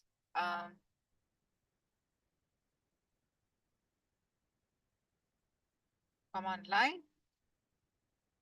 Alex posted, from Living Enlightenment, I learned there are two states of being, habit and meditation.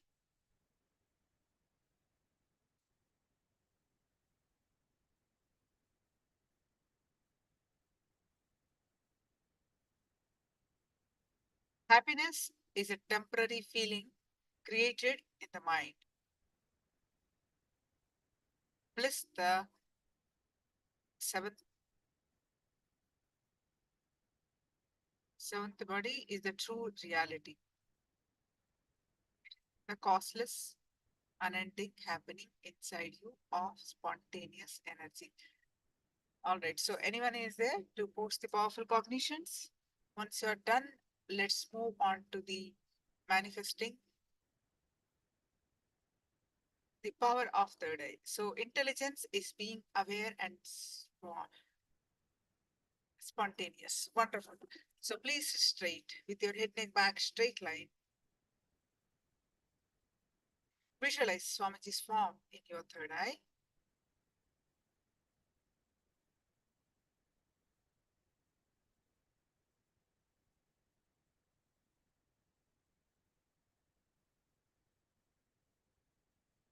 Any thoughts that are coming, let it come, let it go. You be in the space of unclutching and bring your attention back to your third eye again and again and fill your inner space with Swamiji's form.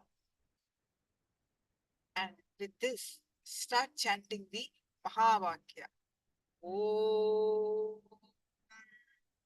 Nithyananda Paramashivoham. Om Nithyananda Paramashivoham. Start chanting the Mahavakya and experience the space of oneness. With that space of oneness, scan through your third eye and manifest the power of third eye. So I'm going to project the picture. Continuously chant the Mahavakya.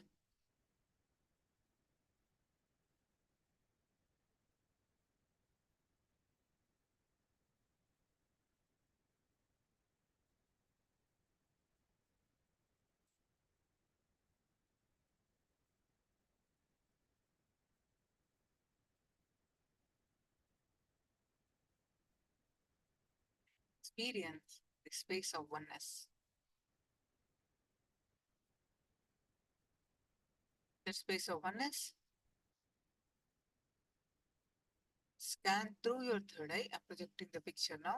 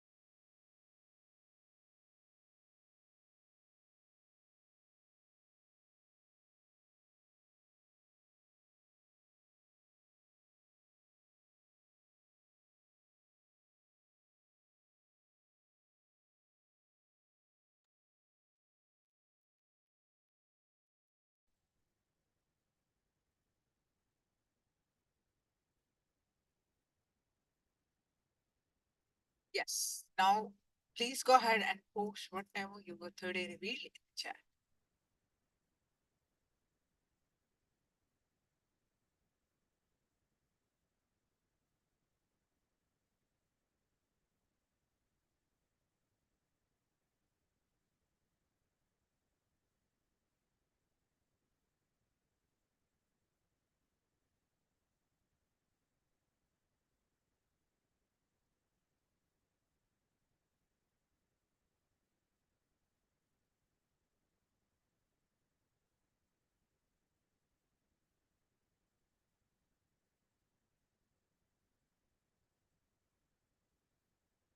Yes. Others also please post.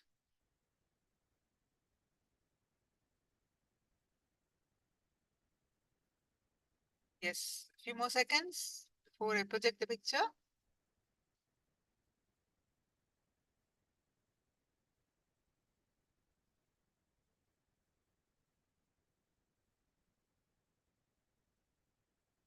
All right, so I'm projecting the picture now.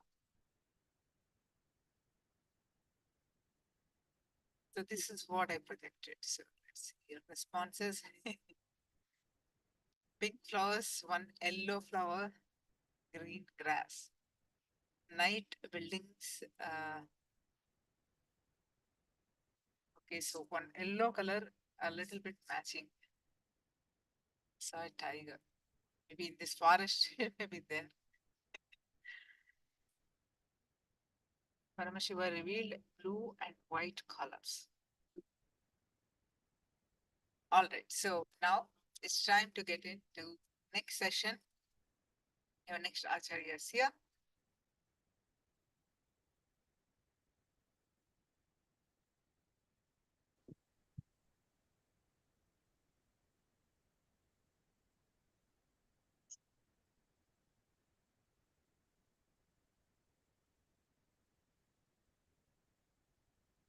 Nithyananda, everyone.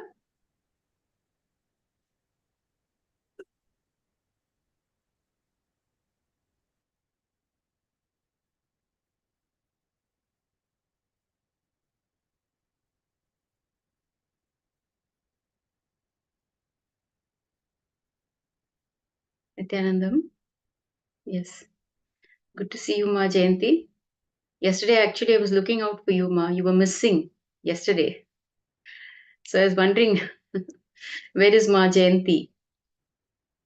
Okay. Nithyanandam, Ma Guru Prasadini, Sri Nityalingodbhavanaya, Nithyanandam, Atmajyotikananda. Please turn on your camera.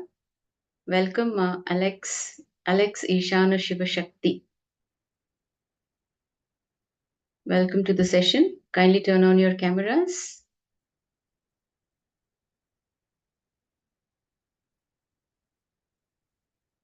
Okay, let us begin with the Sadguru Vandanam. Please sit with your head, neck, and spine in a straight line as we chant the Sadguru Vandanam. Om Nithyanandam Paramasukhadam Kevalam Jnanamurtim Dvandvatitam Gagana Sadrusham Tattvamasyadhilaksham Ekam Nityam Vimalamachalam Sarvadhi Sakshibhutam Bhavatitam Triguణarahitam Sadgurum Tam Namami.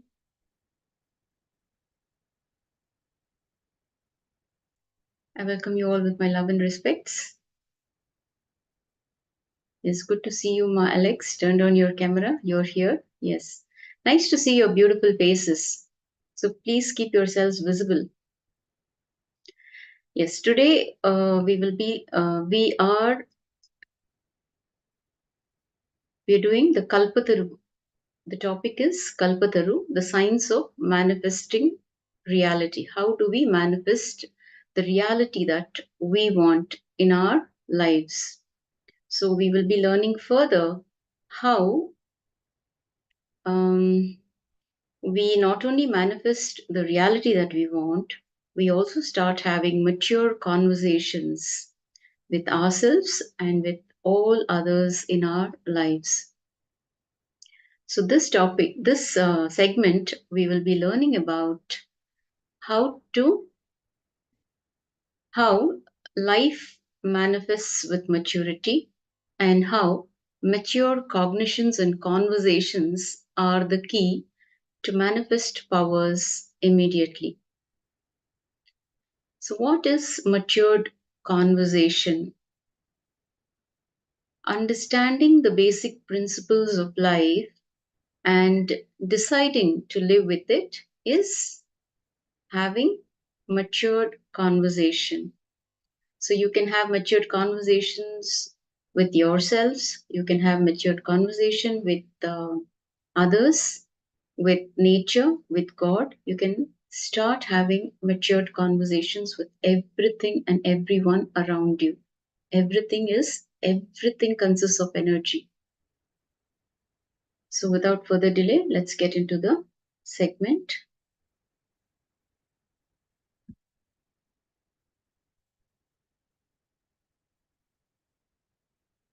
So we will also be doing a very powerful meditation at the end of this topic, when we conclude this topic, we will also be doing a very powerful meditation.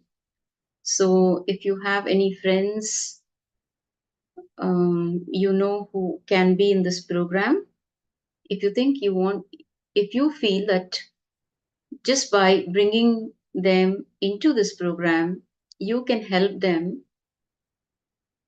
change their lives, you can empower them and help them by sharing all the powerful truths that is shared in this program. You can call them and you can ask them to be a part of this program. It could be your near and dear ones, your friends, anybody who you think is struggling in life. You can bring them here and help them to move in life. You can raise them to the next level just by helping them to be here in this program.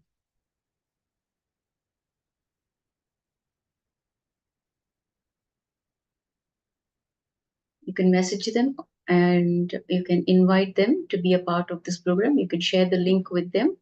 They can register and quickly join. Okay. Let's begin the program.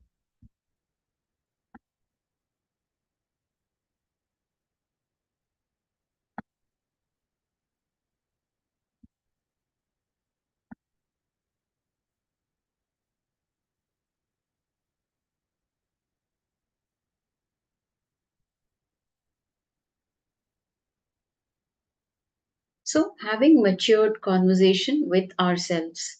Fundamentally, for everything we are doing, we are going to be doing, the foundation is you. Understand? It is you for everything that you are doing in life and everything you will be doing in life. The foundation is you. Now, coming to the conclusion about you as Paramashiva, as the source of life. Okay? In this program, you will learn how to come to the conclusion, how to conclude that you are Paramashiva. That will be taught to you only in this program. Understand? Only in this platform, you will be shown, you will be given a new introduction to yourself that you are Paramashiva, not just with words, with sufficient experience also. You will also be transformed and you will start manifesting the state, space, powers, being, and superconsciousness of Paramashiva. It can happen only in this platform. So, coming to the conclusion about you as Paramashiva as the source of life. If life is still happening in you, Sanskrit has a beautiful word called Spurana. If that Spurana is happening in you, understand you are Paramashiva. That is the right conclusion you need to come about you. So anything that exists and perceive it exists and wants to exist, understand you will want any state only if it is blissful. So if you are still wanting to live, understand your life is blissful. I hope you're all following what is being shared here.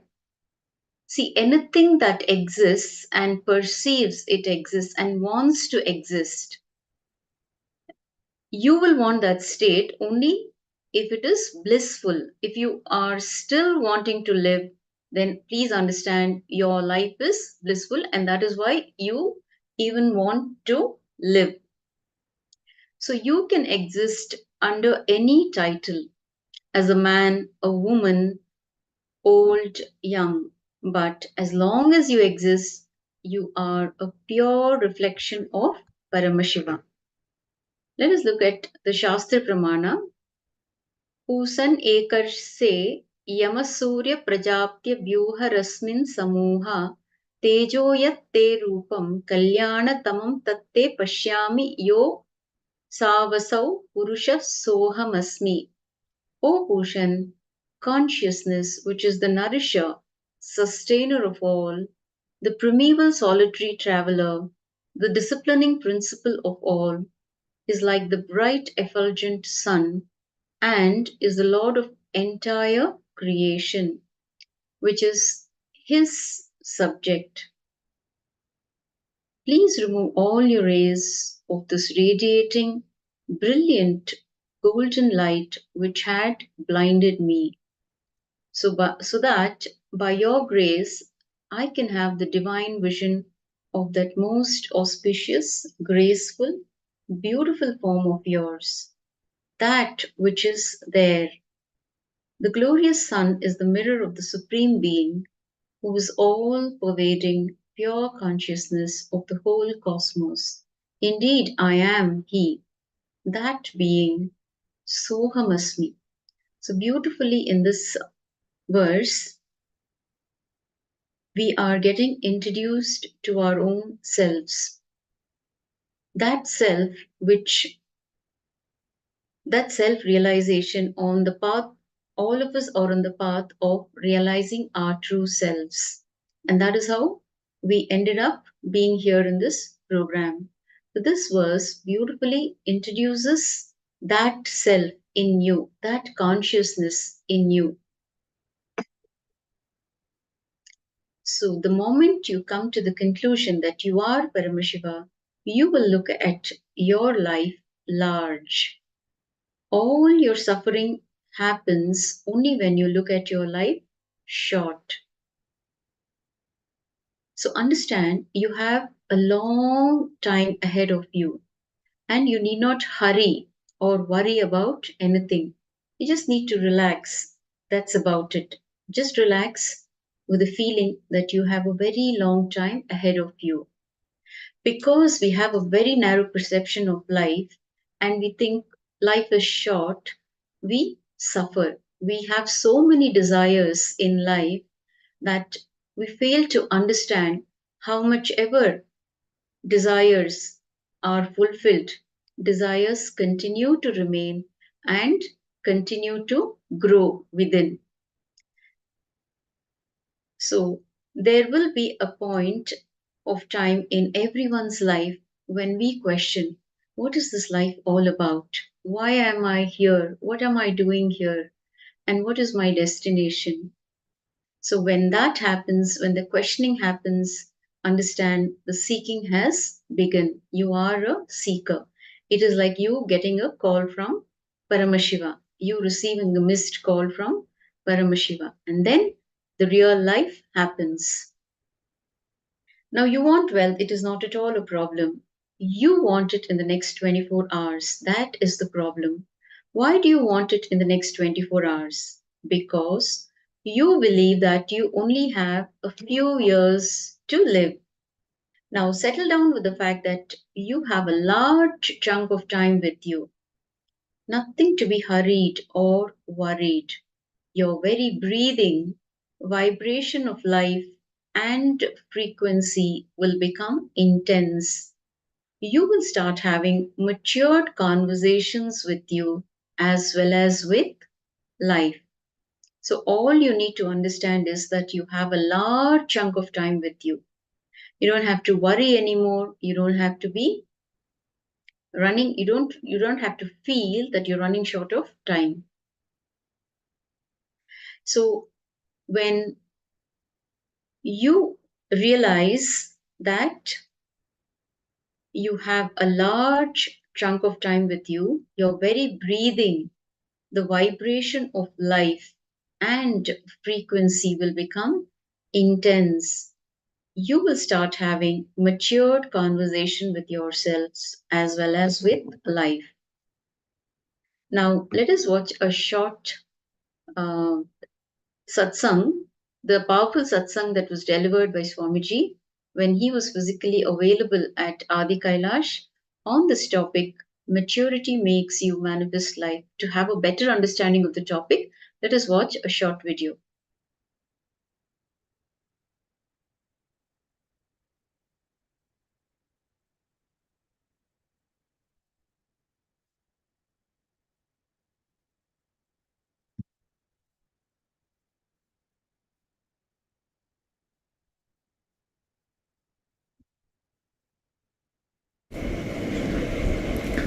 I am a power-based tradition, understand? Not peace-based tradition, understand? If faith is demanded from you, peace only they can deliver. If integrity is demanded from you, they will deliver powers. I demand integrity, I will deliver power to you. Allow me to shift your inner space, just support me. Decide, hey, my existence cannot change, my upadhis can change. I exist as woman can change, I exist as man can change, I exist as human can change, I exist as young can change, I exist as old can change, I exist cannot change. Upadhi can change.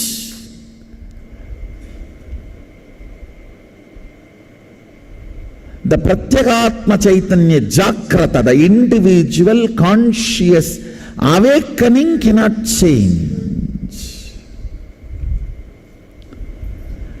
Come to the restful awareness. Your consciousness is the most superior authority in everything that exists. In everything that exists, your consciousness is the most superior authority.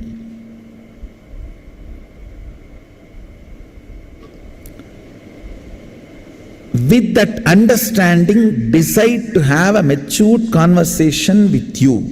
That is called completion. Matured conversations with others, that is called make the life happen. Matured conversation with God, that is prayer.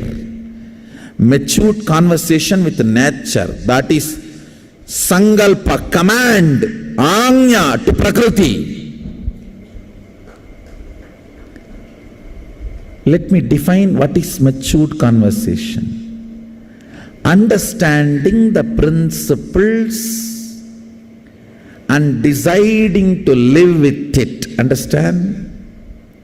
A kid comes and says, wow, this looks so nice, like a sugar can, let me eat. That is not a matured conversation to have with this stool, with this furniture. What is a matured conversation you can have with this furniture? Wow, so very nice. Let me keep it and keep what I want. Or I want only sugar can and sugar cane juice. Let me sell it and get the sugar can and sugar cane juice. That is the matured conversation you can have with this table. You can't say, oh, it looks like a sugar cane, I am going to eat this. No, that is not matured conversation. That is fundamentally immature relationship. Come to this conclusion and start aligning all your conversation with you matured way. Start behaving matured. Start thinking matured. I am not saying you are not going to have what you want to have. I tell you, you are going to have much more than what you want to have. That will stay with you stably with this matured relationship and cognition. Whether you are connecting with the friends, family, life, items, products, people, situation, society, money, luxury, anything. Do not plan for hit and run relationship. You think with money you will have a hit and run relationship? Just let me get a lottery, I'll grab it and lock it in a bank and slowly fleece day by day and live as I want. No hit and run relationship can be stable, fulfilling, whether it is money or honey. Do not plan for hit and run relationship. That is immature cognition, immature conversation. Whether it is with money or honey or even sunny, try to have matured conversation.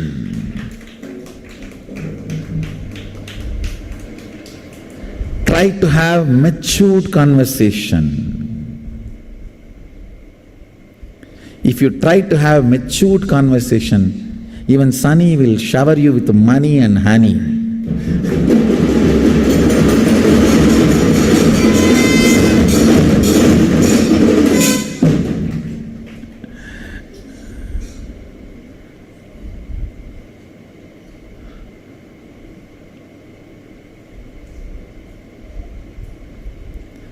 If you don't have matured conversation, even if you have money and honey, it will be like you are caught by Shani.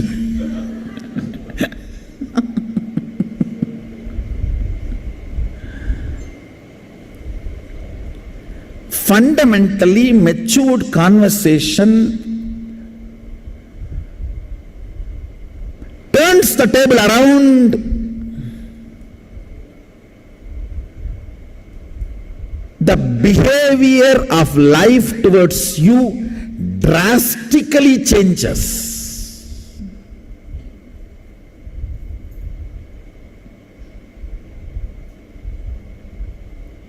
Understand, in every situation, when you start having matured conversation within you, many of your fears, guilt, immaturity melts down. A man who continues to have matured conversation within himself is a sannyasi.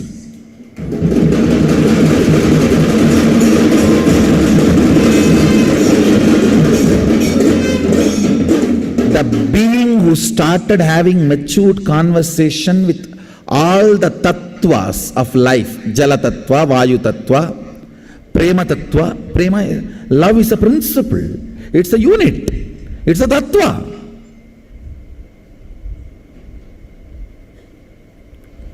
With various powers and principles of life, if you start having matured conversation, that is what is power manifestation. That is all is power manifestation.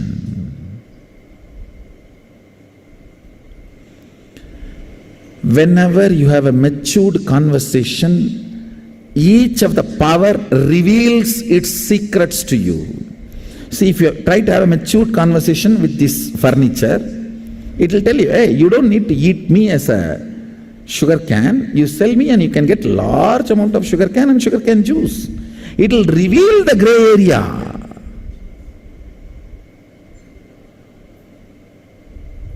I am giving you an example. Like this, everywhere,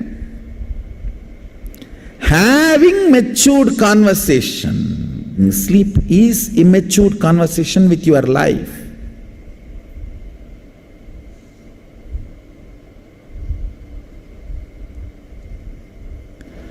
Matured conversation with your body, with your mind, need to be taught even for the kids.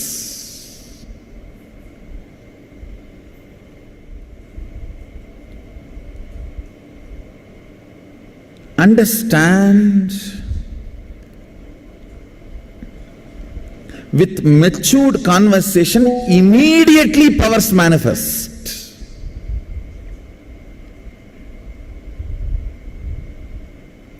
I will prove now. I'll just spend next few minutes with all you guys, giving you all initiation. This is just the fundamentally two concepts. One, decide. If you are alive, you are Mahadeva, Mahasadashiva. And with that conclusion and maturity, you will talk to your third eye, you will talk to the rain or sun or moon or the air, with any energy that exists. Maturity is the unit with which you will relate with them. Listen carefully. Decide to have a matured conversation. Tell the air, I am Sadashiva, you are established in me, and there is a diamond which is there within your reach. Just bring it and put it in front of me.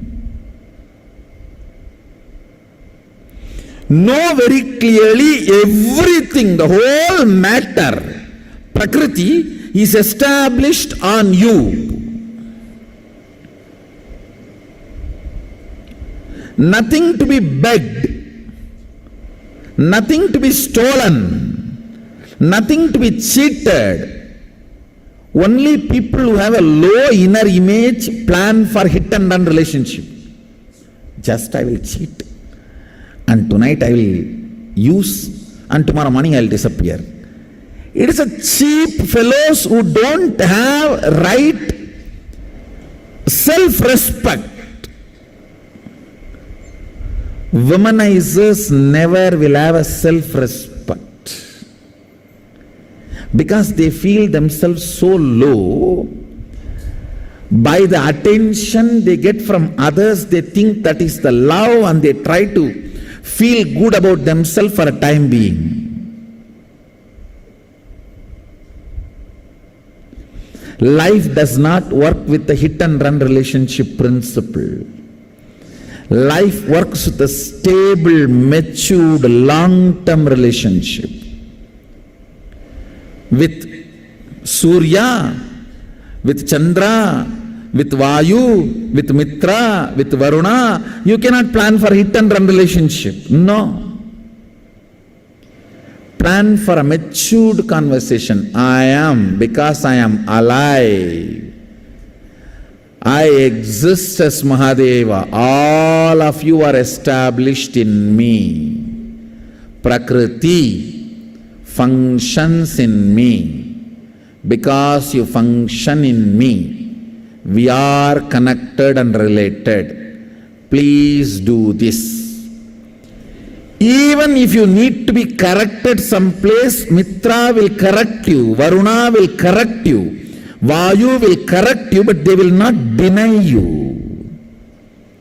They will say, yes, we will bring and deliver what you want.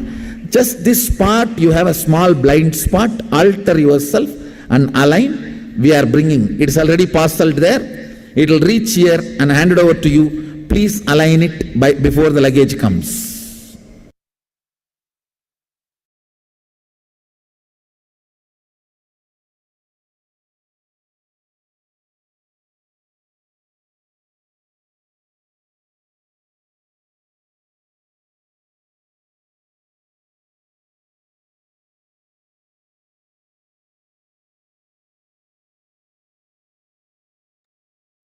I'm sorry, I was muted. So that was a very powerful satsang that was delivered at Adi Kailash, and Swamiji was physically available at Adi Kailash way back in 2017. So you can all share your understandings here. What we just watched. We watched a beautiful satsang, and today's topic is having matured conversation. Please share your understanding here. In one statement, one word, whatever you understood till now, you can share. Shri Nityalingodbhavan, Weng Shi Zin, Ma Nitya Guru Prasadini, Ma Jayanti, Ma Nitya Guru Prasadini and Ma Jayanti, you too. And today we have Ulrike Hanke Ma. Welcome, Ma. Good to see you. So some of the familiar faces were missing yesterday, and today it's really nice to have you all back again. So all of you are very sincere. You sincerely do the program, and you are also interacting during the program, Ma. That itself shows how sincere you are, and You're working towards your transformation. All of you are working towards your transformation. And by the end of the program, all of you will be Paramashivas, empowered as Paramashivas. So Atma Jyotikananda is yet to turn on his video, the camera, sorry, and Ugender. Yes. Can you please turn on your camera? So what is your understanding? Having matured conversation with yourselves, with others, and with nature. So what is that mature conversation that we need to have?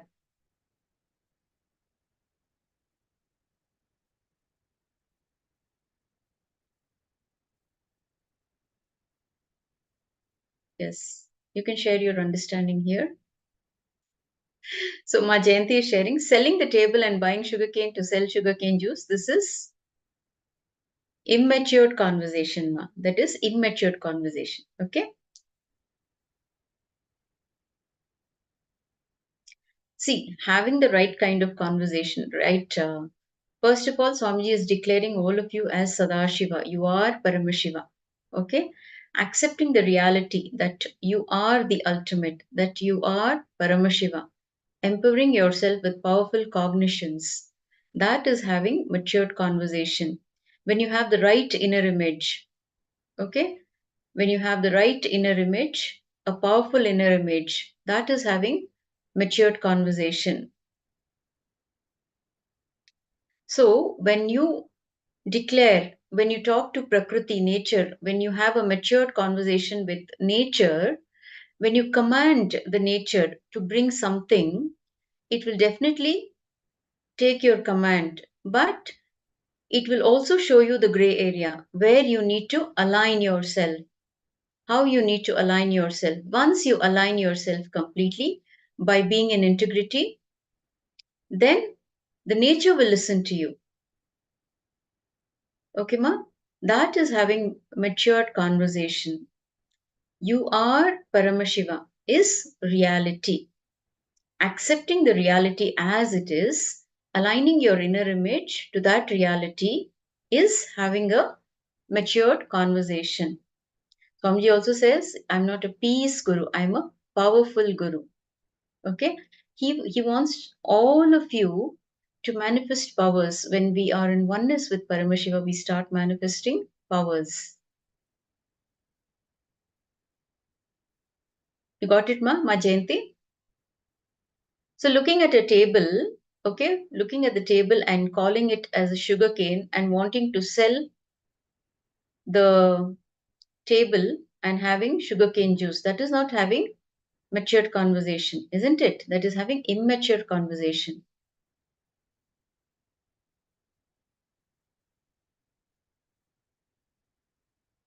Okay.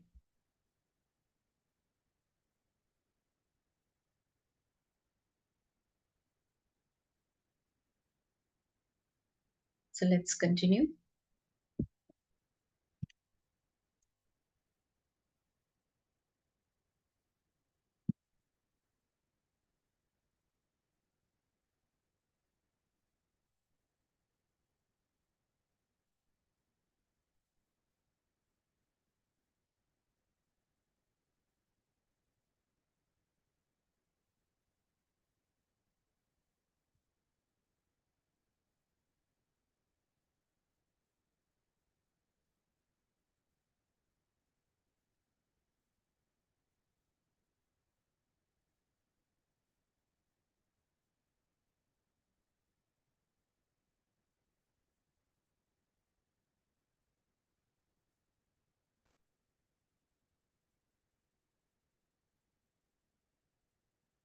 So let's have further understanding about how to have matured conversation.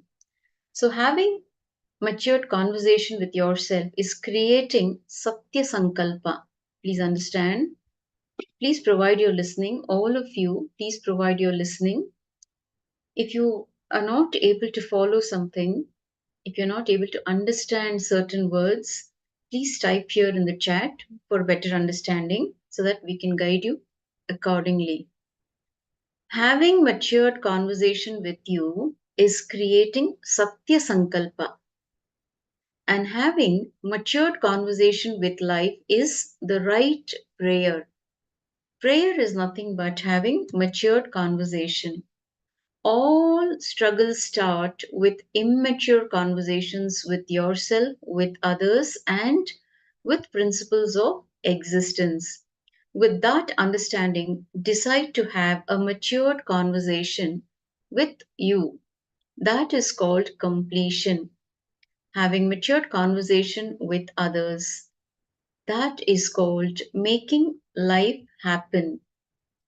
Matured conversation with God is prayer.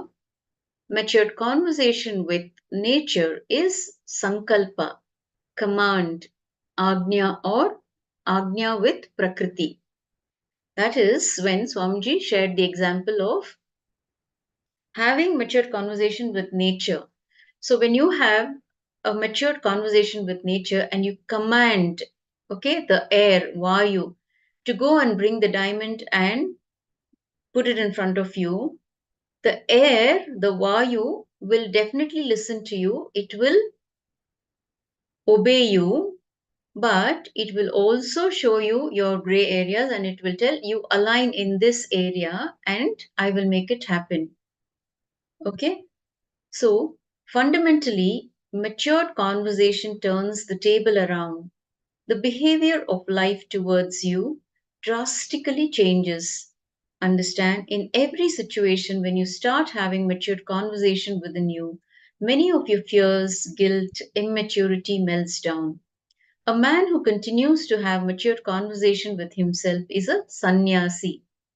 The being who started having matured conversations with all the tattvas of life, Jala Tattva, Vayu Tattva, Prema Tattva. Love is a unit, it is a Tattva.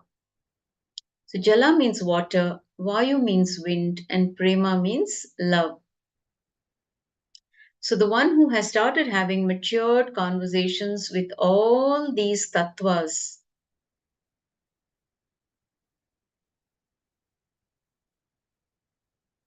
he is a sannyasi. When you start having matured conversation with various powers and principles of life, when you start having matured conversation, it is power manifestation. You start manifesting powers when you have matured conversation with anything and everything around you. So when you feel powerful from inside, when you feel that you are Paramashiva, and when you raise your inner image, the lower image to the higher inner image, the peak, and then it is having matured conversation with your body, with your mind, with matured conversation, you immediately manifest powers. All of you are initiated into third eye powers, isn't it? All of us have received the initiation. But how many of us manifest powers? Why we do not manifest powers? One thing is you still carry the self-doubt. Am I Paramashiva? So when you declare you are Paramashiva and when you are in oneness with Paramashiva, with integrity, okay, when you follow the simple techniques shared to all of us, when we follow them, then we start immediately manifesting powers. All we need to do is make a little adjustments, little changes, bring in a few changes in life that helps us all to manifest powers rather than sulking or complaining, oh, I'm not able to manifest powers. Just ferociously declare and start doing what you need to do. And then you will see you are in oneness with the source and you are manifesting, you're flowing with the same energy. You'll be able to access that energy. So, maturity is the unit with which you will relate with them. Listen carefully. So, decide to have a matured conversation. Tell the air, I am Paramashiva, you are established in me, and there is a diamond within your reach. Just bring it and put it in front of me. So, life happens with matured long term relationship with Surya, Vayu with Mitra and with Varuna. Surya is sun, Vayu is wind, Mitra, and with Varuna. Varuna is rain. So, in Hinduism, all these, the nature is considered as God, and we pray to the nature. Okay, we consider them divine. You will see in India, way back, if you come to India, if you visit Indian temples, we worship the trees, we worship the sun god. Okay, we worship the rain god. If rains have to happen, we offer worship, and then the rain happens. Because nature, Prakriti, is nothing but the feminine divine energy. And we pray. Now, you cannot have a hit and run relationship. So when you try to cheat, okay, when you are not in integrity, when you do not follow integrity and you think you can get away by not following what you need to follow, the basic principles of life, when you do not respect the basic principles of life and you feel you can get away and nobody will know, that is having a hit and run relationship. So decide and plan for a matured conversation. Declare, because I am alive, all of you are established in me. Prakriti functions in me, and because you function in me, we are connected and related. So, being in oneness with the whole, with everything, that is how enlightened masters live. They experience oneness with the whole. So, when you declare, what happens even if you need to be corrected in some place? Mitra, Varuna, Vayu, they will correct you, but they will not deny you. Understand? They will correct you, but they will not deny you. They will say, yes, we will bring and deliver what you want, but you have a small blind spot here. Please alter yourself and align. And please align before the luggage comes.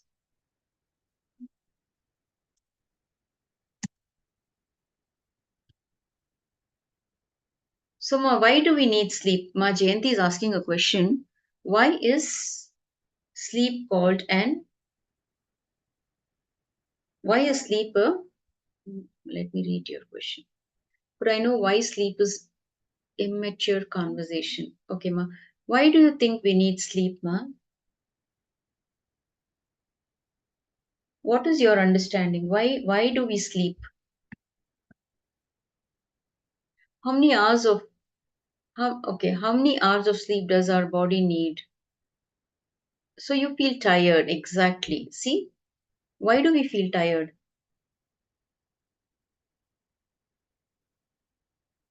Why do we feel tired? Why do we feel bored? Why do we feel lazy? Why do we procrastinate? Anybody has answers? All of you can share. It's not just Ma Jayanti should share. Oh, it's a general question. Why do we feel tired? Why do we feel bored? What makes us feel tired and what makes us feel bored?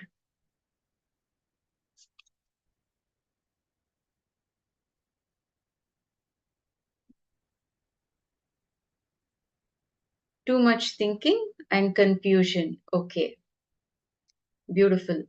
You're giving the right answers. So when you think too much, you get tired. Why do you need to think? How does thinking help you? How does it help you, Ma, to run your life? When you think, see, your thinking is not empowering you, right? It is making you tired, isn't it? It is not empowering you. So, do we really need to think? Do we really need to worry? Ma, do you have the Living Enlightenment book, Ma, Jayanti, with you? You have, Ma? Okay. How often do you go through the pages, Ma, in the Living Enlightenment book?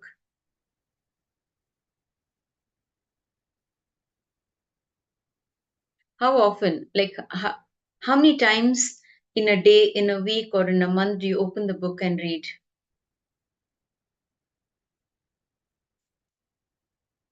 So, while you type the answer, Ma Guru Prasadini is sharing, we feel tired because we are not enjoying the things that we are doing. Okay, great. All of you are giving honest answers, Ma. Nice. Thank you for all those answers. Today we will explore why do we feel tired and why do we feel bored and why do we need to sleep? Why is sleep and having immature conversation with life? Okay, it's a very interesting topic. So let's see what Ma Jayanti has shared. So, Ma Jayanti, you read the Living Enlightenment book 2 times a week. Okay, Ma, great. So, there are certain topics, Ma, that Swamiji has beautifully put it across to all of us.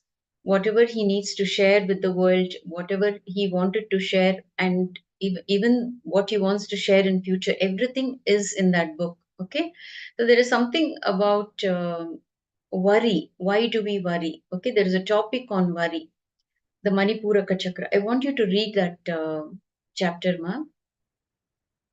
Read that chapter and make it a habit, Ma. See, this is a spiritual habit, which, see, whatever Swamiji tells, we forget, because that apasmara, that forgetfulness itself is an enemy to us. It is not required, apasmara. Why do we forget? Why forgetfulness happens? It is because there are too many thoughts happening in us, and that is why we don't have a good memory. See, to have a very good memory, like Swamiji, we need to practice unclutching. Okay, let's come back to your question, Ma. Why do we feel tired? We sleep because we feel tired. When we think too much, we feel tired. So, what is Swamiji's teaching all about, Ma? So, what is Swamiji trying to not trying to tell? What he has shared way back in 2000, in the early 2000, he shared the beautiful science of unclutching. Okay, Ma? See, it is not like only when you sit for the unclutching meditation you need to unclutch. Okay, now start becoming aware of your thoughts. Whenever you feel that you're thinking too much, immediately bring your awareness to those thoughts and ask yourself, are these thoughts going to help me? In what way is it going to help me? It is only bringing suffering in me. And why do I need to engage myself the whole day in these thoughts, which is ultimately giving me tiredness, boredom, worry, ill health, sadness, isn't it? One leads to the other, one leads to the other, and finally we end up sleeping. We try to run away, we try to avoid, we don't want to face reality, Ma. That is when we sleep. That is why Swamiji tells sleep is having an immature conversation, because we don't want to face reality. Why do we worry? Because we forget Swamiji's teachings. We don't apply those teachings in our lives. That is when, okay, that is when we experience all these lower level energies. When Swamiji says, you are Paramashiva, accept the truth as it is. Yes, I am Paramashiva. You can fake it to make it. Okay, you don't have to beat yourself and say, how can I be Paramashiva? I have so many patterns. All of us are a bunch of patterns, Ma. You, me, including me, all of us are a bunch of patterns. Please understand. Swamiji repeatedly tells, you are not a bunch of patterns, you are Paramashiva. Okay, see, when you sit in front of Swamiji, he looks beyond what, see, when we look, we just ordinarily we see only the images, the outer, the external images. But when he looks at you, he is penetrating through the time shaft. He can see your past, he can see your future, and he also knows how to alter your future. And that is why it is important for all of you to be here on camera. Okay, because he's sculpting you beautifully. He's beautifully designing your life. Trust him. Trust him and allow him to do his job. Have no fears. Just let go of all fears, Ma Jayanti. Okay? Decide to live like Paramashiva from this moment. Declare you are Paramashiva. Write it down somewhere in bold letters. Now we will be doing a short meditation, a very powerful meditation. So sit and do this meditation and declare that you are Paramashiva. So also, Ma, when you go to bed every day, make it a spiritual habit. Make it a habit to just flip through, the Living Enlightenment book, any random page. Just open the page, receive the powerful cognition from that page. Okay, before you go to sleep, make it a spiritual habit. Practice, Ma. Just before going to bed, read something, which, read any book, any page from the Bhagavad Gita or Living Enlightenment. If you forget to read, like if you're already in bed, play some satsang of Swamiji. When you open YouTube, whichever satsang is there. See, now we have Paramashivoham throughout, it's a 16-hour program and there are a lot of videos that are being played. All these satsangs of Swamiji has, it's filled with powerful cognitions. Every statement, every word carries energy, master's energy. Okay. And whatever applies to you, Ma, only that you will hear. Those words you will hear, even if the satsang is 1 hour or 2 hour long, whatever you need for your life, that you will hear very clearly, and that truth you need to apply in your life. These are all basic steps, Ma. Just start applying. Make it a habit. Okay? You have everything, Ma. I know you since, I think I met you for the first time in way back in 2014 or 15 at Varanasi. Isn't it? Your whole family was there for inner awakening. So Swamiji has given you everything. Okay, it's not like he didn't give you something. He has showered you with everything. All that you need to do is acknowledge, accept it. Yes, I am Paramashiva. Swamiji has beautifully sculpted me. Today I'm declaring I'm going to drop all my patterns at his feet. I'm going to walk out of all powerlessness.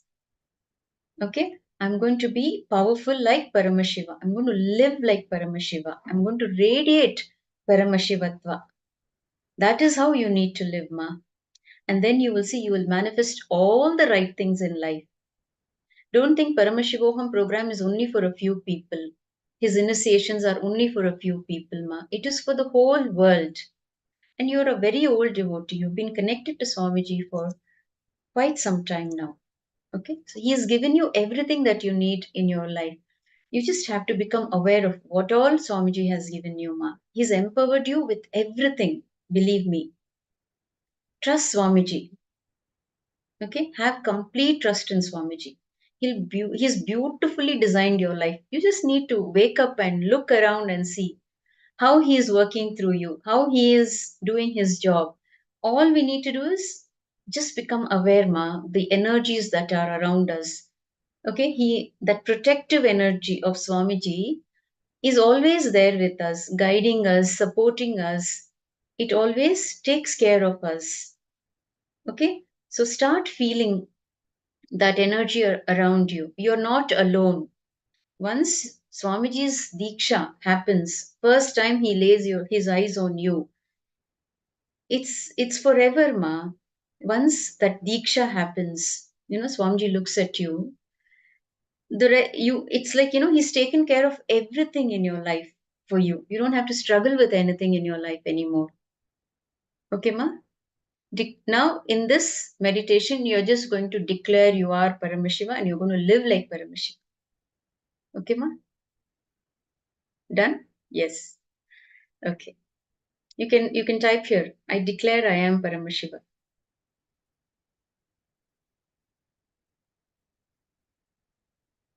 Okay. Now sit and write in a paper, because I am alive and I remember I am alive. I want to be alive. Sat Chit Ananda. I am Paramashiva. Okay. Write this down in a paper. Quickly jot it down on a paper.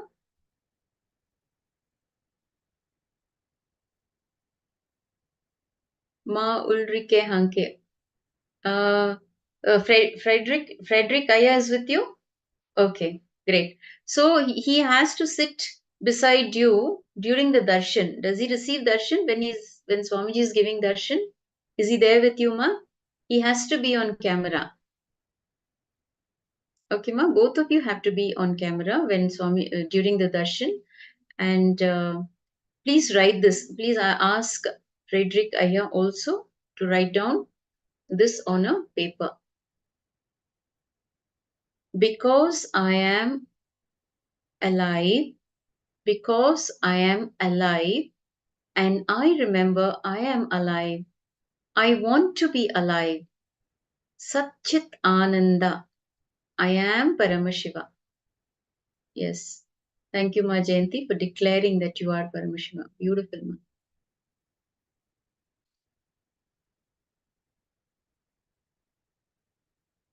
So Sat means I am alive. Chit means I remember I am alive. And Ananda means I want to be alive because I enjoy being alive. Okay? Live each and every word. Okay? Acknowledge each and every word, accept the truth as it is. Sat means I am alive. Chit means I remember I am alive. And Ananda means I want to be alive. And because I enjoy being alive, I am Sat Chit Ananda. I am Paramashiva. So write this on a piece of paper, okay, on a slip, and you will sit on it now. You will sit on it and you will do the meditation.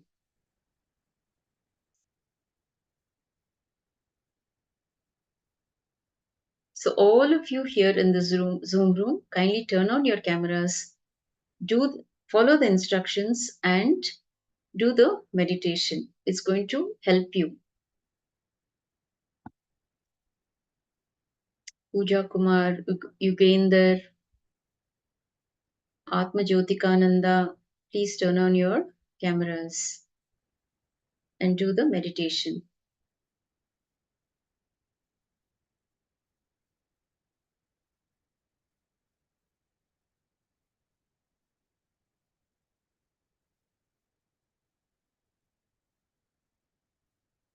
Okay, if you have all written down, let us enter into the meditation. So when you decide and come to the conclusion that you will have matured conversation with everything, you will start manifesting powers. And this is the most matured, powerful initiation. All of you are really blessed to be receiving this initiation. So sit with your head, neck, and spine in a straight line. If you want to tie your eyes, you can tie your eyes, eye bands. Tie your eyes with eye bands or a scarf.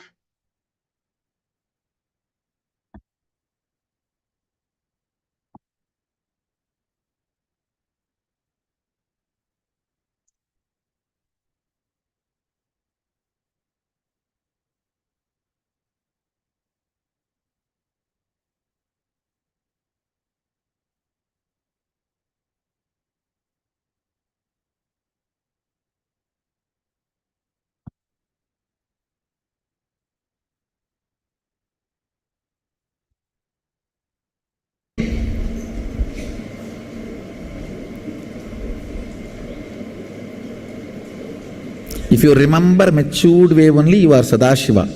Otherwise, you are Sadharana Shiva. You are Sadashiva, not Sadashiva.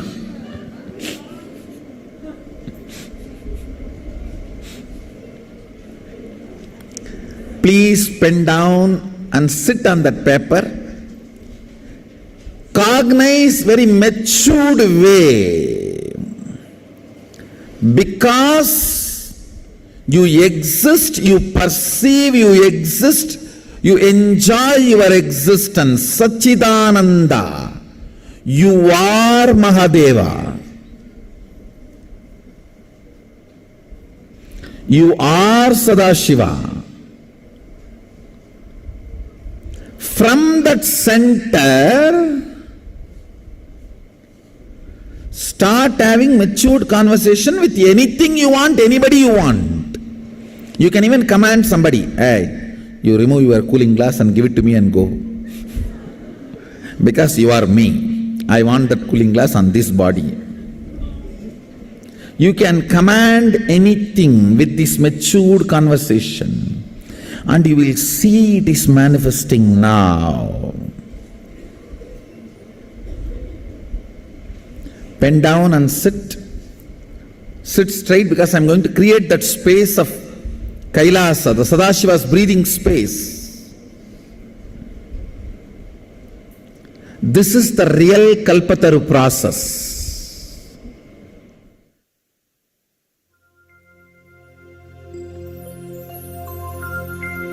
Nandi Agathiyar Moolar உண்ணாக்கீசர் நற்றவத்து புலத்தியரும் பூனை கண்ணர் கந்தியிடை காடரும் போகர் புலிக்கையீசர் கருவூரார் கொங்கணவர் காலாஞ்சி சிந்தி அழுகண்ணர் அகப்பேயர் பாம்பாட்டி தேரையரும் குதம்பயரும் சட்டைநாதர் செந்தமிழ் சேர் சித்தர் 18 பாதம் சிந்தையுன்னி சிரத்தணியாய் சேர்த்தி வாழ்வாம்.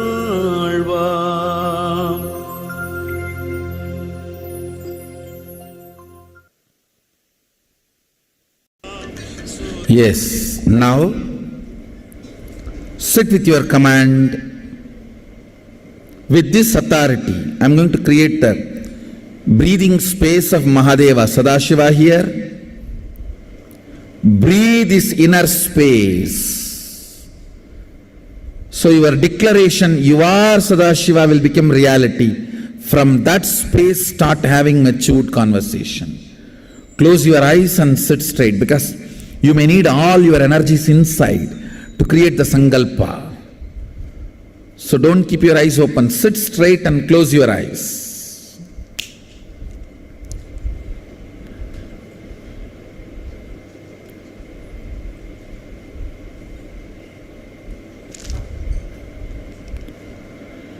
Shiva. Om Ham Haum Shivaya Namaha. Om Nithyananda Sadashivoham. Om Nithyananda Sadashivoham. Om Nithyananda Sadashivoham. Om Nithyananda Sadashivoham.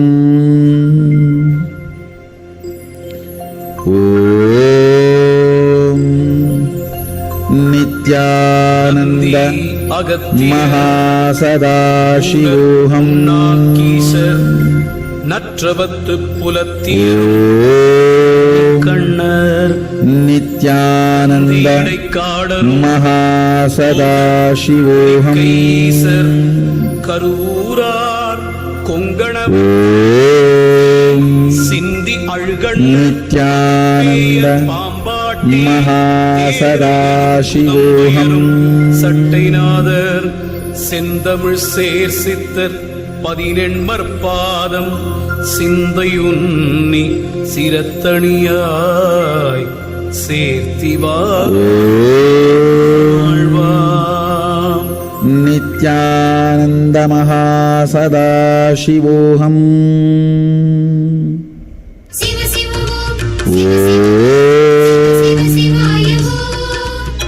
Nithyananda Sadashivoham.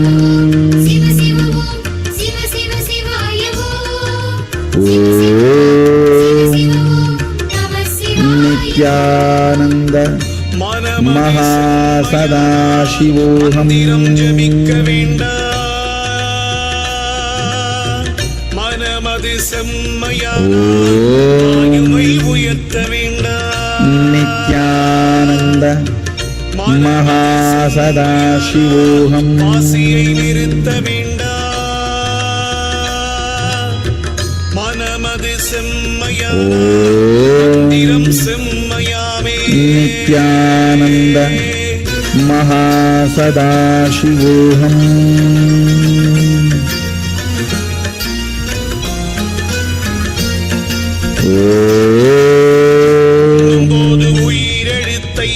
Nithyananda Mahasadaशिवोऽहम् அதுவேயாகும் பெண்ணின் பால்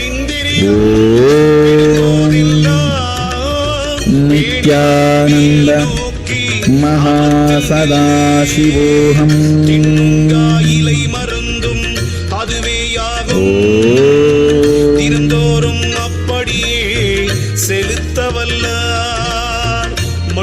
Nithyananda Mahasadaशिवोऽहम् மரணிகையில் அகப்படவோ மாட்டார்தானே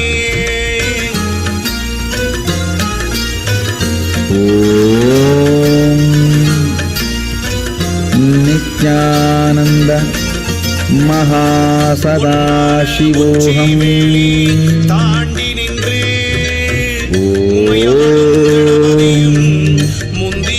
Nithyananda Mahasadaशिवोऽहम् விரித்தபரம் ஒருவருக்கும் எட்டாத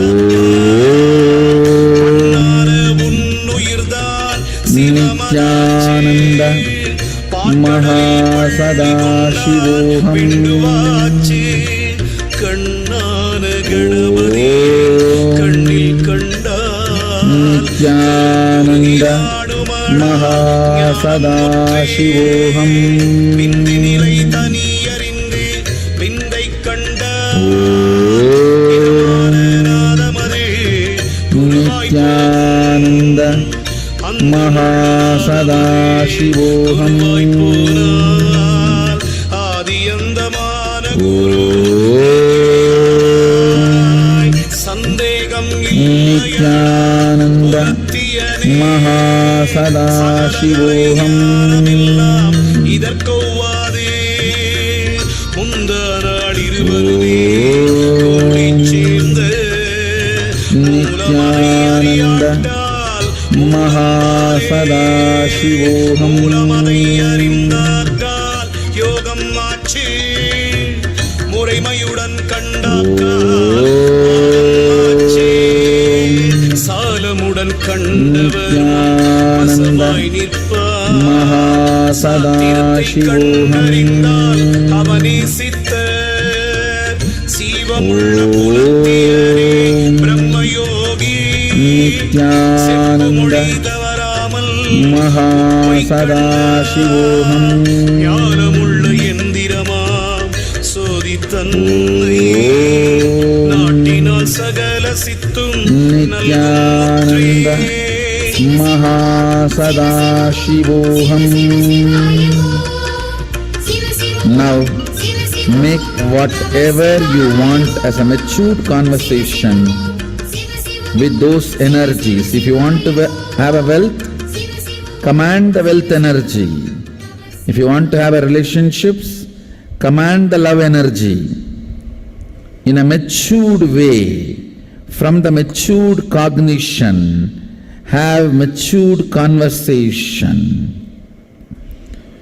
Om Nithyananda Mahasadaशिवोऽहम्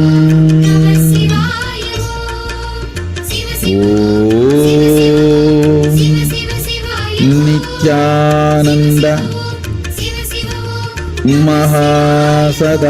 Mahasadaशिवोऽहम् சீவன் விட்டு போகும்போது வாழ்த்த பிணம் கிடக்குதென்பார் Nithyananda Mahasadaशिवोऽहम् ஆரும் இல்லை ஆகாய சிவத்துடனே சேருமென்பார் Nithyananda Mahasadaशिवोऽहम् கருவறியாமானிடர்கள் கூட்டம் அப்பா சீரப்பா காமிகள் Nithyananda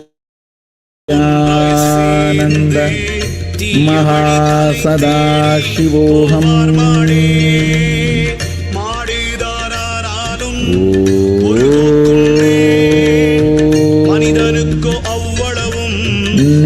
Nithyananda Mahasadaशिवोऽहम् நல்வினையோ தீவினையோ எண்ணமாட்டார் ஆடுகின்ற தேவதைகள் அரிய தந்தை Nithyananda Mahasadaशिवोऽहम् குறிப்பா எண்ணி தளமான தீயில் விழ தயங்கினாரே தயங்காமல் பிழைப்பதற்கே இந்த சார்பாக Nithyananda Mahasadaशिवोऽहम् முன்னோர் கூடி மாட்டினார் கதை Nithyananda Mahasadaशिवोऽहम् சாத்திரங்கள் ஆரென்றேதான் பிறவி வியாசர் Nithyananda Mahasadaशिवोऽहम्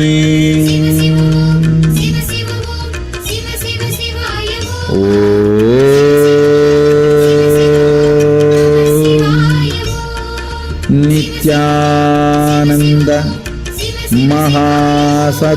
Mahasadaशिवोऽहम्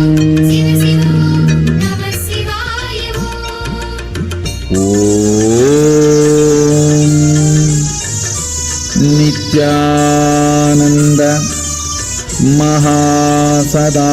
Mahasadaशिवोऽहम्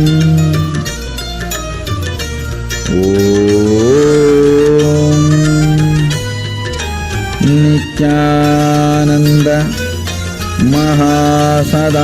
Mahasadaशिवोऽहम्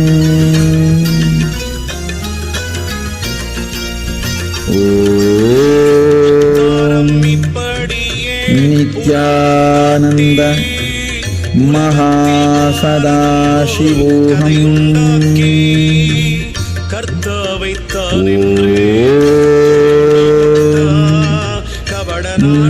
Nithyananda Mahasadaशिवोऽहम्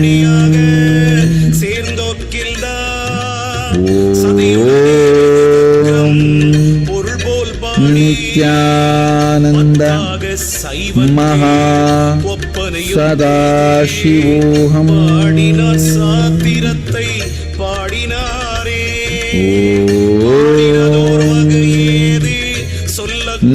Nithyananda Mahasadaशिवोऽहम् நீடியதோர் ராவணன்தான் நிலையான Dasaratha Nithyananda Mahasadaशिवोऽहम्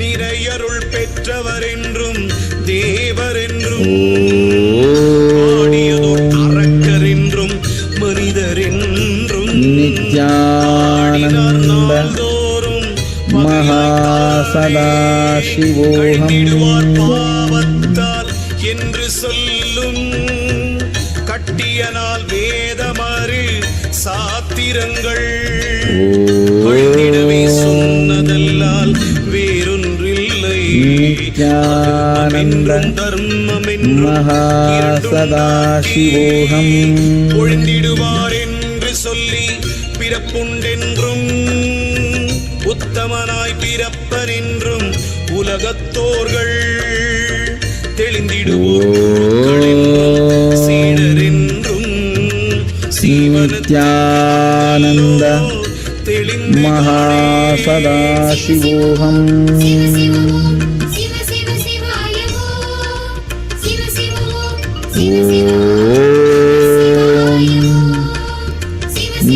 Nithyananda Mahasadaशिवोऽहम्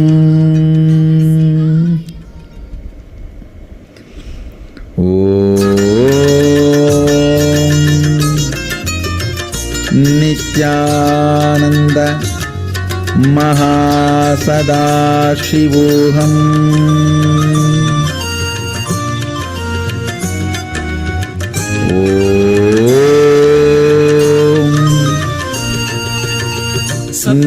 Nithyananda Mahasadashivoham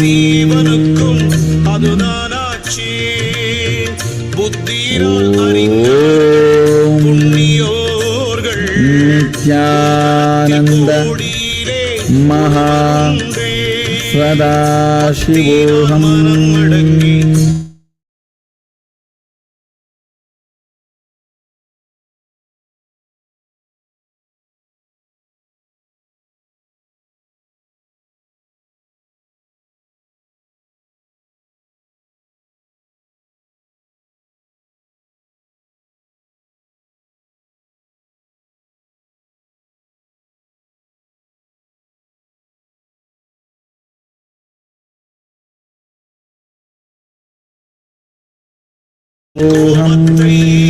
தள்ளி போடே காசி நீர் புண்ணியத்தை கருதி கொள்ளே Nithyananda Mahasadashivoham பலவேத சாத்திரமும் பாரு பாரு ஏச்சலில்லாதவர் பிழைக்க Nithyananda Mahasadashivoham நீரே பாரப்பானால் வேதம் நாளும் பாரே பற்றாசை வைப்பதற்கோ Nithyananda Mahasadashivoham ஒன்றை மாறி வீணிலே அவர் பிழைக்க செய்த மார்க்கம் தேரப்பா திருத்தெருவே புலம்புவார்கள் Nithyananda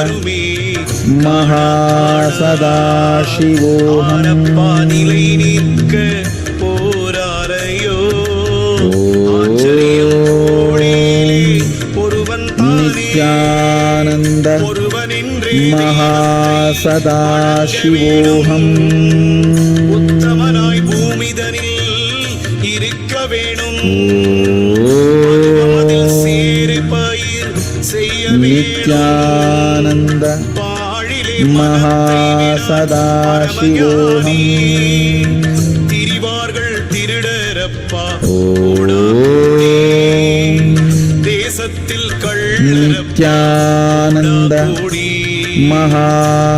Mahasadashivoham அநேகம் கோடி தாரையாகும் நின்றதோர் இடைக்கலையே நாதவிந்தா என்ற ஓங்கார வித்தையாகும் Nithyananda Mahasadashivoham Nithyananda Mahasadashivoham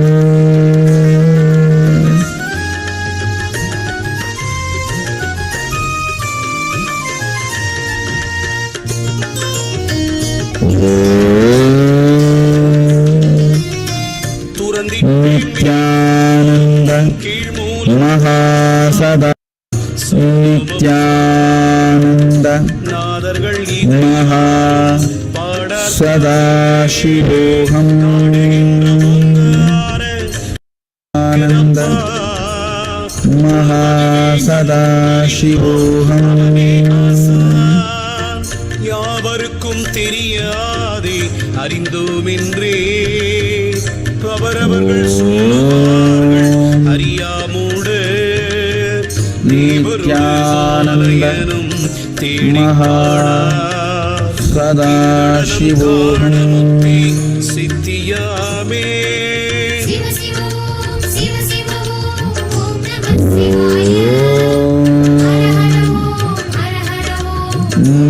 Nithyananda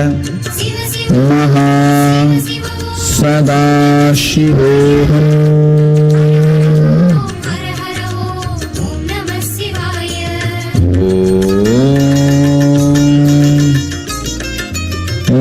Nithyananda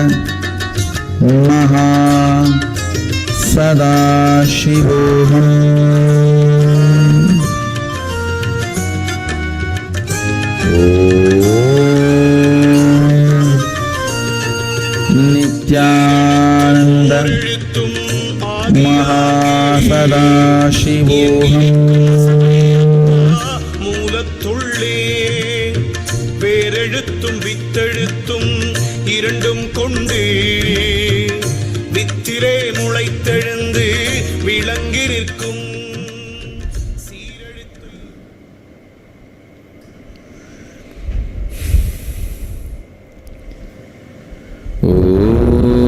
Nithyananda Mahasadaशिवोऽहम्. You can all open all your three eyes and manifest the powers. I bless you all. Start manifesting from now. You will see you are manifesting so much. I bless you all. Let's all radiate with integrity, authenticity, responsibility, enriching, causing, living Shuddhatvaita Saivam.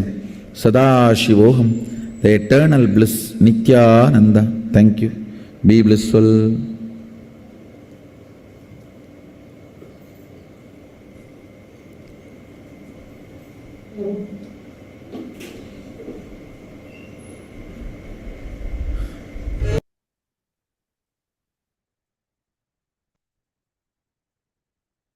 Yes, so how was the meditation?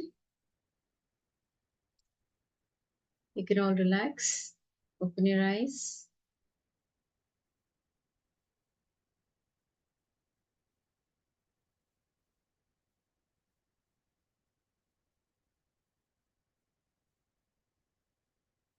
How are you all feeling?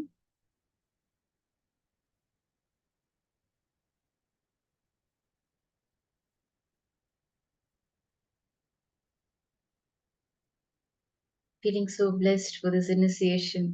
Okay, ma. Jayanti. So you all have to start living like Paramashiva. Okay? So feeling very relaxed and peaceful, ma. Nitya Guru Prasadini. Okay, ma. Ulrike, Hanke, and Frederick are sharing that they have a thankful heart. Very relaxed and peaceful. Yes. It's a beautiful meditation, ma. All you need to declare is, I am Paramashiva. You'll start seeing a lot of changes happening in your life.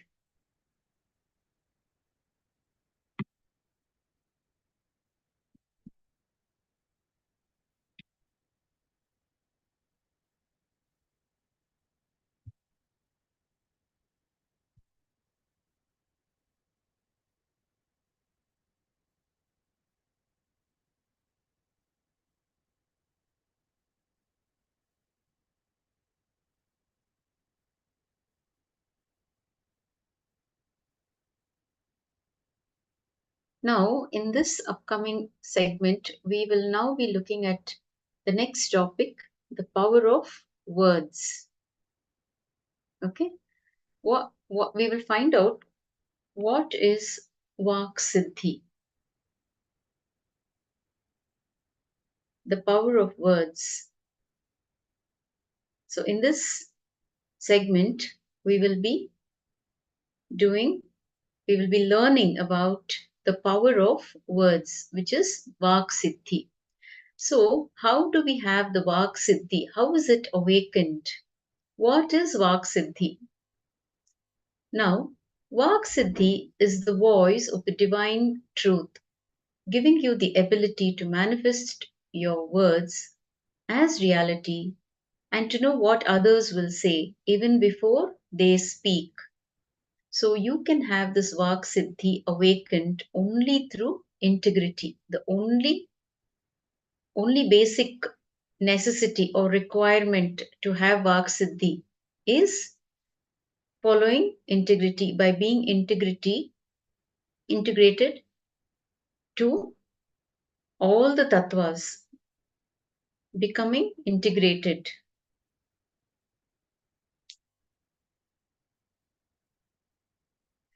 Any impossibility you carry in your life is nothing but power of wrong words that you utter to yourself and others. The power of wrong words that you utter towards yourself and others. That is when you experience that feeling of impossibility within you. So, any difficulty or any problem you experience in life is only because of the wrong words that you utter to yourself and with others. So, understand life flows with words. For example, when you utter the words, it is not possible, it is not possible, what are you doing? What are you doing when you say no, no, no, impossible, impossible, impossible? When you keep on declaring, what are you doing? You start becoming responsible for those words. You are taking responsibility for all the impossibilities in your life. But when you start uttering the words, it is possible, it is possible, what happens? You start taking responsibility for all the possibilities. Okay, it just depends on how you, what are the kind of words, becoming aware of the words that we are using in our day-to-day lives. Now the biggest problem is when you are practicing, when you become aware, even when you become aware, when you start practicing, what you will do is you will utter the right words outside, but you will not be uttering the same words inside. Like, for example, I am Paramashiva. Maybe you will sit here in the class and you will utter, I am Paramashiva. All of you will declare you are Paramashiva in the class. But how do you feel after the class? Are you still feeling that you are Paramashiva from within? Are you continuing to hold that space, that state of Paramashiva?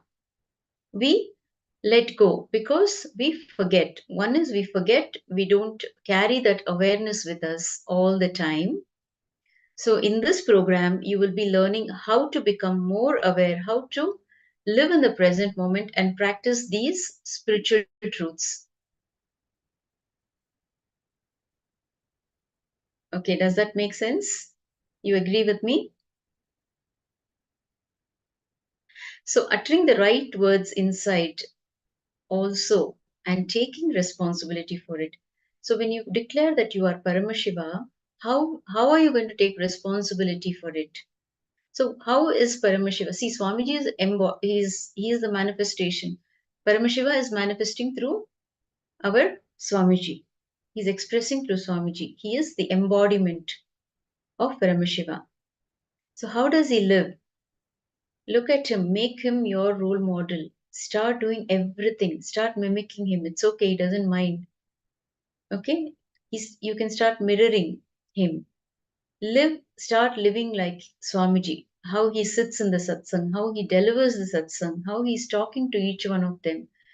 You will see that he's only radiating that possibility and positivity. All of us know how Swamiji is being attacked over a period of time. It is not just 1 or 2 years, for many years, but how he has lived his life, how he has created the Kailasa nation for all of us. Okay? So, you should start living like Paramashiva. When you declare that you are Paramashiva, start living. Take responsibility for the words that you are uttering. That is, again, having matured conversation with yourself. Okay? Now, understand a single word can either break or make your relationship. So, that is the power of words. A single word can either make or break long term relationships. That is the power of words. The words that you utter, especially the words that you are uttering to yourself, and the thinking you do, the way you feel, the way you live, everything is a power. Please understand, at the end of the day, if you think money is the power, again, whatever you think is power. And whatever you think is power, towards it, all the power you have starts traveling. Whatever you think is power, towards that, all the power you have starts traveling towards whatever you are thinking. So, what we are doing to ourselves most of the time, we are using negative words and we are poisoning ourselves by those negative words. So, for example, our lungs, how it becomes polluted. Okay, some people smoke and they destroy themselves by smoking. They invite diseases, they spoil their internal organs by smoking. Now, see, vak, there is something called vak in us. It is an intra organ and it is called vak, which is responsible for all our words. Now, that vak becomes contaminated by uttering negative words. Please understand that vak becomes corrupted just by uttering negative words. And the good news is that by practicing the Vedic science of completion, cleansing our vak is as easy as brushing the teeth. So the science of completion is a very powerful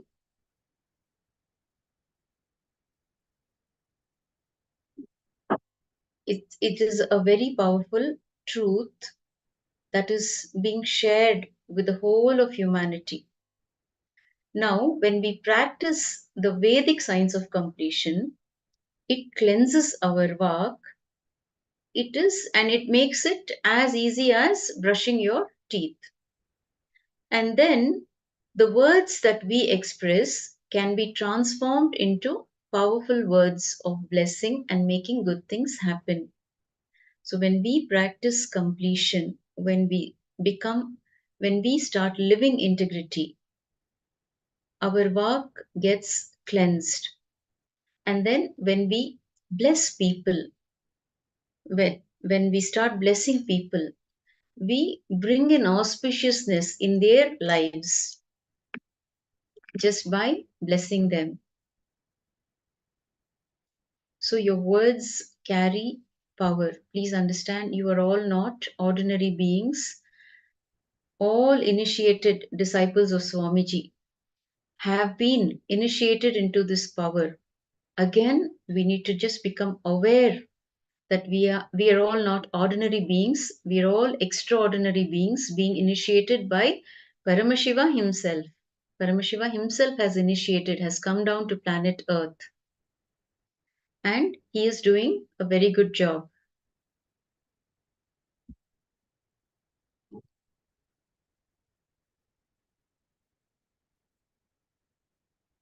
Okay, Ma Pooja Kumar is sharing that she's not able to turn on her camera. That's okay, Ma. If you're fully participating, then wonderful.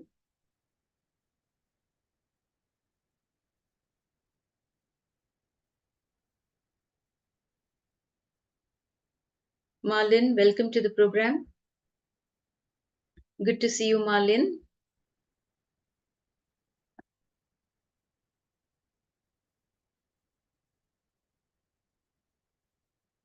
Okay, now we will further understand the power of words and how it can have its effect on all our lives. And how, just by using the right words, we empower ourselves, we make our lives much, much, much more better than what it is now. How we can walk out of all the problems in life just by using the right words.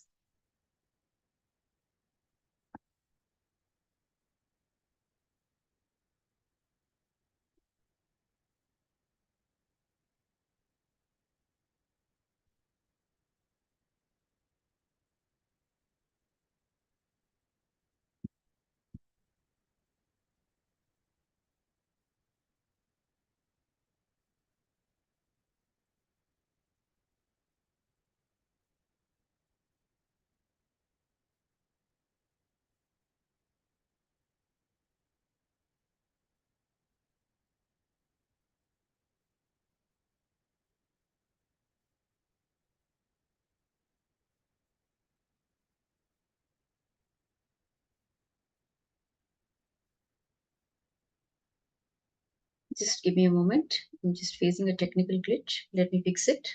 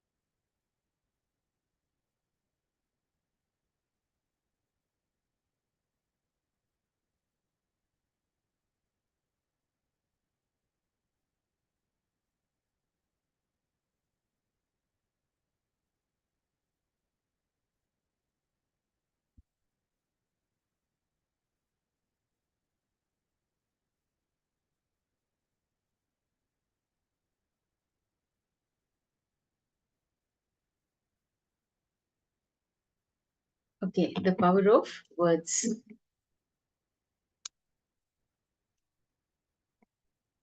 So the words that we utter to ourselves and others influence our health.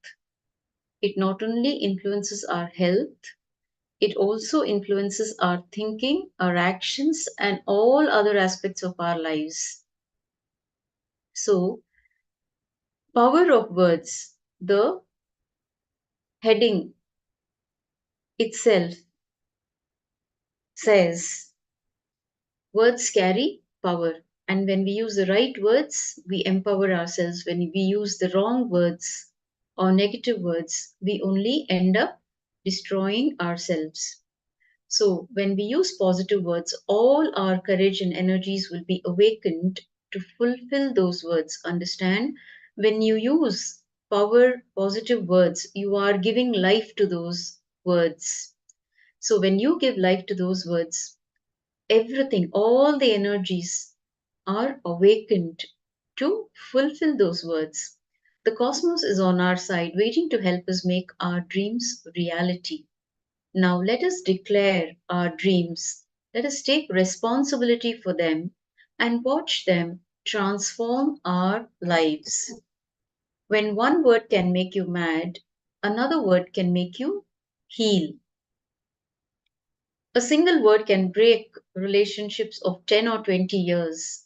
A single word can make the relationship which was not there for 10 or 20 years.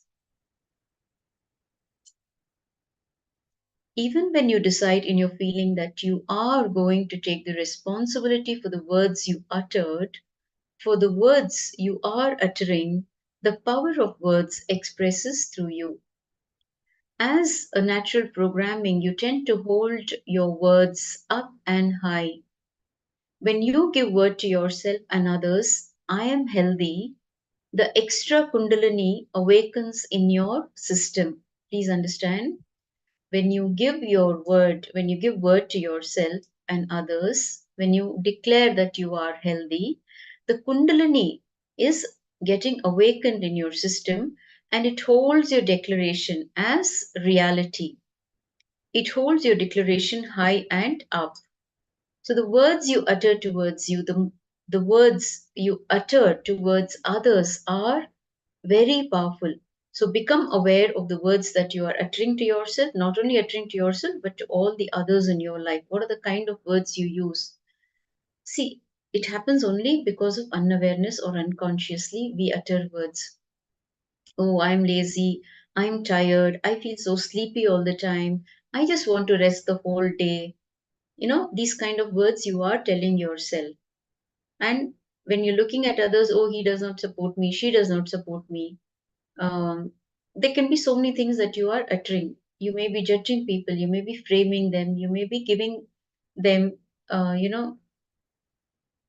the kind of understanding that you have because of your patterns. So what do? You end up only bringing in more complications and suffering by using all the negative words, all the wrong understanding that you have. So understand now, become aware of the words that you are uttering to yourself and how you think about others, how your thinking is happening. Become more aware of the thinking pattern, the thought current. Swamiji calls it thought current. So it is a psychological organ that you have, and it is responsible for converting the prana into words. If you corrupt that organ with lack of integrity and with the pattern of lying, the organ speaks in a very uncomfortable method or way without being sure about what it is talking. So, for example, many times you will decide to make friends with somebody, but you end up fighting with that person. Rather than becoming friends, you end up fighting with that person and increasing more hatred towards that person. That is because the organ is not aware of your decision. It works independently. Please understand, this organ, the intra organ vak, it works independently. When we say, I don't think I can do this, then it is self-doubt. When we say, I don't think I deserve this, it is self-hatred. And when we say, I will never achieve this, then please understand, it is self-denial. It gets disconnected with your interest, desire, existence, and decision. Okay, Ma Pooja Kumar is asking a question.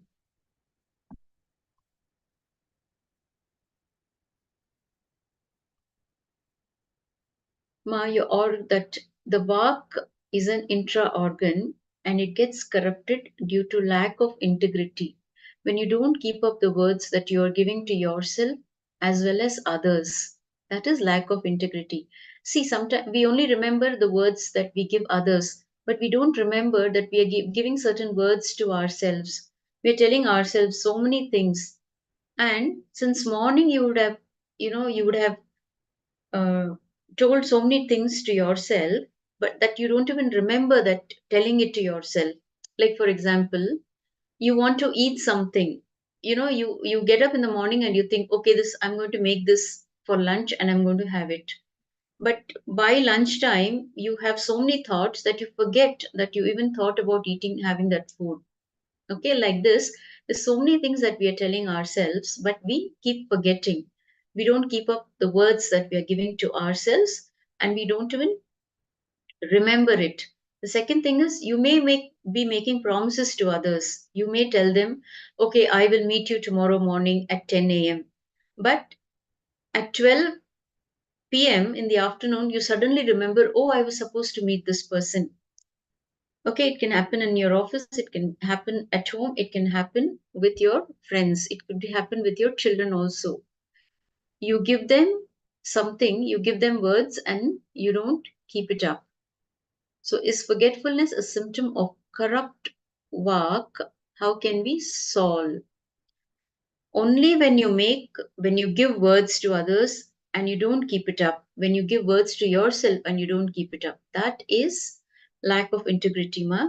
And also when you tell lies, consciously or unconsciously, when you lie, you are out of integrity.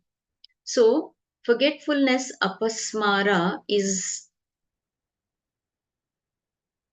yes, that is also one of the reasons that we are not in integrity. Okay, it is only one of the reasons for not being in integrity.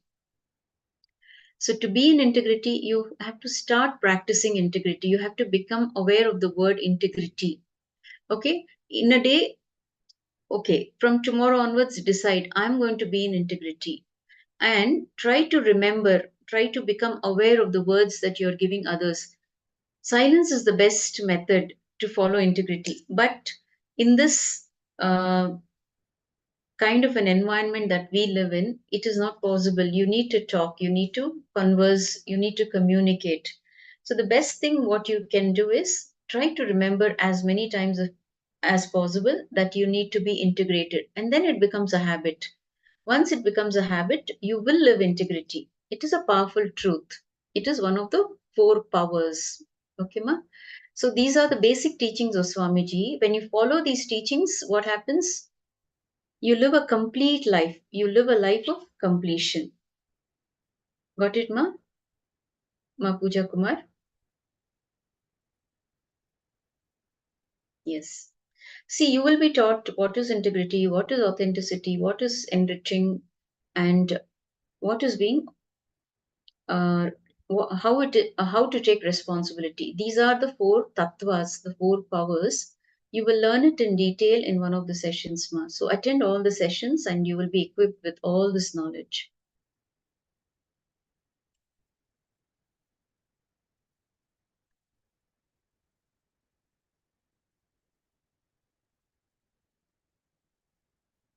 So the unaware action and reaction of the vak is due to lack of integrity.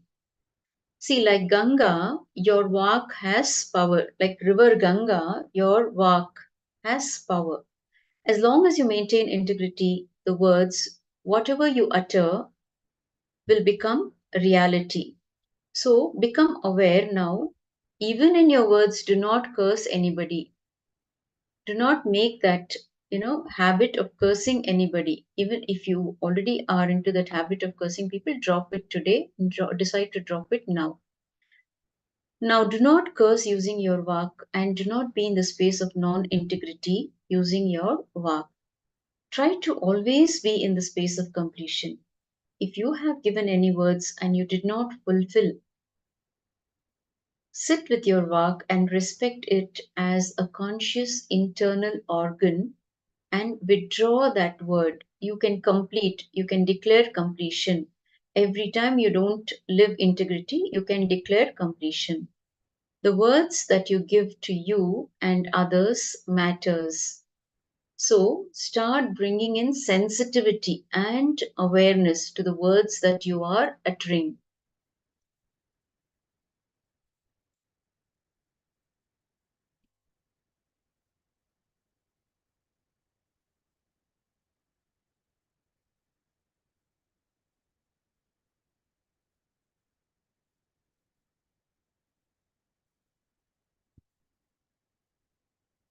Yes, all of you, please start. You can start sharing your understanding.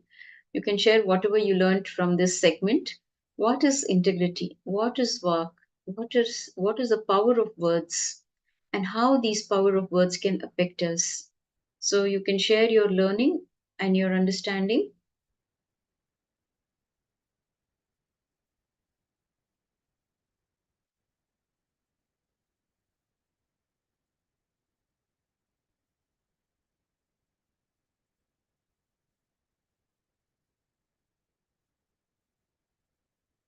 You can type it in the chat. The understanding that you got derived from this session, you can start sharing. So, what is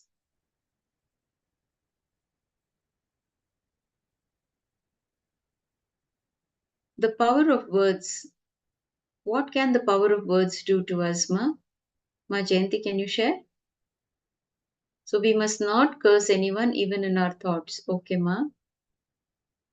And what else?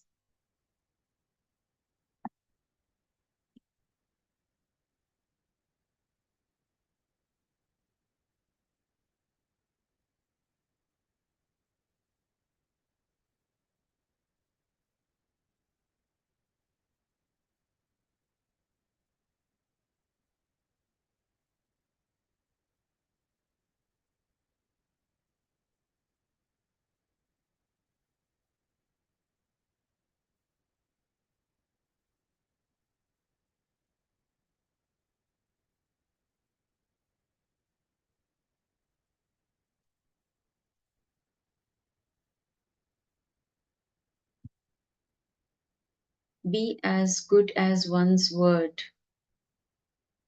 Ma Weng Zin is sharing. Be as good as. So always keep up your words. Be in integrity. and your words carry power. So avoid using negative words. Avoid using negative words towards yourself as well as others, and use only positive words that can uplift you as well as others. Okay, so Ma Ulrike Hanke is sharing, please, what means vak? Okay, Ma, we will learn what is vak. Okay, there is much more. We are going to be learning more about the power of words. So Malin is sharing, Ma, sometimes we want to help others and maybe give some kind lies. Is that also not allowed? Yes, Ma, it is not allowed. You cannot tell lies. Consciously, you cannot tell lies. See, if you don't want to tell a lie, avoid making any statements. Don't even indulge in telling lies. Sometimes, see, to save a life, you can tell lies. That is okay. It is allowed. If somebody is in some kind of a danger and by telling some lie, you're saving that life, then it is okay. But if you tell a lie and it is going to harm that person and it will harm you also. Okay, when you tell a lie and somebody goes through some suffering, then it is not allowed. It is not good.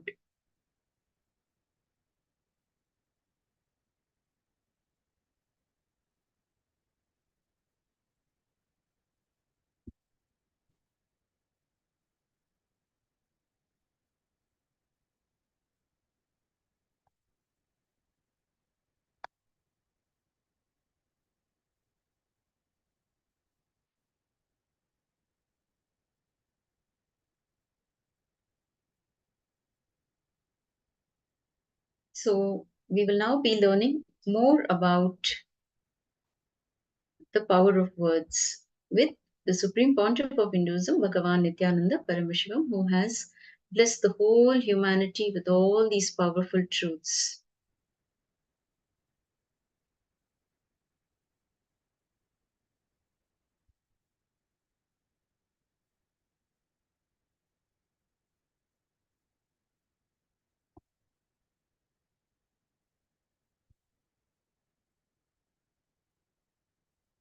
Now, what is Vak? Ma, you just asked me a question. So, please provide your listening. Kindly provide your listening. This is a very important and a very interesting topic. So, all of you kindly provide your listening. Whatever you understand, you start typing in the chat so that you know that you are imbibing these truths. Now, inside of everyone exists something called the Vak. It can be considered an organ just like your lungs, heart, liver, heart, and so on. Now, internal organs you will be able to see. It is physically visible. Internal organs are physically visible, whereas intra-organs are not visible to the naked eye. But it doesn't mean it does not exist. It does exist and it is not physically visible. It exists in the region between the throat and the heart. The Vak is an intra-organ which exists in the region between the throat and the heart, and also depending on the person, in the area where your body and mind intersect. Please understand, the Vak is an organ. It can be considered an organ just like your lungs, heart, liver, and so on. It exists in the region between your throat and the heart, and it also depends on the person in the area where your body and mind intersect. The base material of Vak is made from your mind, but it is used in the field of the body. Let me repeat. The base material of the Vak is made from your mind, but it is used in the field of the body. So organs like the heart and lungs are made out of flesh, skin, and muscle. Physical matter used in the physical body. So your internal organs are made out of flesh and skin and muscle, which is the physical matter that is used in the physical body. And that is why Western medicine is able to diagnose and catch diseases in them. There are several organs which are made out of mind, but used in the body, such as Vak. It is not metaphysical, imaginary, or hallucination. Vak is an important organ that is responsible for all the words you utter. Please understand, it is not metaphysical, it is not imaginary, or it is not hallucination. There are several organs which are made out of mind but used in the body, such as Vak. So, Vak is an important organ that is responsible for all the words that you utter. Every non-integrated word you utter pollutes your Vak. Please understand. Every non-integrated word you utter, when you don't speak the truth as it is, when you manipulate words, when you manipulate and when you tell lies, what happens when you don't keep up your words, the words that you utter? So that only can pollute your Vak. The good news is, because it can be polluted easily, it can also be cleaned easily. That's the best part. Please understand. It can be polluted easily, but it can also be cleansed easily. So one lie, when you utter one lie, the Vak gets polluted. But just by completing with the lie, the Vak can be healed immediately and it becomes free. Because words corrupt the Vak, so the same words, the positive words. See, when you use negative words, when you tell lies, when you don't keep up your words, the Vak gets corrupted. By using the right words, you can purify the Vak. That's the best part. The diseases which form in your body because of the wrong breathing can be completely healed by right breathing. Similarly, diseases created in your body because of handling the body in the wrong way, such as having poor posture, can be healed by stretching and using the right posture. Similarly, diseases also manifest in the body due to negative, harmful words. By understanding and practicing the spiritual truth of integrity, the Vak can be purified and the disease can be cured by using the right words towards yourself and others. Understand, how much ever you have corrupted your Vak, it can be cleaned and it can be completed now. Because how much ever pollution you dump on the river Ganga, it can be purified. It can be purified the moment more water comes. By nature, Ganga cannot be polluted. It is continuously flowing. So when you stop the continuous pollution,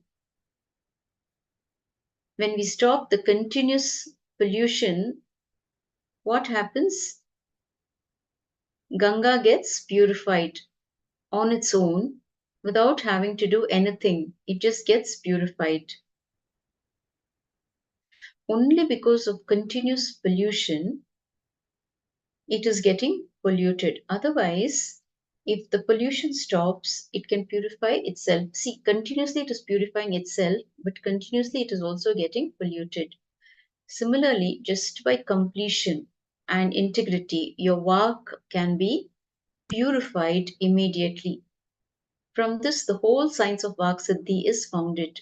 A Siddhi is an extraordinary power attained through spiritual practice.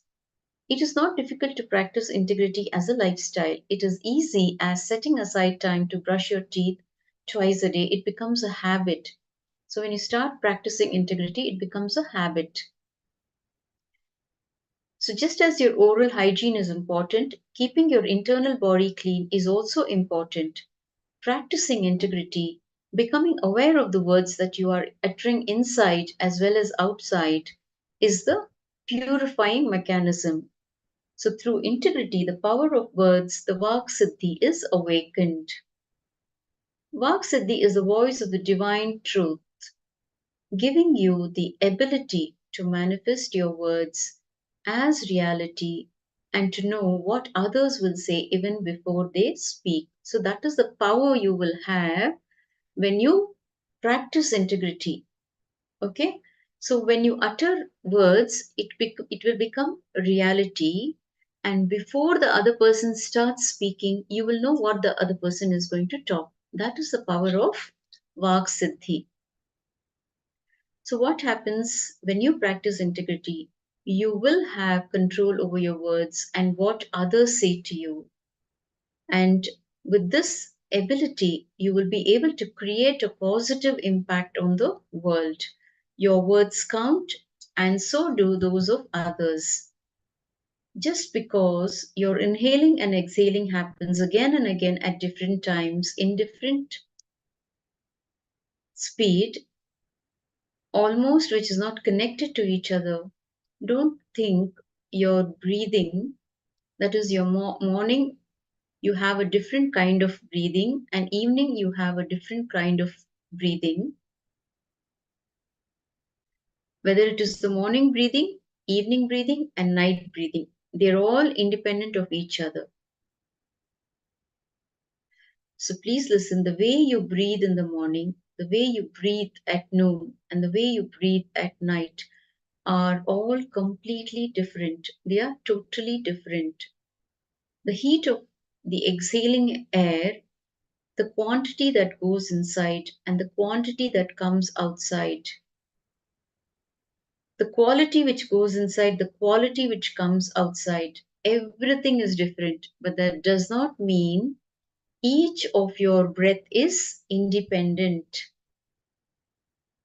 So what we are doing to ourselves by using negative words, we are only poisoning ourselves.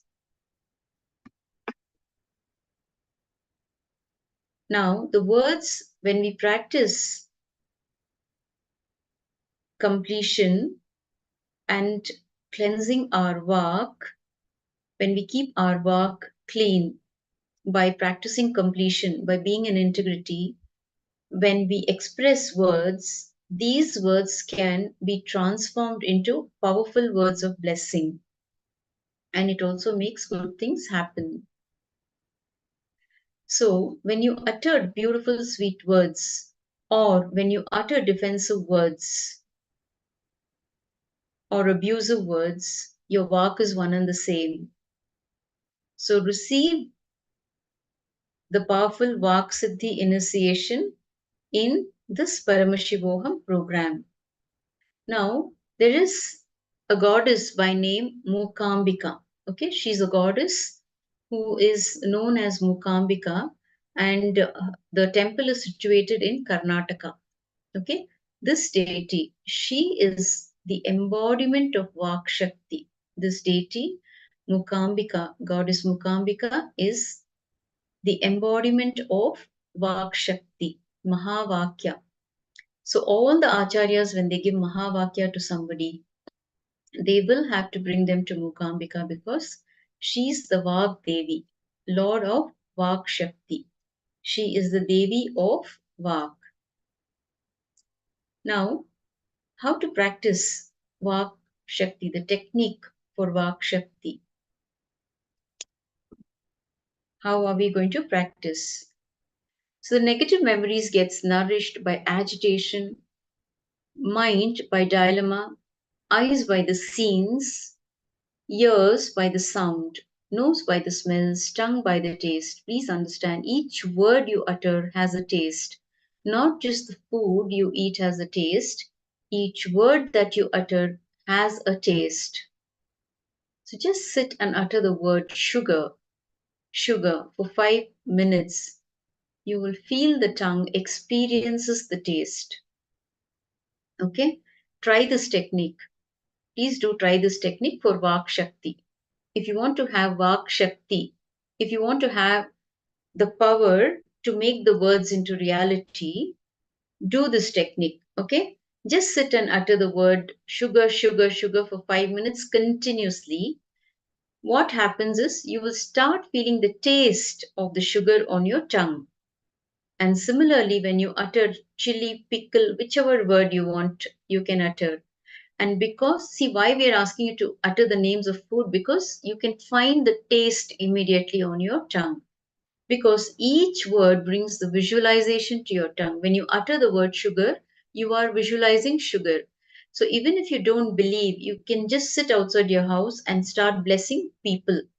With this, when you start feeling the taste of the sugar in your tongue, next thing what you can do is just sit outside your house and start blessing people. Go to the balcony and look at people, or when you're traveling outside, when you see people around you, continuously bless people.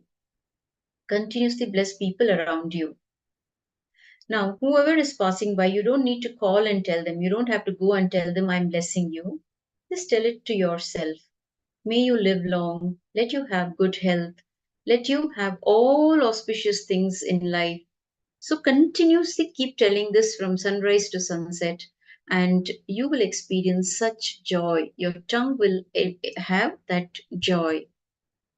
Now, anybody has any problem related to tongue, like stammering or bad smell or communication problem, just do this as a technique for 1 day. Continuously bless people from sunrise to sunset, with all the positive words, with all the auspicious words, and you will see walking out of all these problems.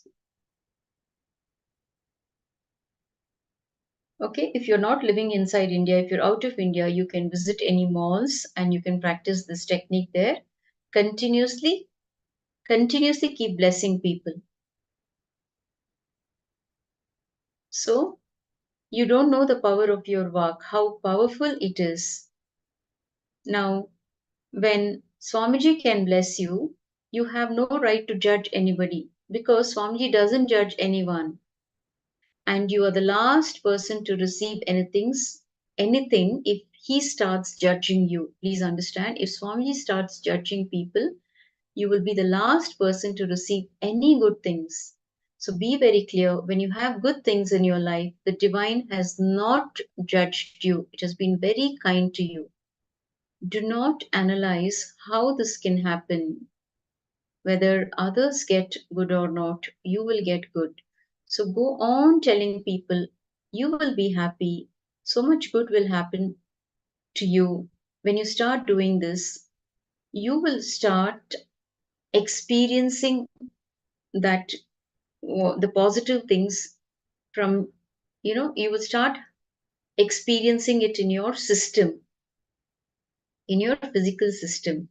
The zone, this is the zone the prana travels and gets molded by your inner space and comes out as words. So when from the navel to the other side, how the air gets polluted by smell, in the same way, the words that come from navel and above gets polluted by your mind. So what are you all going to do from now onwards? How are you going to have this Vak Shakti? Can you share? How are you going to derive that Vak Shakti? What will you do to have that Vak Shakti? You can all share here. Ma Ulrike Hanke. You can share, Ma. How are you going to attain this Vak Siddhi, Ma? What will you be doing to have this Vak Siddhi? Of course, initiation by the master is the first step. So once Swamiji initiates you, how are you going to practice it and keep it alive?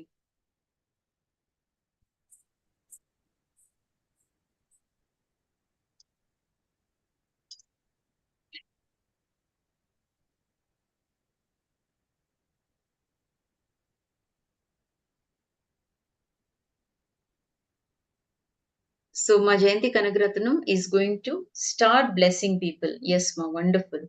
That is what you need to be doing. You can bless yourself also. If you have any physical issues in your body, you can bless yourself, you can heal yourself. You can start using all the right words.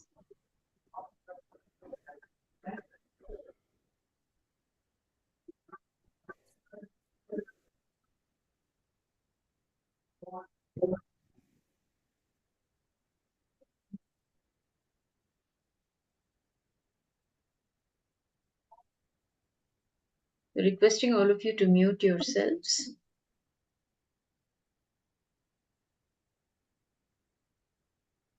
So, Ma Guru Prasadini is sharing utter positive words to ourselves and to others. Yes, Ma, you got it.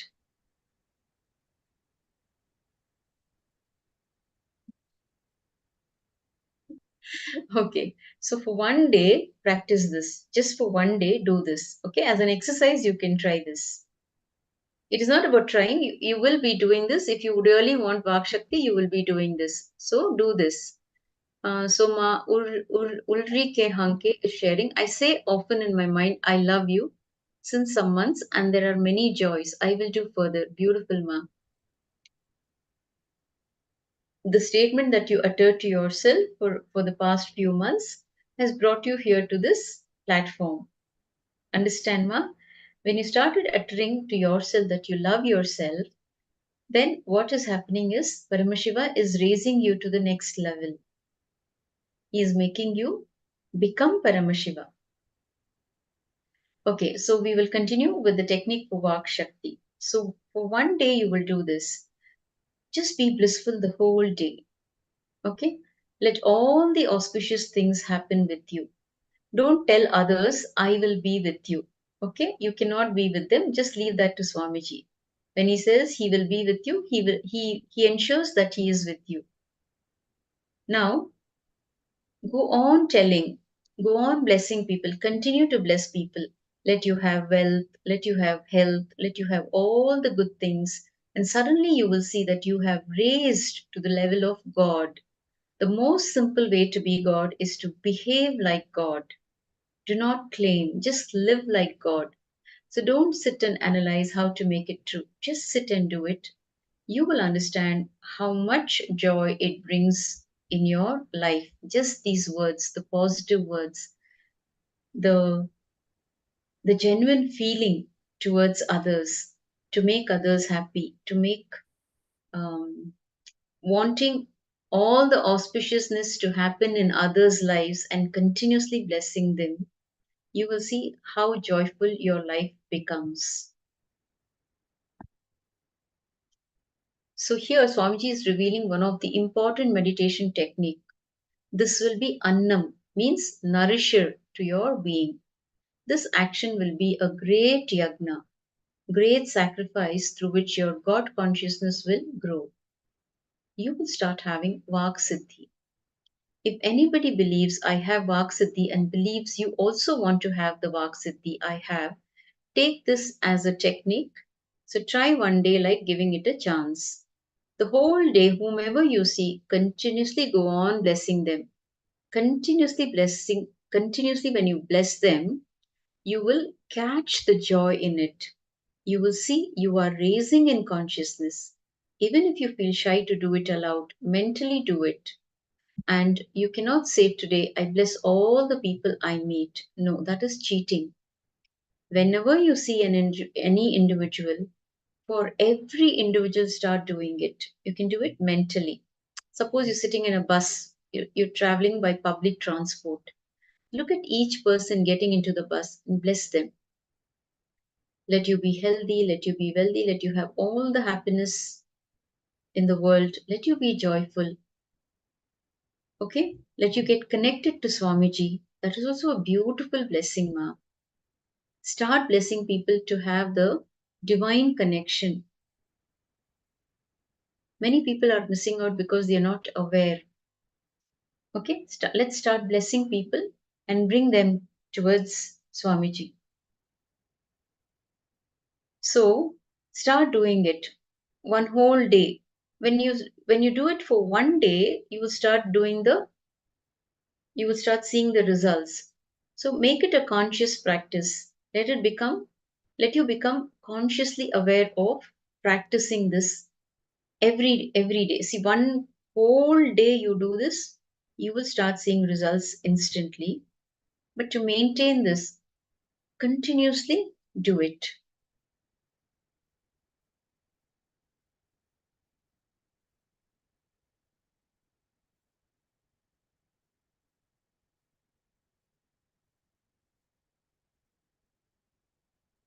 Yes. So, how many of you are going to do this meditation of blessing people? How many of you want to do it? Who all wants to do it?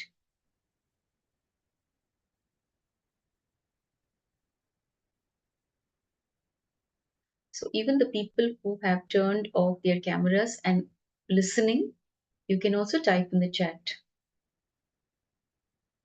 So Ma Jayanti Kanagaratnam is going to practice this meditation. Yes, she's going to start blessing everyone.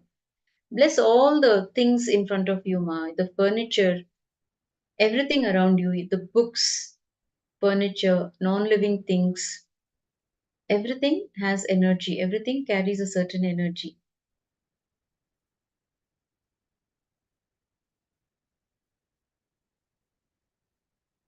So Ma Nitya Guru Prasadini and Ma Jayanti Kanagaratnam are sharing that they're going to practice this meditation. What about Malin, Ma Puja Kumar?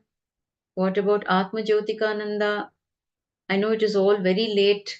It is very late for all of you, but still all of you are sitting so blissfully and participating in this program, which shows how sincere you are.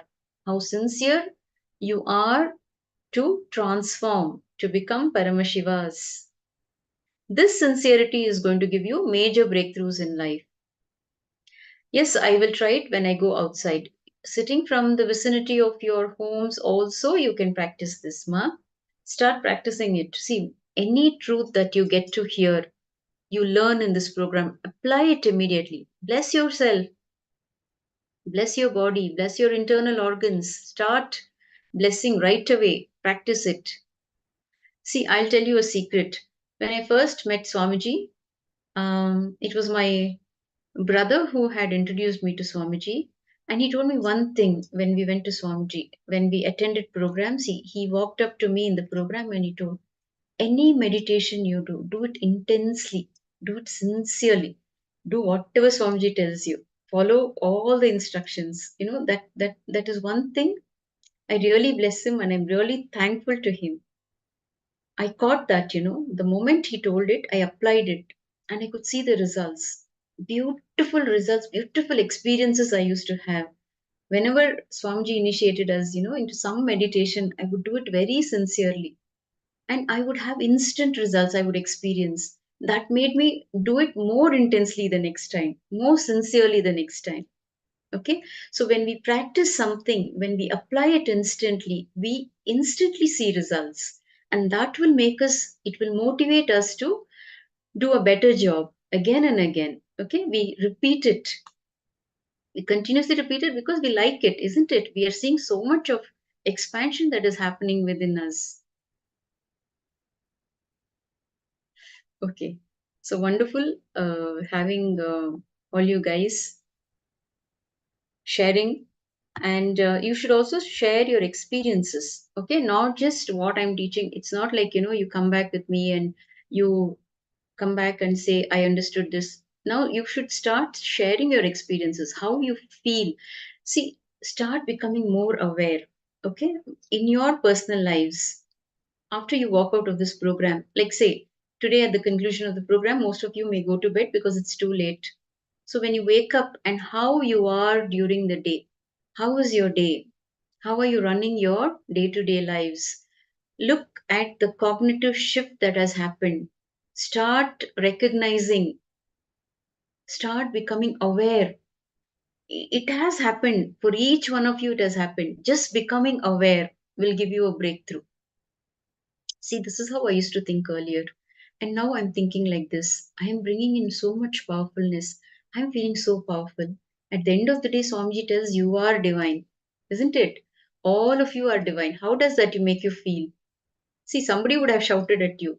Okay, somebody may not have responded to your phone calls, or somebody must have misunderstood you. So instead of sitting and cribbing, just tell yourself, I am Paramashiva. Bhagavan has declared that I am Paramashiva, so I am Paramashiva. Live like Paramashivas, start feeling light. Stop feeling heavy from within. Drop all that you carry inside you. It is time to empty, vacate. Okay? It's time to clean up. Okay, ma? Start applying the truths immediately, and then you will start seeing results.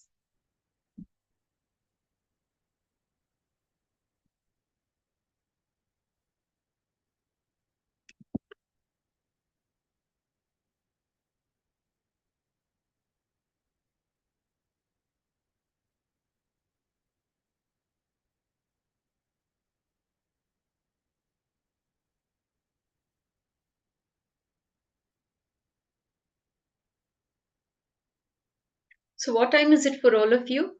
Majayanti, what is you live in Malaysia, right? So it's 12:20 p.m. in AM in India, sorry. Oh, it's 3 a.m. Oh, okay. 2.5 hours. Ma, and you're sitting so blissfully, Ma. So blissfully you're participating. That's so nice. Really good to know. You're sitting up the whole night and attending this program. So start looking at all the miracles that are happening in your life around you, Ma. Okay, when you become aware, you will see Swamiji has showered so much on you. So what about Ma Ulrike Hanke? Have you typed, Ma? Let me read. So what time is it for you, Ma? Ulrike Hanke. What time? Is it daytime or nighttime for you?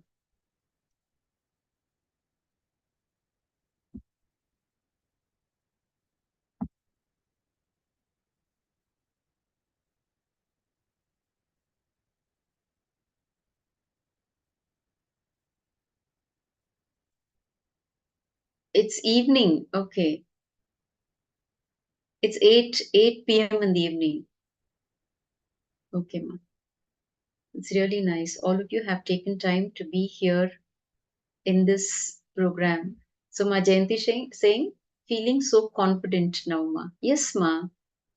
Start looking at all the miracles that are happening in your lives. Start seeing the miracles, not only just miracles, how you have changed, Ma, from what you were to what you are, how that cognitive shift has happened, how powerful you have become from within.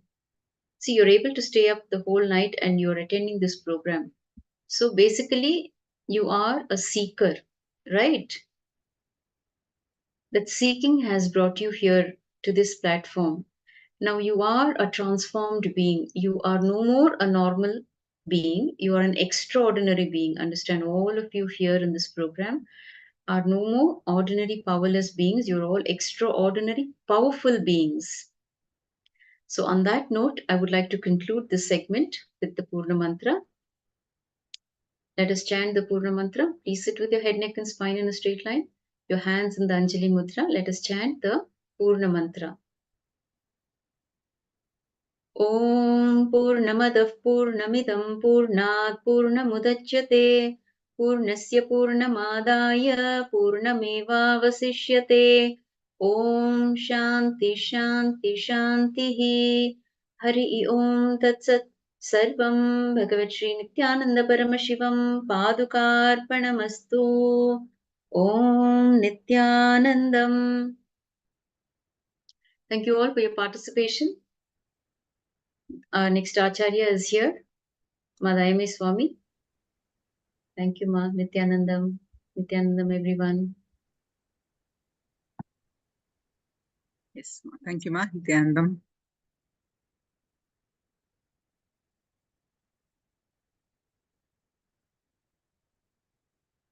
Nithyanandam, everyone. How are you all enjoying the sessions?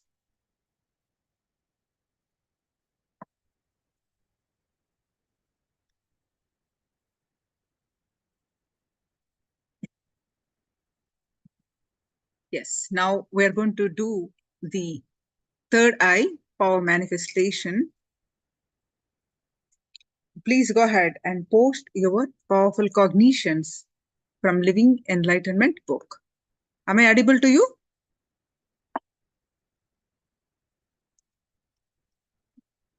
So please go ahead and post your powerful cognitions from Living Enlightenment book.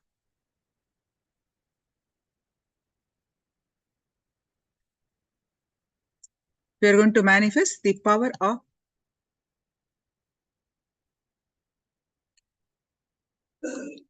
third eye. So I see all of you already posted the powerful cognitions.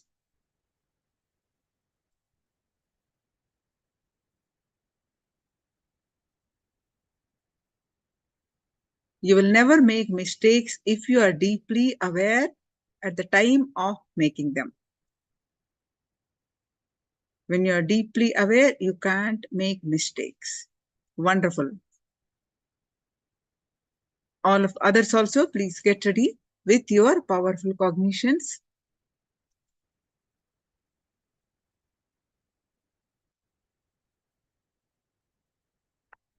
We're going to do consciousness over matter. Today, we are going to do the consciousness over matter. That means with your power of consciousness, you're going to move the matter. So the matter that we are choosing for this sessions today are coconut. Preferably, if you do not have the coconut, you can get a round object. At various level, we can manifest this, starting putting the object on the flattened hand, on the flattened palm. It is said that you can move the mountains, you can make the nature listen to you with this power manifestation. So all of you quickly go ahead and get your objects.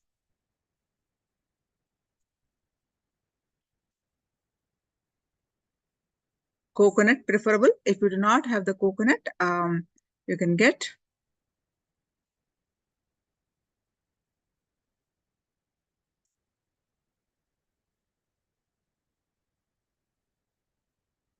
around fruit.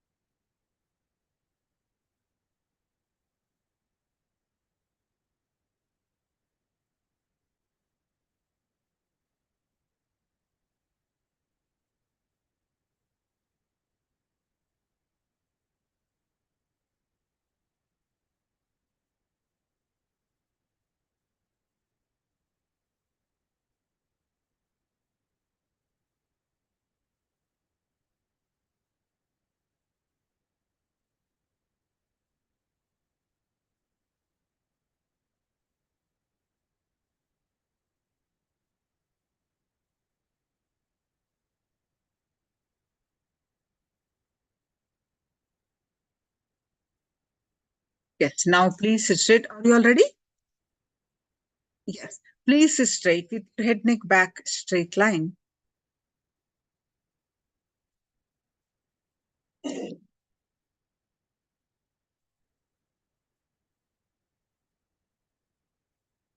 Visualize Swamiji's form in your inner space and bring your attention on your third eye. Any thoughts that are coming in the way, just unclutch them.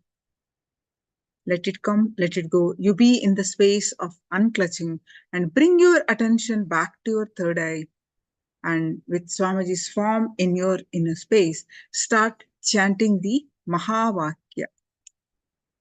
Om Nithyananda Paramashivoham.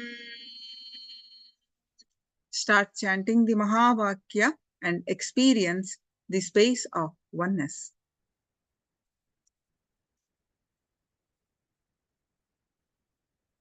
There is no you. You disappear and just let Swamiji only sit. Paramashiva Swamiji only exists. Experience that oneness space. Declare by chanting the Mahavakya, you are Paramashiva, Nithyananda Paramashiva.